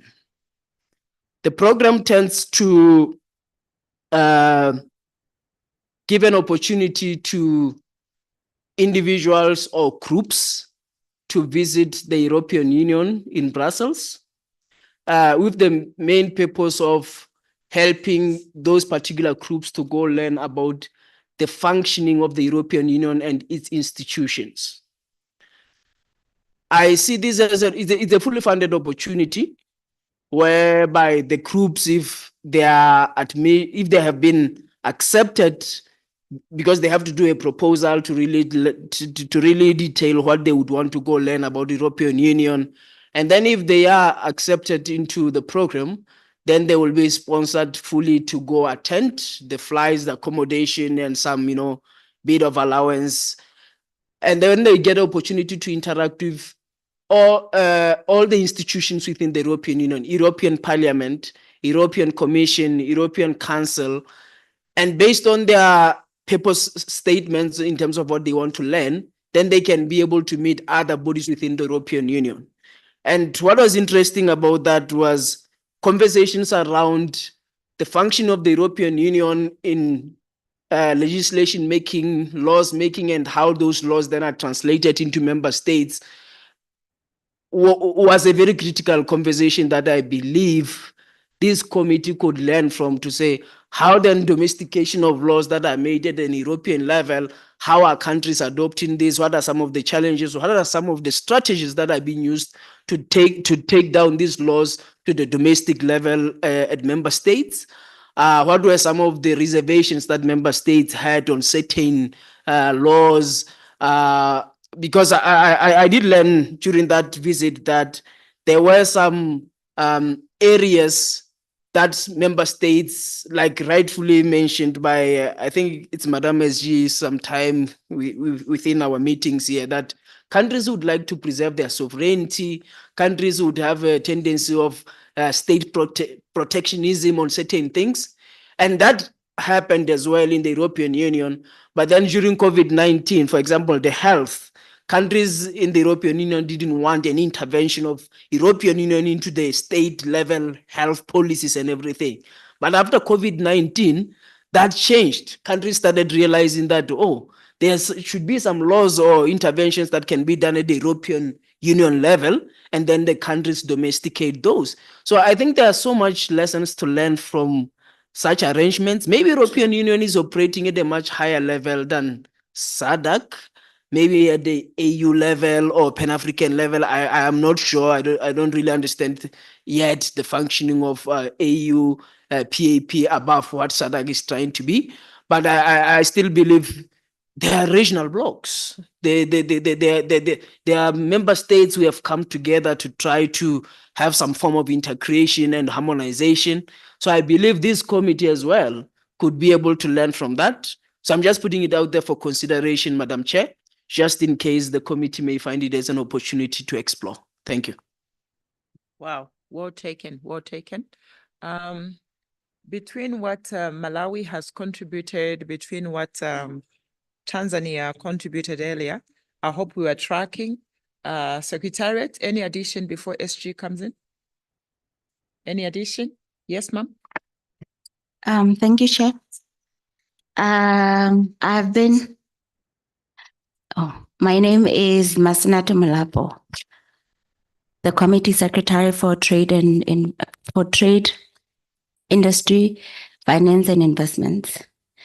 I have been ruminating about this issue of reporting, how member parliaments can report to the SADC PF. Coming from previously being employed in Parliament, I can safely say there is a big disconnect between committees in Parliament and the committees at SADC PF. I will give a brief example, as Honorable Khati has alluded to. We have had two pieces of legislation that have been passed in Parliament, the Child Protection Act and the Management of Debt. Those two legislations would have given an opportunity for this committee or for Honorable Khati to be able to advocate for the alignment of those legislations with the model laws of the SADC PF.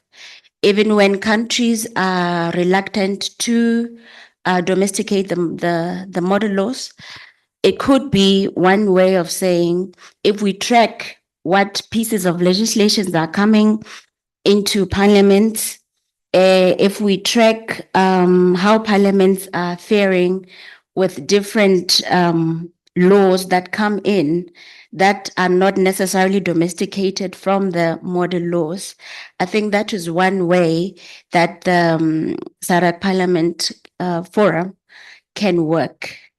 If we have focal persons that are resident in member parliaments that are able to, on a regular basis, report to the forum. Thank you.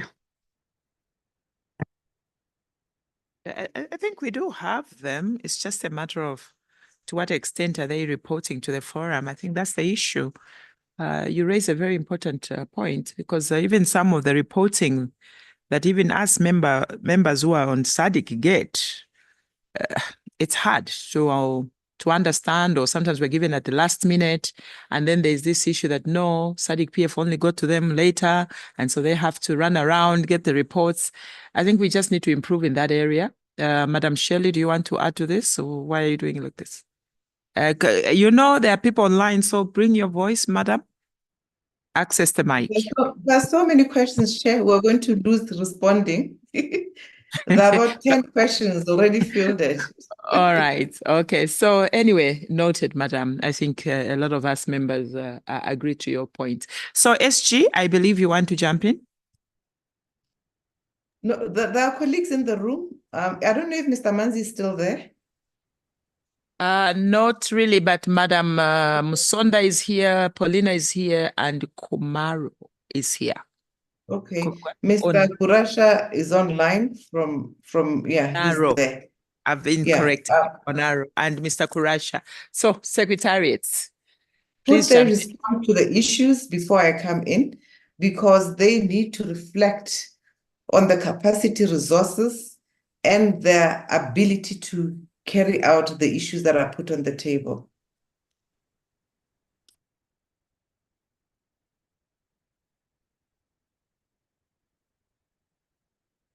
Madam Sonda, access the mic. Thank you, Madam SG, and thank you, Honorable Chair. I think the issues raised by the Honorable Member from Lesotho are very, very useful. And I think we could attempt, of course, we do have limitations in terms of the resources available at the organization. But I see that there are issues like setting up a reporting mechanism, and also the point raised by Masenati regarding the focal point. Those issues, I think, can be done even with the existing reporting mechanism, but just to heighten it so that there's a focus on the model laws. And I think it's quite critical. I think the issue came out yesterday that model laws are quite a major activity of the forum. It's one of the ways in which the forum's visibility and voice can actually be heard on a lot of regional issues, since this is a legislative organ or organization or institution. So it's one of the issues that perhaps and I agree with the country reporting, maybe it can be, each country can be requested to highlight that particular issue. But again, internally, as they report, the matters could also then be sent to the relevant and respective committees for further interrogation. But for the purposes of this particular committee, there would then be that information coming regularly on the issue of the model laws specifically.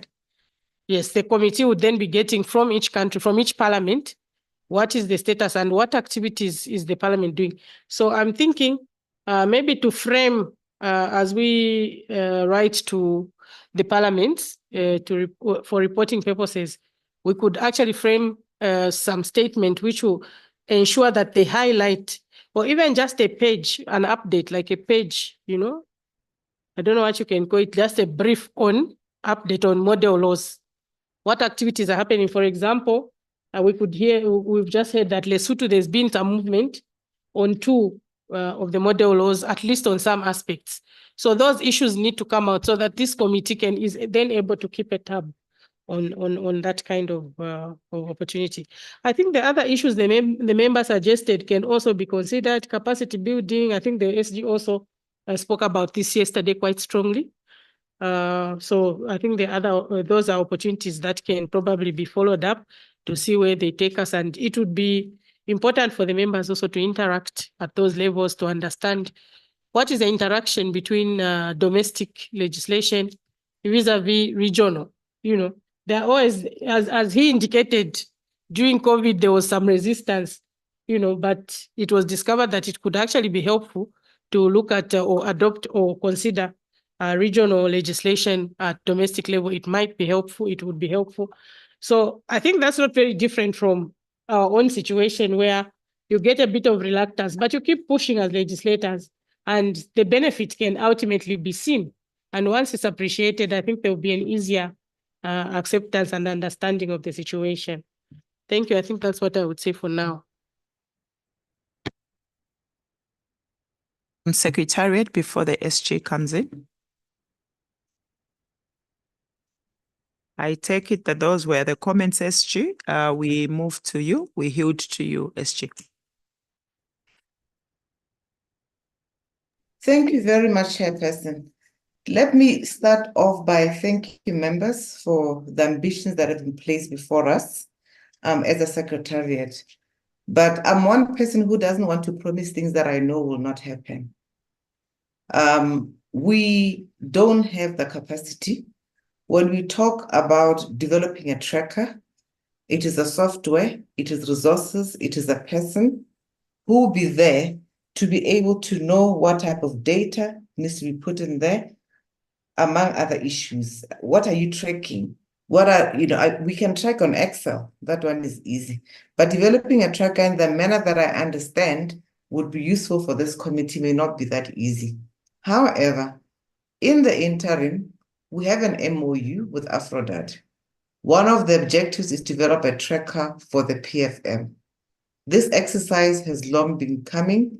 It is not easy because it requires technique, it requires resources, and people who know exactly what to do around that.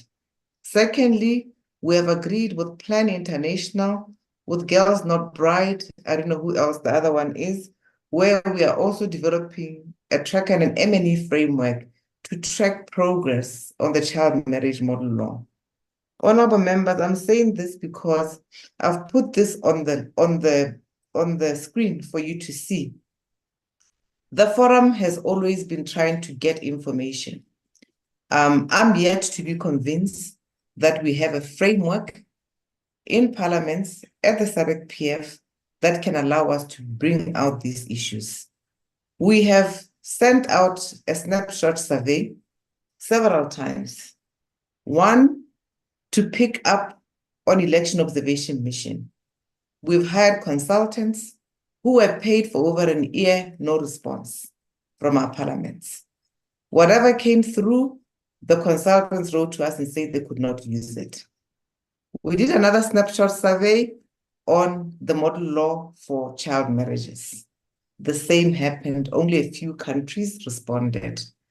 When we flagged the responses, countries that saw that they were missing, that is when they wanted to respond. Whereas it took 2-3 years, now it's about 5 years. We still don't have countries that have responded. The information that was shared earlier by Equality Now, she did say that this study was done in 2022. So certainly these things were not done. I have reports from Lesotho on these model laws. I have reports from Zambia, from the 10 parliaments that are implementing the SADC PF model law. But Equality Now was sharing the study that they did. They did not take into account beyond that period and where we are today. So what does it mean? It means that what we agreed with them and Girls Not Bride and what do you call Kurasha Plan, we will try and make sure that we have this information. But honorable members, we need people who are going to input this data as it happens. That's the capacity I'm talking about. A letter to parliaments, I'm yet to be convinced that we'll get that data. But we'll continue to try. Because how many staff do we have to run these systems? Honorable Kati knows, even if you're looking at any system that requires to be administered, to be programmed, and for you to pick up the data that you need and to achieve the goals that we require, I think we need to look at the capacity of the forum currently. We don't have those resources. In my view, I don't believe that a tracker designing a tracking system and also running it for it to be competent, deciding on what is being tracked, collecting and storing this data, analyzing the information, determining the reporting and programming, using the reports for impact, will be able to get us anyway. However, we have seen the ambition. It gets me back. This committee in the budget, there's no budget for this committee except for meetings when they meet back to back with other standing committees. So when we came for this committee, we had to take money from another program to make sure that we're able to meet, because we just budgeted for 1 staff and 3 MPs with the assumption, was it 2 MPs? 2 MPs with the assumption that member parliaments will pay, or the committees will be sitting physically where we can meet. So I'm just sharing the real constraints around these ambitions, and that the Secretariat also has been thinking of those and has brought people on board to assist us. But to promise that in the next sitting, we'll have these, I'll really depend on my colleagues to demonstrate to me that it is possible, and that we're going to be able to have an ongoing tracking system that will assist us. We are dependent on SADC PF desk officers. All our members, you are very much aware. Staff that accompany you to meetings sit like you, honorable members. These staff don't integrate with the SADC PF. These staff don't pick up data. These staff don't come with you on the plane without even looking at the agenda and seeing what can I follow up to get to support the member in most instances, or make sure that I can contribute to XYZ. That is where the problem is. And I'm speaking here about the SADC PF desk officers. So maybe we need to change the culture of the role of the desk officers who are based in Parliament, so that the number of X is given by them. Sometimes they call us, oh, they were sitting in the same meeting with the honorable member. Can you please tell us, what was this? What was the resolution about? And I also always say, but why are they coming with members? Why are we the ones who, they were sitting in the meeting? Why are we telling them again? Oh, please draft this, draft this. No, honorable members. I'm speaking to the culture of performance. If you want these things, it must start. And I'll tell you that a lot of members who perform mostly is because of their own passion and their own initiatives and innovations. And I'm sorry, I have to be honest about this, but we really have to be helping each other in terms of how, when SADC PF writes and requests for things, even reports that are coming out of the plenary assembly already contain some of these calls, these clarion calls. But the reports, we still have to write again after sending the resolutions. We have to write again and say, these are the following questions that have to be taken. So, honorable members, I'm just saying, your issues are ambitions. We also realize the limitations that come with being able to do so. However, if colleagues believe that we can start with writing letters, I'm saying no. Monitoring is not a letter. Monitoring model laws means that data is sitting at 7 ministries. When you just look at, let's say, for model law of what you call this one, that are child marriages, birth registration sits with who? Education sits with different data. The other one sits with different data. So it needs this continuous alignment. And the way I understand in parliaments, it is not set up such that that information can be aligned and set up in that manner. We need to do work that would allow us to make sure that this happens in this manner, which means training, which means coming up with the indicators and doing other things. Let me now move on to the issue of the age of consent that was raised earlier. I believe that what Toko was doing was summarizing. There are 2 reports that we're going to have. You'll have minutes of the committee that will contain all the issues that we are referring to. And secondly, maybe let me explain how the architecture we're looking at is. You are the chairpersons of chairpersons. What we have decided at the Secretariat is that you should always meet before all the committees. Where possible, meet far much earlier, so that you can come back and see what data you can request from your members in your committee to bring to the next committee to report on. And then the report, which is really monitoring what is happening at country level, will be deposited to the chair of chairs or the committee secretary, who will then put it together. It will inform this committee when it sits the next time. It will be updated next time. The plenary assembly from this committee should receive reports that say we are at 7 out of 16. We're at 4 out of 15. We are seeing progress here. We need to move here. We need to move here. We find that we have these struggles, and this is how these must be dealt with. Now, coming to the age of consent, I think, Honorable Member, you were really looking at issues of vulnerability of unintended pregnancy. You're also looking at forced marriages in a manner that says these are structural issues. And I think this is how it should be captured in this report.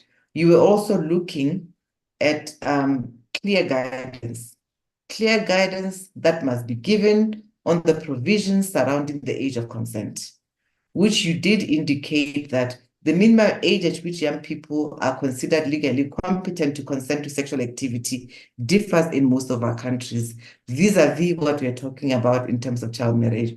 So what the report should really be looking at is to embed the issue of age of consent as a structural issue in national laws in relation to us achieving certain components of the model law. That was my understanding. And I'm hoping that ultimately we are going to highlight the requirements that would make this committee look at in terms of the laws and policies, often requiring that, young people or sexual consent among young people and those older than these young people, basically the capacity, the morality and sexual debut that is normally spoken of, the autonomy and capacity to participate in making decisions that affect their life in relation to most of the model laws. And the issues that you raise cut across. The GBV model law, it also comes under the model law on child marriages. But at the end of the day, it is a matter for sex before marriage, sex after marriage, increasing the age of consent, if at all countries want to do that, and also looking at the issue of sexual debut. And I think it's a discussion which requires another presentation to this committee for us to look at what happens. And there's a huge study that was done in this regard that I think that the domestication of the model law on child marriages will benefit a lot from some of the recommendations for consent that you spoke to, and also the issue of age of optimum maturity that we should be looking at broadly under SRHR, and also the age for consent for marriage, which should be generally accepted as 18 vis-a-vis the issues that you're raising. I hope we've answered all the questions, but the other issue is the framework issue. I would not hasten to promise members that we'll have I don't even have a dashboard in my office because I've been told that it takes long. A simple issue where I want to be able to monitor who's doing what at what time so that this information is collected. I'm sitting with reports from your countries, which were yet to put together in something that's dynamic for you to see at a glance. I hope I've not discouraged you, honorable members, but I don't want to promise things that I know appear simple, yet they require a lot of resources internally.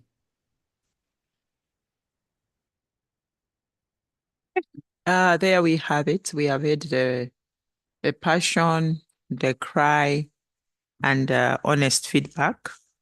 I just appreciate that she touched on the desk officers' work culture. Let me not add a word to that. I think there is something that needs to be done, either from the SADC point of view and the parliaments, because even your members are struggling a lot of times how they are being helped. And indeed, you wonder some of these entourages that we are having at the expense of our countries.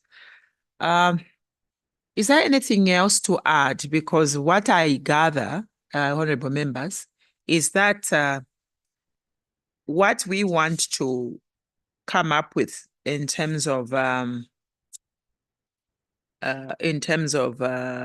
mandate in ensuring that we do track or give feedback on the domestication of the SADC model laws, its implementations, as well as some of the strategies for monitoring and of domestication in our respective countries will be captured by Secretariat. Let me be corrected.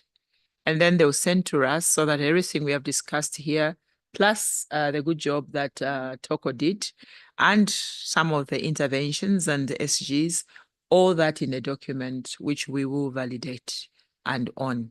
And there then begins our work for the next 2 years. Is that a correct reflection of how we move forward, or we are still having some submissions?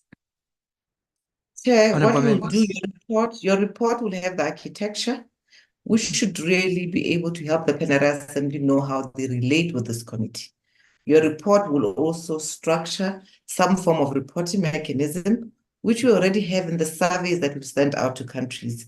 Well, like I said earlier on, we have to go back to Equality Now, go back to Aphrodite, see what information we can put together so that whatever little reporting that we do feeds into the trackers and the MOUs that we're currently implementing with them. So it will make sense of the deliberations. What I would not like to see is a report that's full of words, like other reports almost updating on the knowledge.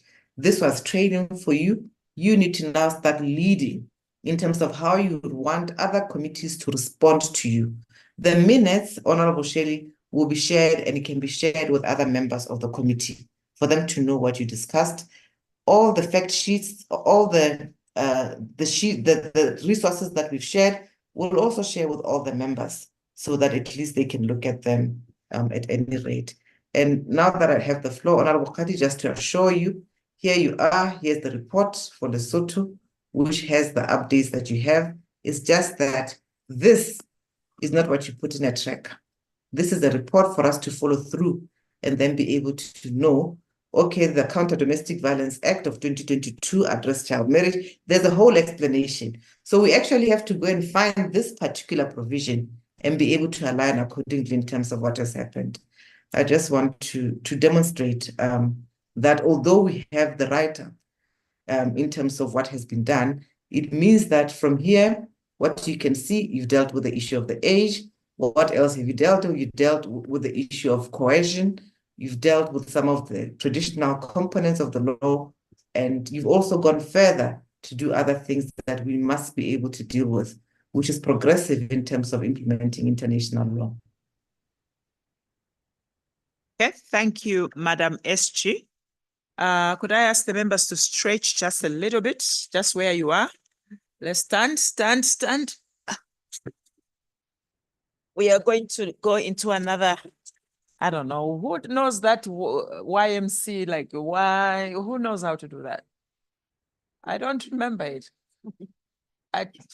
You, and then what? You don't know it? You forgot it. Okay, up, sideways, another sideways, and downward. Again, you up, sideways, another sideways, and downwards. Okay, we can be seated. Ladies and gentlemen, my fellow colleagues and those online, first of all, thank you. I feel like standing at this point. I think I should, because this is an important opportunity that we are going to actually go into. We had Thokozile. Why do I keep saying Thokozile? We had Toko really do a good wrap up for us, but also more importantly, she has been with us. She has been with this committee for 4 years, about 2.5 years. That's a long time. But as they say, the force of gravity, whatever goes up has to come down. And it is at this very, I don't know, exciting moment and sad at the same time, especially for people like Honorable Shelley, who has worked with Toko for the longest time. Since you were in this committee, you may have more words to say, but we will allow Toko herself. First of all, maybe how about you start, Madam, so that when Toko finishes talking to us, it will be the finale of her speech. Those who have known Toko, either Secretariat, Madam Shelley, your interaction with her, And then I will speak to just even the few 48 hours or less that I have known her and worked with her here at my desk. Anyone who wants to make comments or speeches for Toko as she go to another stage of her career life, as she exit SADC PF from Eswatini, where she was seconded to us. So, any Honorable Raymond? Thank you very much, Madam Chair. And those online, I hope you're following. There's a hand from, who's that? Okay, after Madam Raymond, we'll get the hand that is up. Yes, ma'am. To be very honest, Toko is a very friendly lady, quiet and very upright. She believes in her work and she knows what she's doing. No matter what and how you come across and maybe want to derail her, she's still there. She's a firm lady. She knows her job. Many times I would come up or others would come up to insist that maybe you change something there and then, but Toko will always remain as a trainer. So Toko, I feel that I'm indebted in many ways for not being very, very easy to follow, but you have always been patient. And for that matter, I thank you very much. And I used to admire you, and I'm still admiring you until today. You see, like after lunch, I was still, finishing my meal. She came there very politely. I think it's time to be in the session. And then I looked at her and smiled. And she returned the smile and we shared something a joke. So Toko, I'm saying on behalf of all SADC members of parliament and especially women, that you are a lady who portrayed leadership skills to us. Please keep it up. You are younger than me by age, but then you are a very good leader whom you really attract attention. And it's easy to follow someone whom you believe. So may I really say that I believe in you. I followed whatever you tried to teach us. And I pray that wherever you will be, you will get up the same way of doing things with other ladies and even other co-workers. I pray for your good health. I pray for your good family life and your profession as well. It's parting time, Toko. If I keep on saying so many words, I really will drop tears. I wanted you to remain until we live together, but then I found you in SADC. So it's high time you leave before I come in. But leaving SADC doesn't mean the end of everything. May I take this opportunity to welcome you to Tanzania and keep coming. And even maybe your children, your grandchildren will meet a Tanzanian lady and mother-in-law will be there. Karibu sana. You have a mama there, Mama Shali is there for you. And our parliament will always want people from SADC to be with us. But please say that you are ready to receive any correspondence and maybe to keep asking you those questions. Whenever two glasses stay together, they say they might bump into each other. If I happen to step on your feet or any other of us, please forgive us and leave everything behind, but carry whatever is good you have learned from the rest of us. Bye-bye, Toko. But bye-bye hand, in my heart, you are still there. I embrace you. Thank you.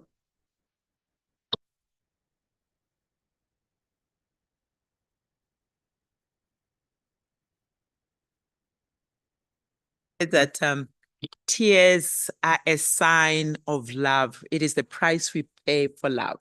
So do not feel like you don't have to shed tears. You can. it is a price we pay for loving someone. I thought that was powerful.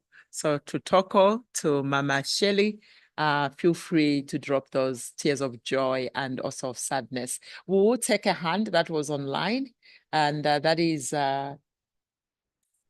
Jazira. Okay, Jazira, please come through. Come again.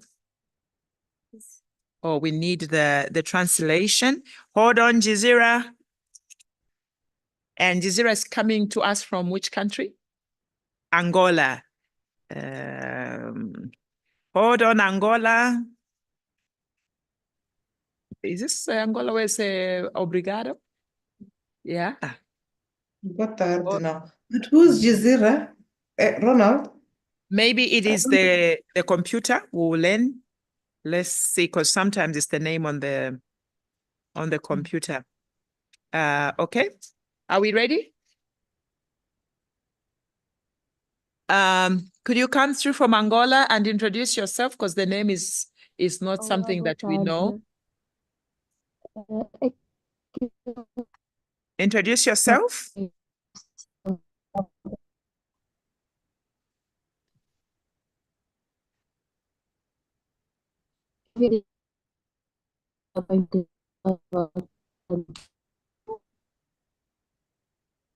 Can you hear them?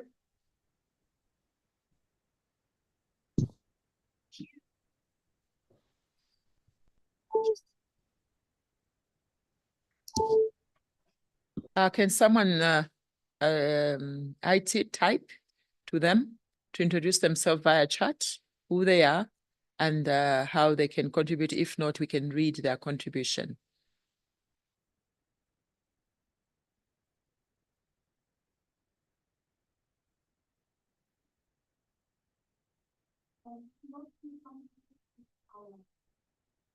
Please, let's type in the chat box. While we do that, could we move on to the next hand in the room? And that was Paulina. Good afternoon, honorable members. Yeah. I've known Toko for 2.5 years now. And to reflect back, Toko is a calm person, always soft-spoken. I really learned a lot from her. She will come to you as if she doesn't know what she wants, but deep down she knows what she wants from you. So I really learned a lot from her, and I'm happy to wish her all the best. It's not the last time that we will see you, Toko. I'm sure you are in Parliament and you are in SADC Parliament. So we will surely meet in other opportunities as well. So just to tell you that we love you. We loved what you were doing for the SADC Parliamentary Forum, and we hope you will still learn more and also help us. And from the Parliament of Eswatini, if we need something, you will always be there to assist us in whatever we require from you. Thank you so much. Keep well.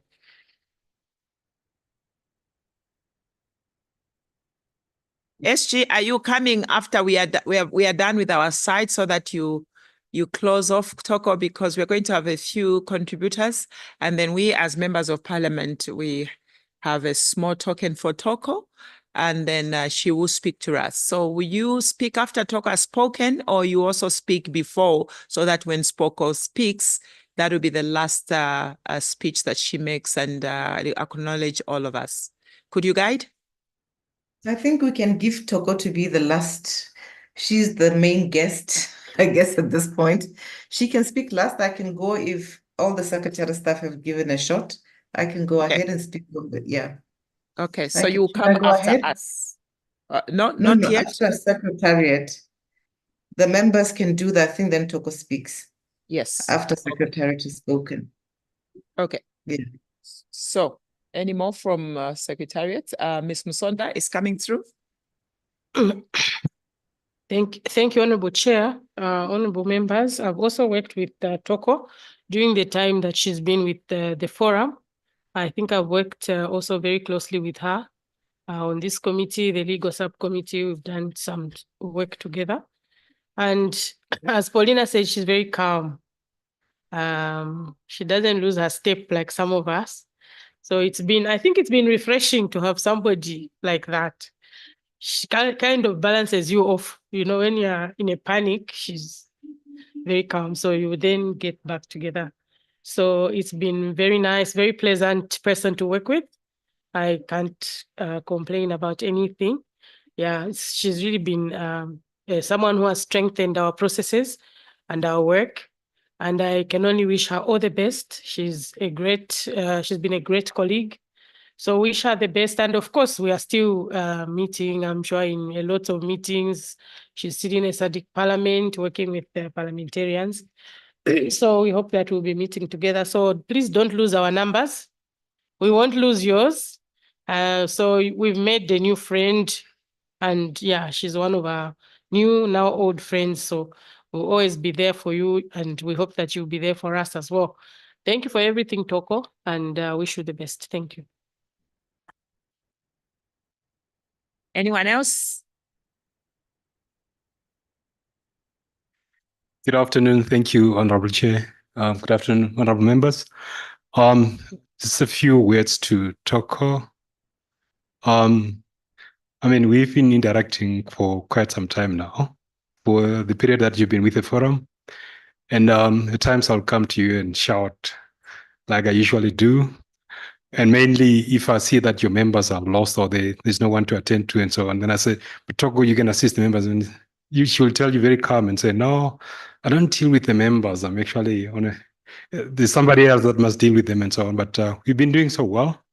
And I'm sure you have served the region as all of us regional citizens to serve the region. You've done your part. I can only wish you best with your future endeavors. Thank you. You are fading. You are fading. Okay, it's okay. But you're fading. Okay, my new friend. What's her name again? Masenati. Masenati. From which country, Masenati? Lesotho. Okay. Thank you, Honorable Chair. I met Togo on Friday, this past Friday. So I can't hear, cannot. Chair. I'm sorry, I cannot hear. You are very faint, Masenati. I'm not sure if it's the technical stuff. Can you hear me now, SG? From very far, yeah, but I can hear you, yes.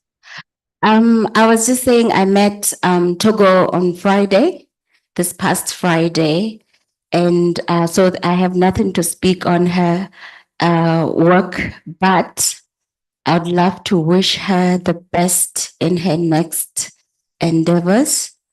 And I pray that the Lord is with you always, that He is gracious to you in all that you do. May you go with His mighty hand and do exploits in your next endeavors. Thank you. Technical team, please fix. I can't hear.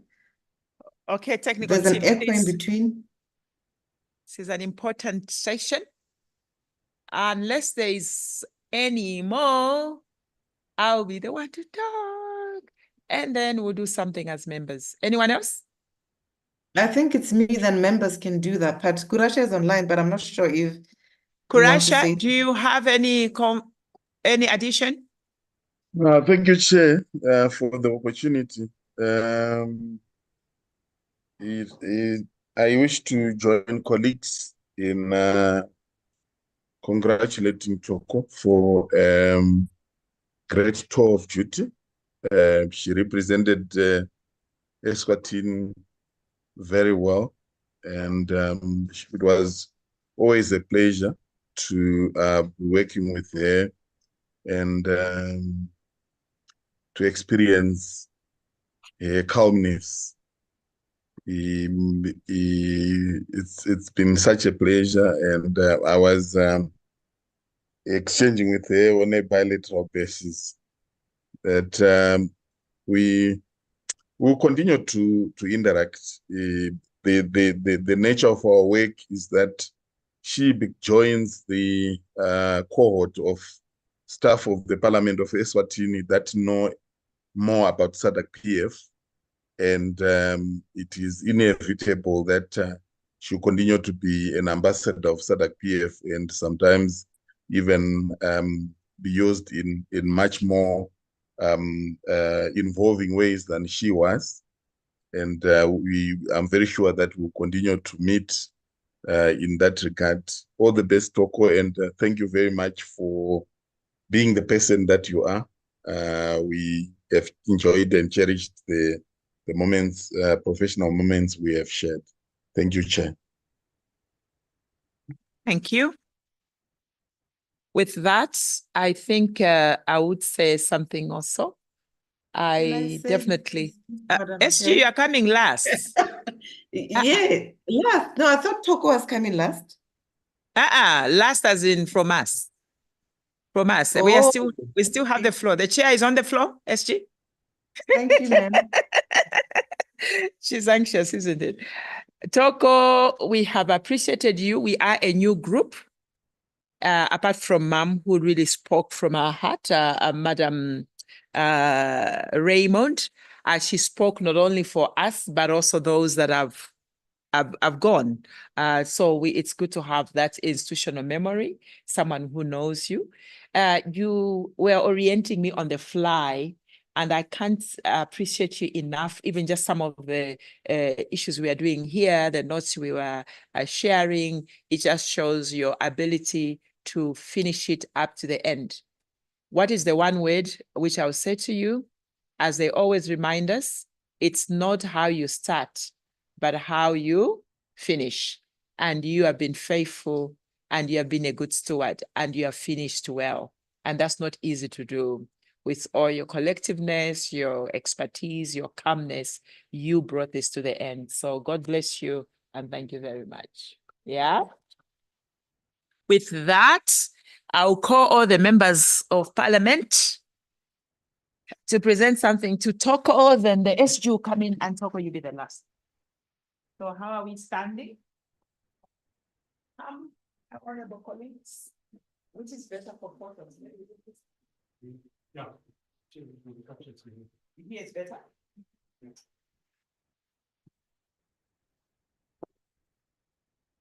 It's giving me card. They just don't yes. I thought maybe we can be in front of the camera. That's what we're thinking. That way. Because it's that crowd. We are turning around.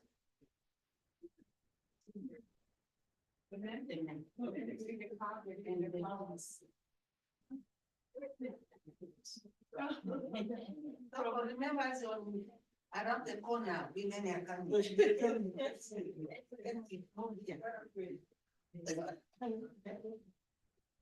Hold on tight. Here we are as the team. We appreciate you.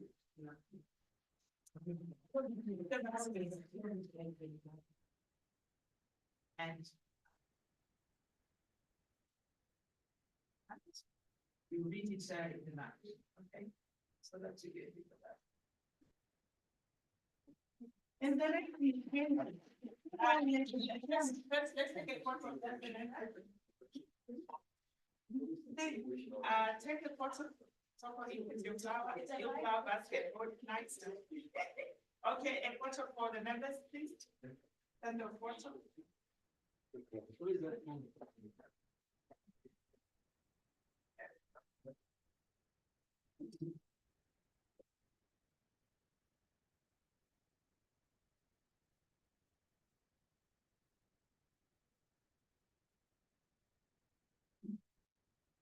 All right, everyone else, come in. Come on in, come in, come in.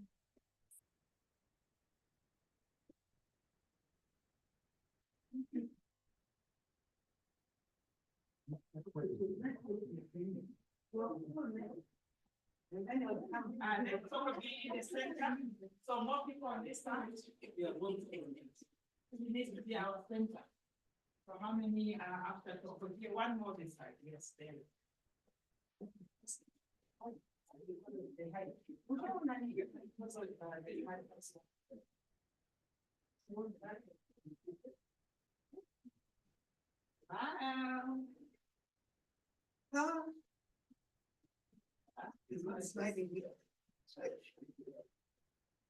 We're going to wave at Toko. Bye, Toko. One more for me. That is even for you. Okay, come back again. I also forgot to thank you.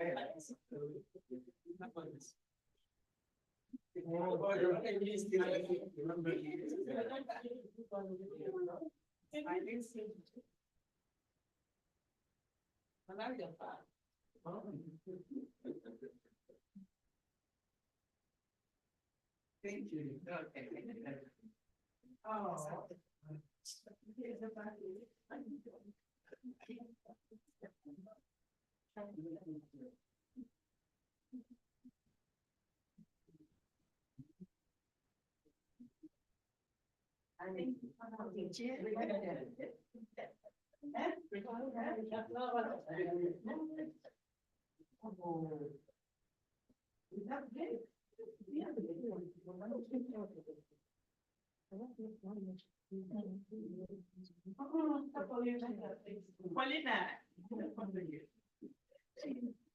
Nice, there you go.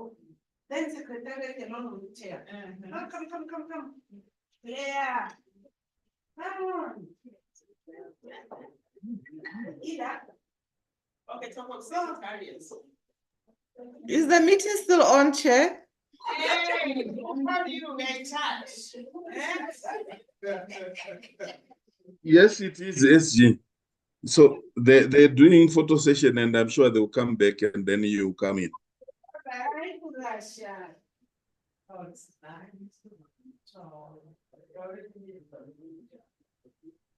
SG, are you able to hear me? I can hear you now. Yeah, thanks. Yeah, sure.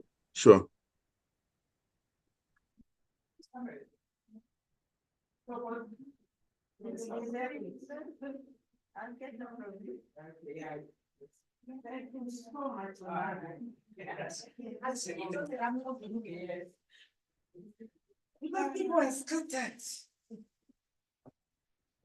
All right, SG. Now we come to you, Madam SG. You can take the floor, ma'am. And after SG has presented, there will be someone presenting something on behalf of SG. SG, over to you. Thank you so much, Honorable Chair. Honorable members, thank you so much for, for embracing and recognizing the efforts of Ms. Toko. So now I'm sure she's worried what I'm going to say. Because she knows, yeah. So anyway, Toko, honorable members, Toko is from the Kingdom of Eswatini, where there are princesses. She's from royalty. And no wonder Toko has always been the calm one. Toko glided through all her assignments with unstoppable and unflappable zeal. Toko is a real princess, and I had to look this up. Toko is elegant. This implies a certain grace and sophistication. Toko has refined manners and carries herself with poise. Toko is a princess. She acts nobly, she has the decorum, she has the position, and she navigates her positions in any way, in any situation with dignity.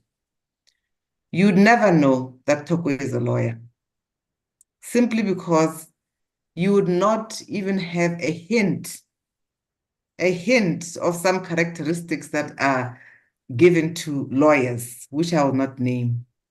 So I would really just wish to commend you for your professionalism, Toko, as you finish your assignment this time around. Your term ended 2 years ago. We extended with another 6 months. And you've really been a valuable team at the SADC Parliamentary Forum. Your committee as a member, your role as a committee secretary was marked by hard work. You were diligent and you were very resourceful. Toko would give me a call weekend, any day, any time of the night. If I send something back to Toko, Toko will call. and say, Madam SG, and she'll send it back immediately. Kindly find for your consideration. She was very resourceful. She would volunteer and take effort further beyond what she's supposed to do. For instance, to just service the committee. She went further to look at partnerships. She went further to bring in on board people. She volunteered her services beyond just what she was given to. So from my perspective, you have worked beyond expectation, and you've been very helpful in committee matters and legal matters. The Oversight Committee has been able to effectively deliver its functions and make the necessary recommendations to the Plenary Assembly on the Public Financial Model Law in particular. As we close on your assignment, I'm certain that you'll deliver the minutes and report in good time, and rest assured that you'll remain a key resource person to the forum. I pray that the good culture of the forum grew on you and not the bad ones. Thank you for making me look good. Difficult as I am, I hope you're not suffocated by my overbearing and demands for thoroughness. I know you struggled with rules about my office, flat hierarchy, but you'll miss our members, you'll miss that egalitarian approach to doing things. The forum and I wish to thank you for your work ethics and dedication. My colleagues decided that they wanted you to shine beyond now into the future. And Claire is going to hand over a gift from the SADC Parliamentary Forum, which we believe is something that's going to make you shine the light that you shone upon us in Eswatini. When the clerk assigned you to be seconded to the SADC PF, he said to me, I want to give you a staff member who's very good and who's dedicated. I'm assigning her because as part of my performance structure, I want to motivate staff who are doing exceptionally well so that they feel motivated and come back and plow what they have learned. We look forward to other engagements. Knowing you the way I have known you, I'm sure you have something up your sleeves in terms of how best you want to work in the forum. And I look forward to receiving any further engagements from your end. Thank you very much, Togo. And like Honorable Shelley Raymond said, where we have offended you, it was merely part of what we do in the work of duty.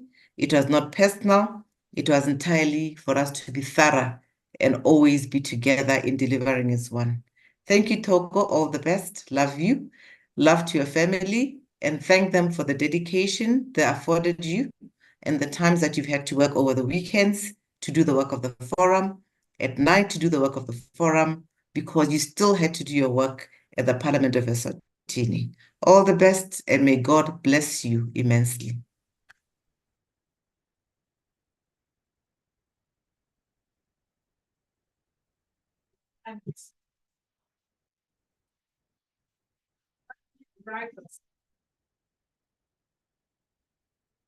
SG, if you can come on screen so that all of us go out of the screen, and then SG can be in the background as so maybe stand beside so that yeah, there she is. So now the photo, they will have to stand this way. Yeah, the opposite of where we were standing, and just capture SG in the back, and all of us, we shouldn't be seen. Take me out. Yeah. Yes, there we go. Honorable member, if you are a specialist also in photos, come through. Help us. Okay. There we go. What about those other stuff? IT, we can't just leave one what? What do you call this? Monitor or whatever. We just want SG to fill up the whole. Move this way. Move this way so that the screen is right there.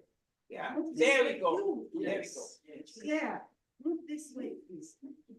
Yes. Yeah. No, they were. You were there, fine. Come back where you were. Yeah. It's this right here. Yeah, not from the camera, mom. Okay. Yeah, okay. Perfect. There we go.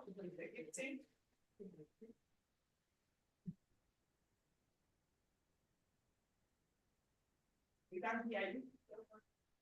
What were you saying? What did they say the symbolicness of that? Go shine. Go shine. Okay. All right. Light should shine through that.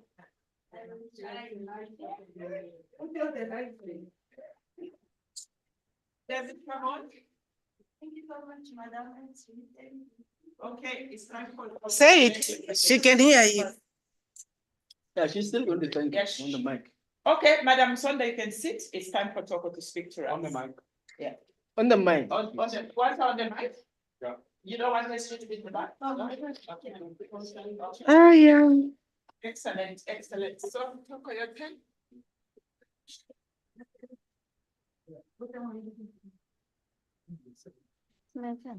Oh, what? Monitors on Toko alone. Let the light shine on Toko. Honorable members, allow me to take my jacket off. I'm That's right. sweating. I didn't expect such an occasion. I'm honored. I am the person who fails to put across things most of the time. Like the SG said, you would forget that I'm a lawyer, but this is how I am.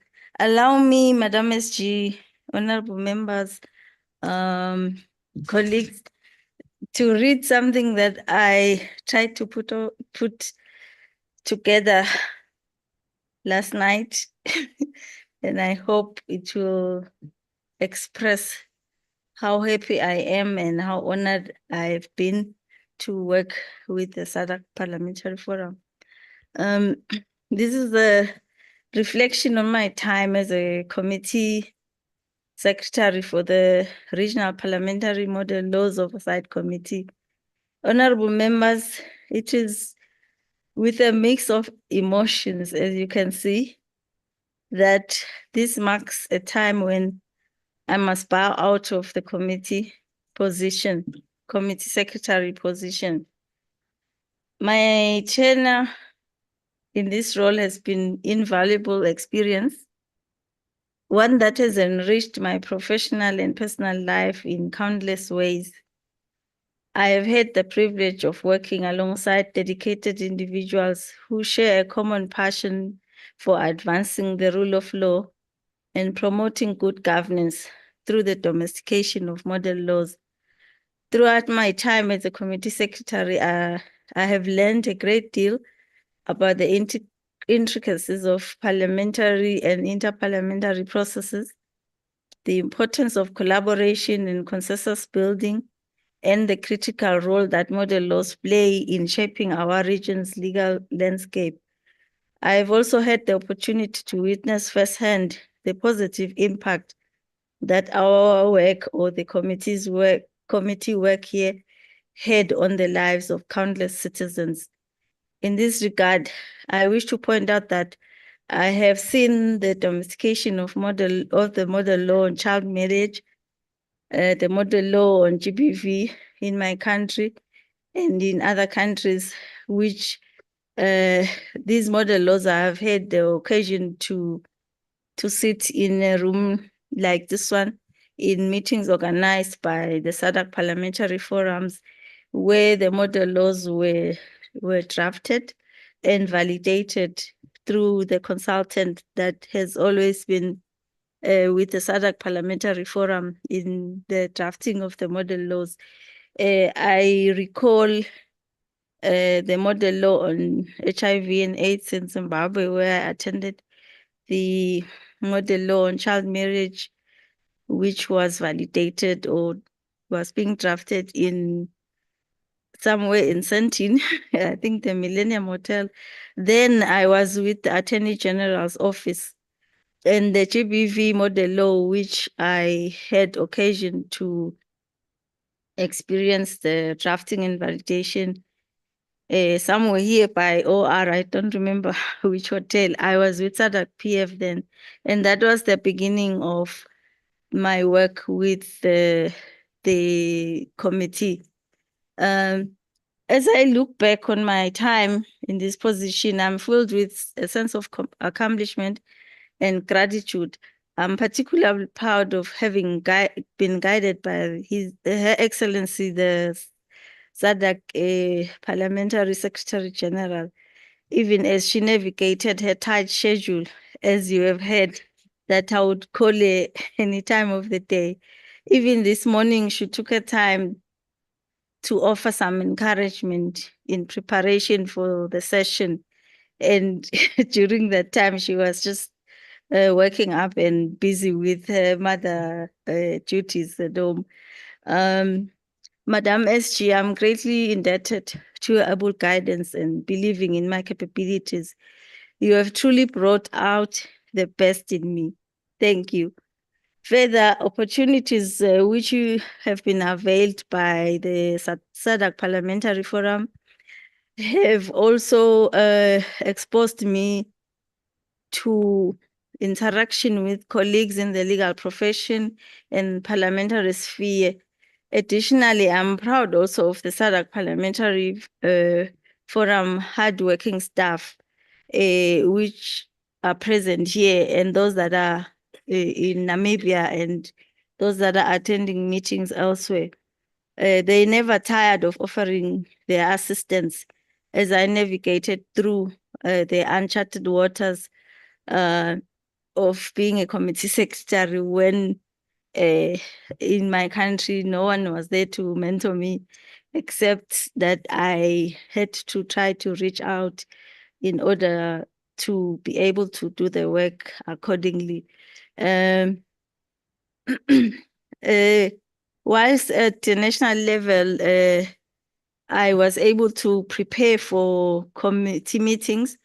I am very grateful that I have had the assistance from the Secretary General and the SADC Parliamentary Forum staff, including other officers in parliaments whom I would call and inquire about how to navigate through certain processes and procedures. As we have seen, honorable members, from the deliberations which we had yesterday, there is still, even today, there's still much work to be done. And I'm confident that the committee will continue to make significant strides in the years to come. As the incoming committee secretary, who is well versed in the law, in particular the domestication of model laws, and also in the work of the forum, is a quite an astute member of the forum and member of the legal profession, and who has been working with the SADC PF for some time now. While I'm stepping down from my role as committee secretary, I'm committed to remaining as an active member of this esteemed body. I believe that my experience and knowledge can come to contribute to the committee's success. I look forward to supporting your efforts in any way, and I can even assist the desk officers or the focal points who would be working on the reporting and domestication in my country and also in other countries, and in interacting with other focal points in the member countries, whether it is through providing advice, participating in working groups, or simply lending a listening ear.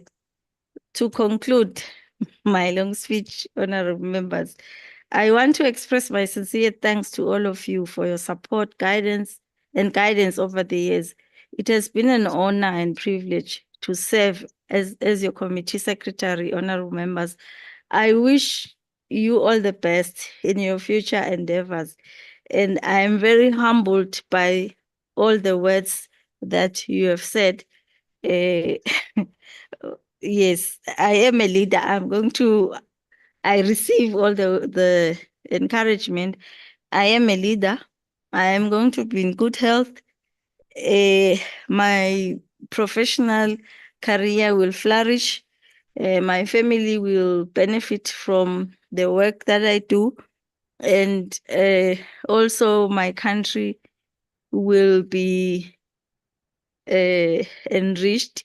And also I am willing to mentor the upcoming lawyers in my country, especially the legislative drafters, as I have a passion for legislative drafting because it is a vehicle for domesticating model laws.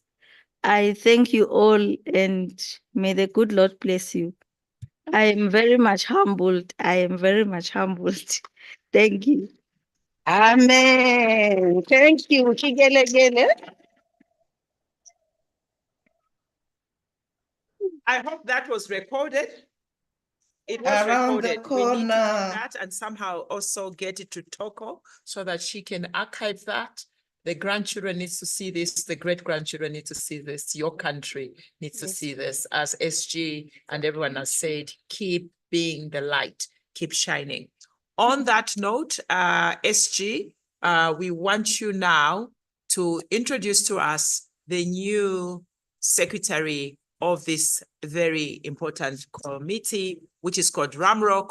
At that point where the chairs will be exchanged, Toko will go and sit where the incoming will sit, and the incoming will sit in her seat before I make my final comments. Before we do that, the SG will have to tell us who that is and how they are the right person to take over.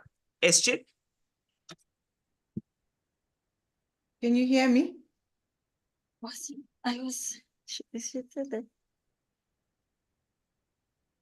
Can you hear me, Honorable Chair? We can hear you. Come through. Oh, okay. No, thank you very much, Chair. And thank you, Toko, for those kind words. I believe colleagues will also take to heart what you have said and will remember you as one of them and remain an alumni who can be called upon at any time. So at this point, Chair, let me start by prefacing the fact that as you've already seen through your orientation, this committee requires boots on the ground, hands on deck, 24/7, 365 days in a year.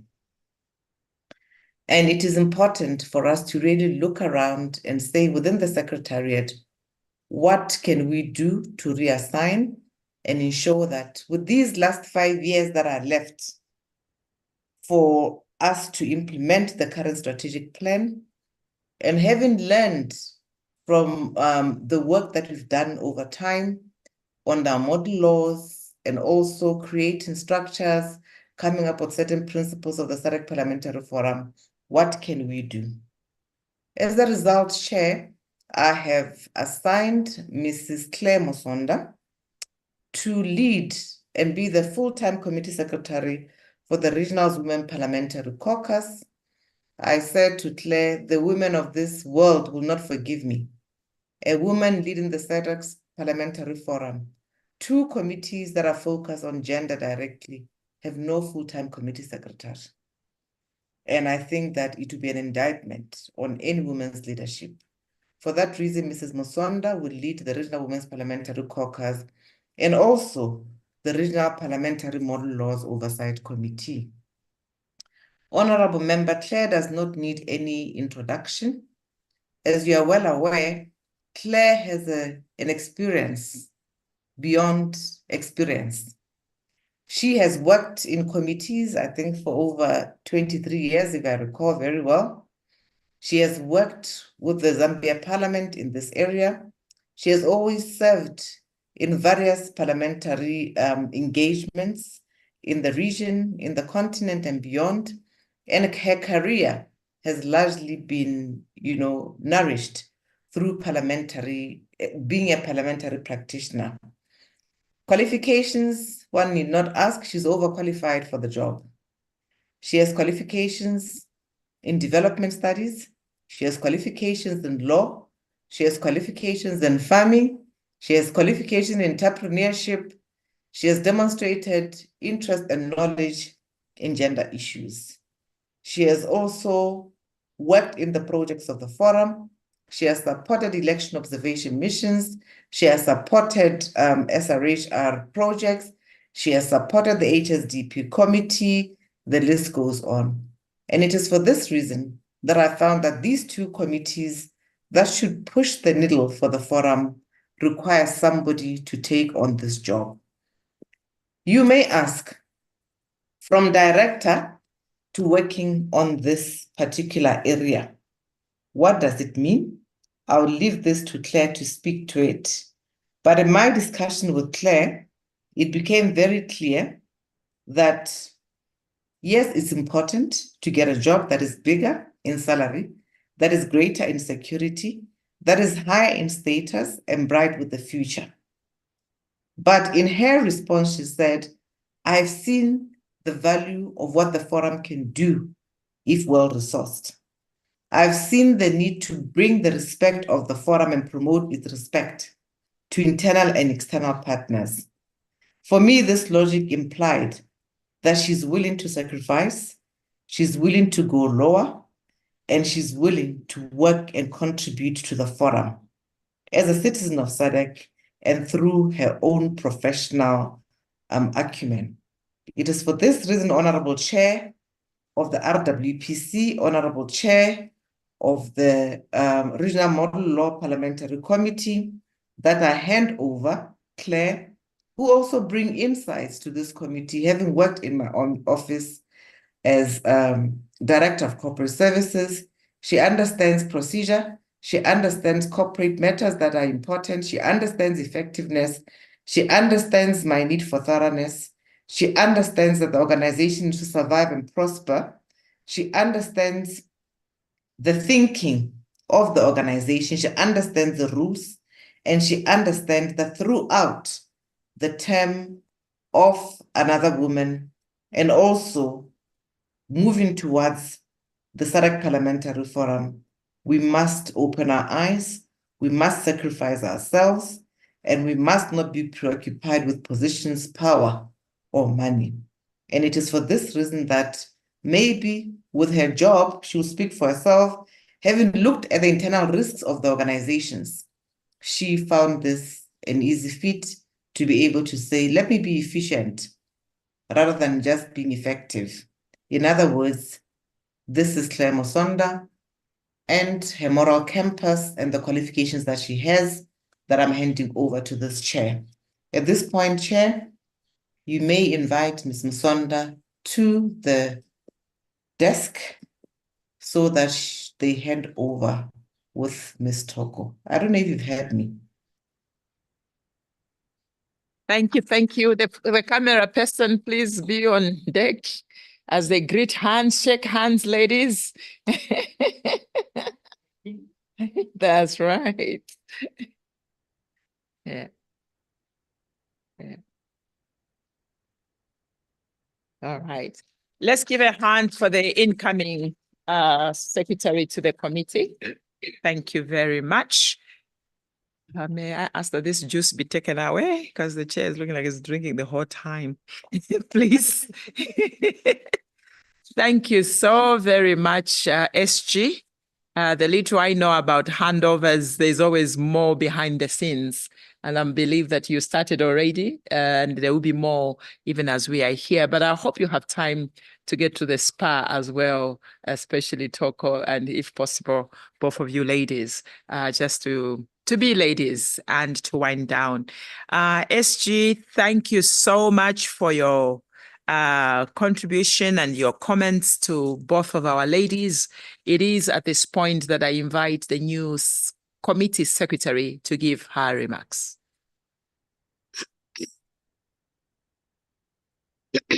Thank you, Honorable Chair. And once again, good afternoon, Honorable members, Madam SG and colleagues. I'm very honored and humbled to be here. And I think SG has explained the genesis of this reassignment. For me, I've seen the forum struggling in terms of resourcing the committees, especially. The last few years have been quite difficult. Many times when committees meet, we simply ask the parliaments to give us someone to sit in for that day. So it's been quite difficult, quite challenging. Nothing else could happen apart from just that meeting. So you find that just a concept note, the minutes are done. This person has their full-time job, they leave and they go. So I think it's a matter that has been exercising the mind of the Secretary General, and those of us who have worked closely with her have actually seen this struggle. And there doesn't seem to be an end in sight to that problem, because I think there are more complicated issues which perhaps the chair is aware of, which are discussed at the executive committee level. So my own position is that I feel that I can assist the forum, because there are also issues, like SG pointed out, of risk. Remember yesterday in my briefing, I did say that one of the issues that will be looked at during the time of transformation is the financial viability or feasibility of this project called SADC Parliament. So obviously, what will come out is what is the structure, which positions are filled. And you are going to have in the core programs department, which is the core department of the forum. You can imagine if in your committees department, you have 10 committees, but you have 2 staff in your parliaments. Is that something feasible? A parliament can't operate like that. So for me, I'm taking a step to support the institution, which I believe we all have. It's our institution. And this is the least I can do, is to give of myself. I think for my qualifications, SG has spoken. I'm a development practitioner. I'm also a lawyer. I have 12 years at the Zambian Bar. I worked in the Zambian Parliament for 22 years when I retired as director of committees, actually. So I've worked across the length and breadth of the committees. I've dealt with financial matters, so I'm comfortable dealing with PFM. I've also worked with the social committees, so I'm comfortable dealing with reproductive health. I also led the Zambian team of SRHR researchers for 3 years. And I was desk officer for SADC PF for 10 years. So I have quite a good understanding of the organization, what it does, what it stands for. And I think that I have something to offer. As I say that, like I said, I'm coming with humility. I'm looking for wisdom from the honorable members. Obviously, they have lots of experience, lots of knowledge that we can draw from. And in serving you, I will rely upon your wisdom and your guidance as well, Madam Chair, and your committee. I think let me not say too much for now. I'll end there and leave it to you, Honorable Chair. Thank you very much, honorable members. I look forward to working with each one of you as we go forward. And the members of the RWPC whose chairperson is here, Honorable Madam Raymond. I'm sure I'll meet the committee later. Thank you. May we hand over Claire to Madam RWPC Chair? Oh, to speak, yes. No, to hand her over to the chair of the RWPC. Maybe the chair should have had a seat next to you, RWPC, so that it's final. We don't have to hand you over again at the next sitting of the RWPC.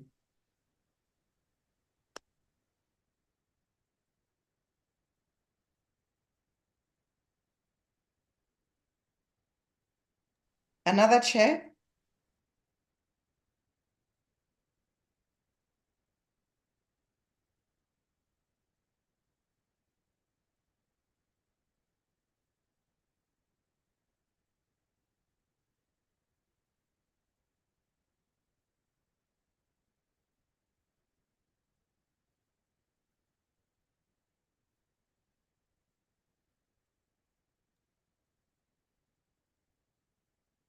The mic is off, I can't hear. All right, you'll see the photos. Together we can do it. Yes, yes, we can. Yes, we can. And yes, she can. Thank you, Madam SG. We are ready to do the job well. Thank you. Thank you. Thank you, ma'am. All right. Thank you. Thank you, Madam Chair. All the best. Thank you. Thank you. Thank you, ma'am. Okay. On that note, we are back to business. Any other business, honorable members, as we come to the close where I'll give my remarks. Any other business? Also, to you members, any matters that you felt were not dealt with, any additions? And after this, I will be giving my closing remarks. Therefore, I will then bring the meeting to a close. Any, release the mic, ma'am. Any other business? Lesotho? No. Malawi? No. Tanzania? No, Madam Chair, thank you. Or spoken, Secretariat? Any additions? None. SG? None.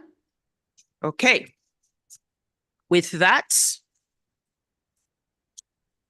honorable members of Parliament, Secretary General of SADC Parliamentary Forum, Ms. Boemo Segoma, esteemed presenters, staff of the SADC Parliamentary Forum, the staff of the different national parliaments.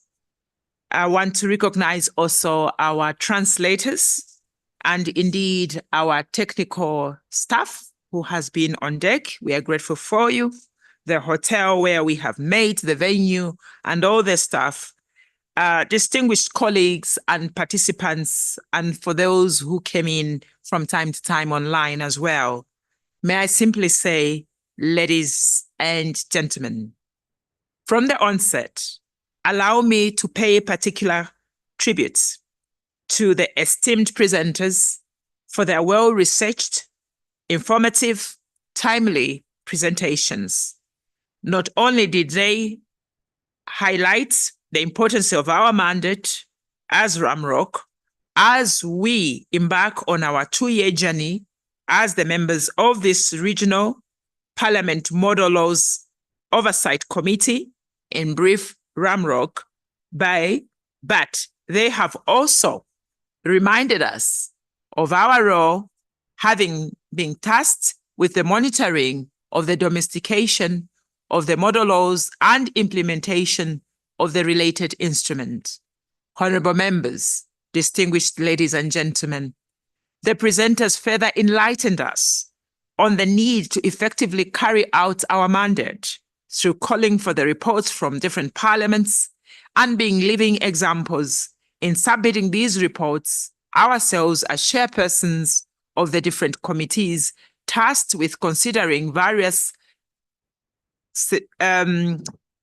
thematic issues which are in the interest of the people we represent, including those aimed to promote the attainment of sustainable development goals.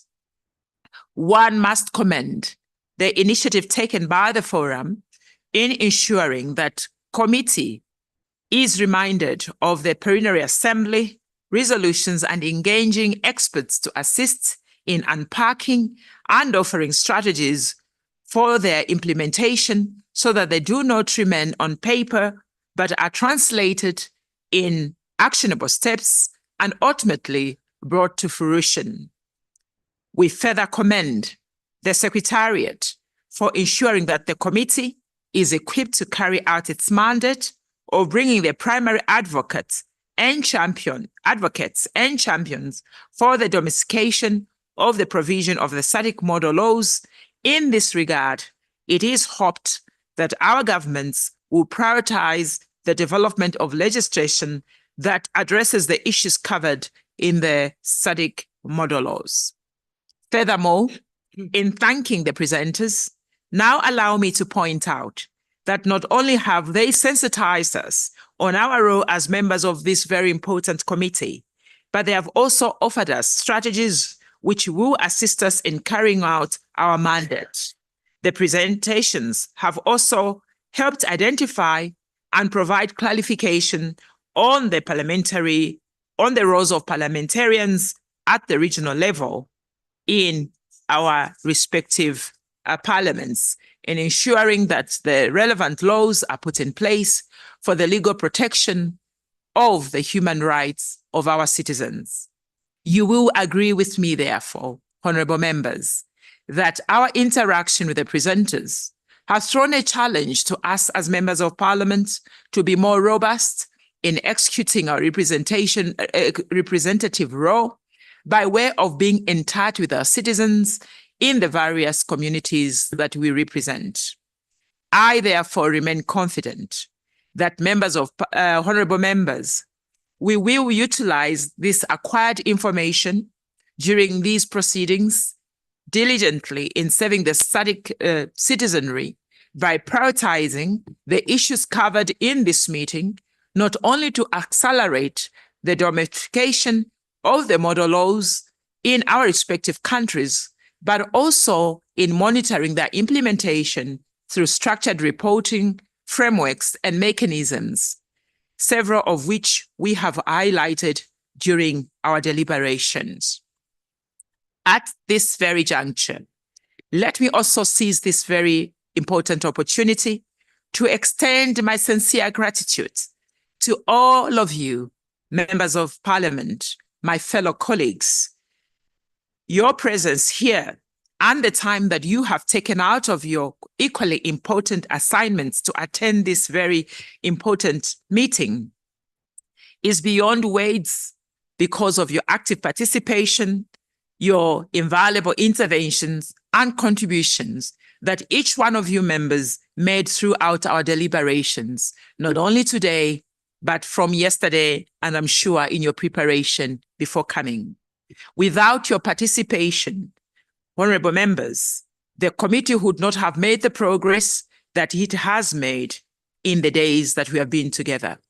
In other words, we have been able to successfully deliberate on matters of importance of our region only because of each one of you. Honorable members, your commitment to the cause and the presence made this meeting a success. The positive outcome is the fruit of your hard work and your commitment. Honorable members and ladies and gentlemen, as I conclude, permit me to thank Secretary General and her staff who have worked tirelessly in making this meeting a success. May I also wish on behalf of all my colleagues, all the partners who have continued to support us in various ways, including the sponsors of this meeting, and all the presenters once more again on behalf of my colleagues. Without your commitment, your expertise, professional support, it would have been that much harder for this committee to achieve the level of participation, but also indeed the level of appreciation of our critical role in which we have attained through this meeting.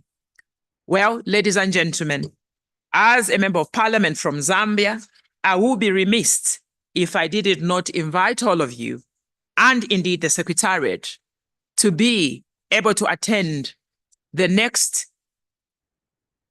plenary assembly that will be happening in Livingstone in the Republic of Zambia from the 8th of December to the 15th of March.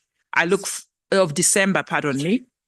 forward to you coming to Zambia and indeed to showing you the amazing Victoria Falls. And indeed, may we continue interacting and indeed sharing on our social platforms until we meet again. God bless you all. Muhambe Gathe for those that will be traveling, and Musale Gathe for those who will be remaining. I officially call this meeting to a close at exactly 16:28 hours here, South African time. God bless you, and the meeting is officially closed. Ronald, terminate. Thank you. Have a great day. Thank you. Thank you to all those online. Thank you, SG, and thank you, Secretariat. God bless you. Mohambe Gas. Ronald, terminate.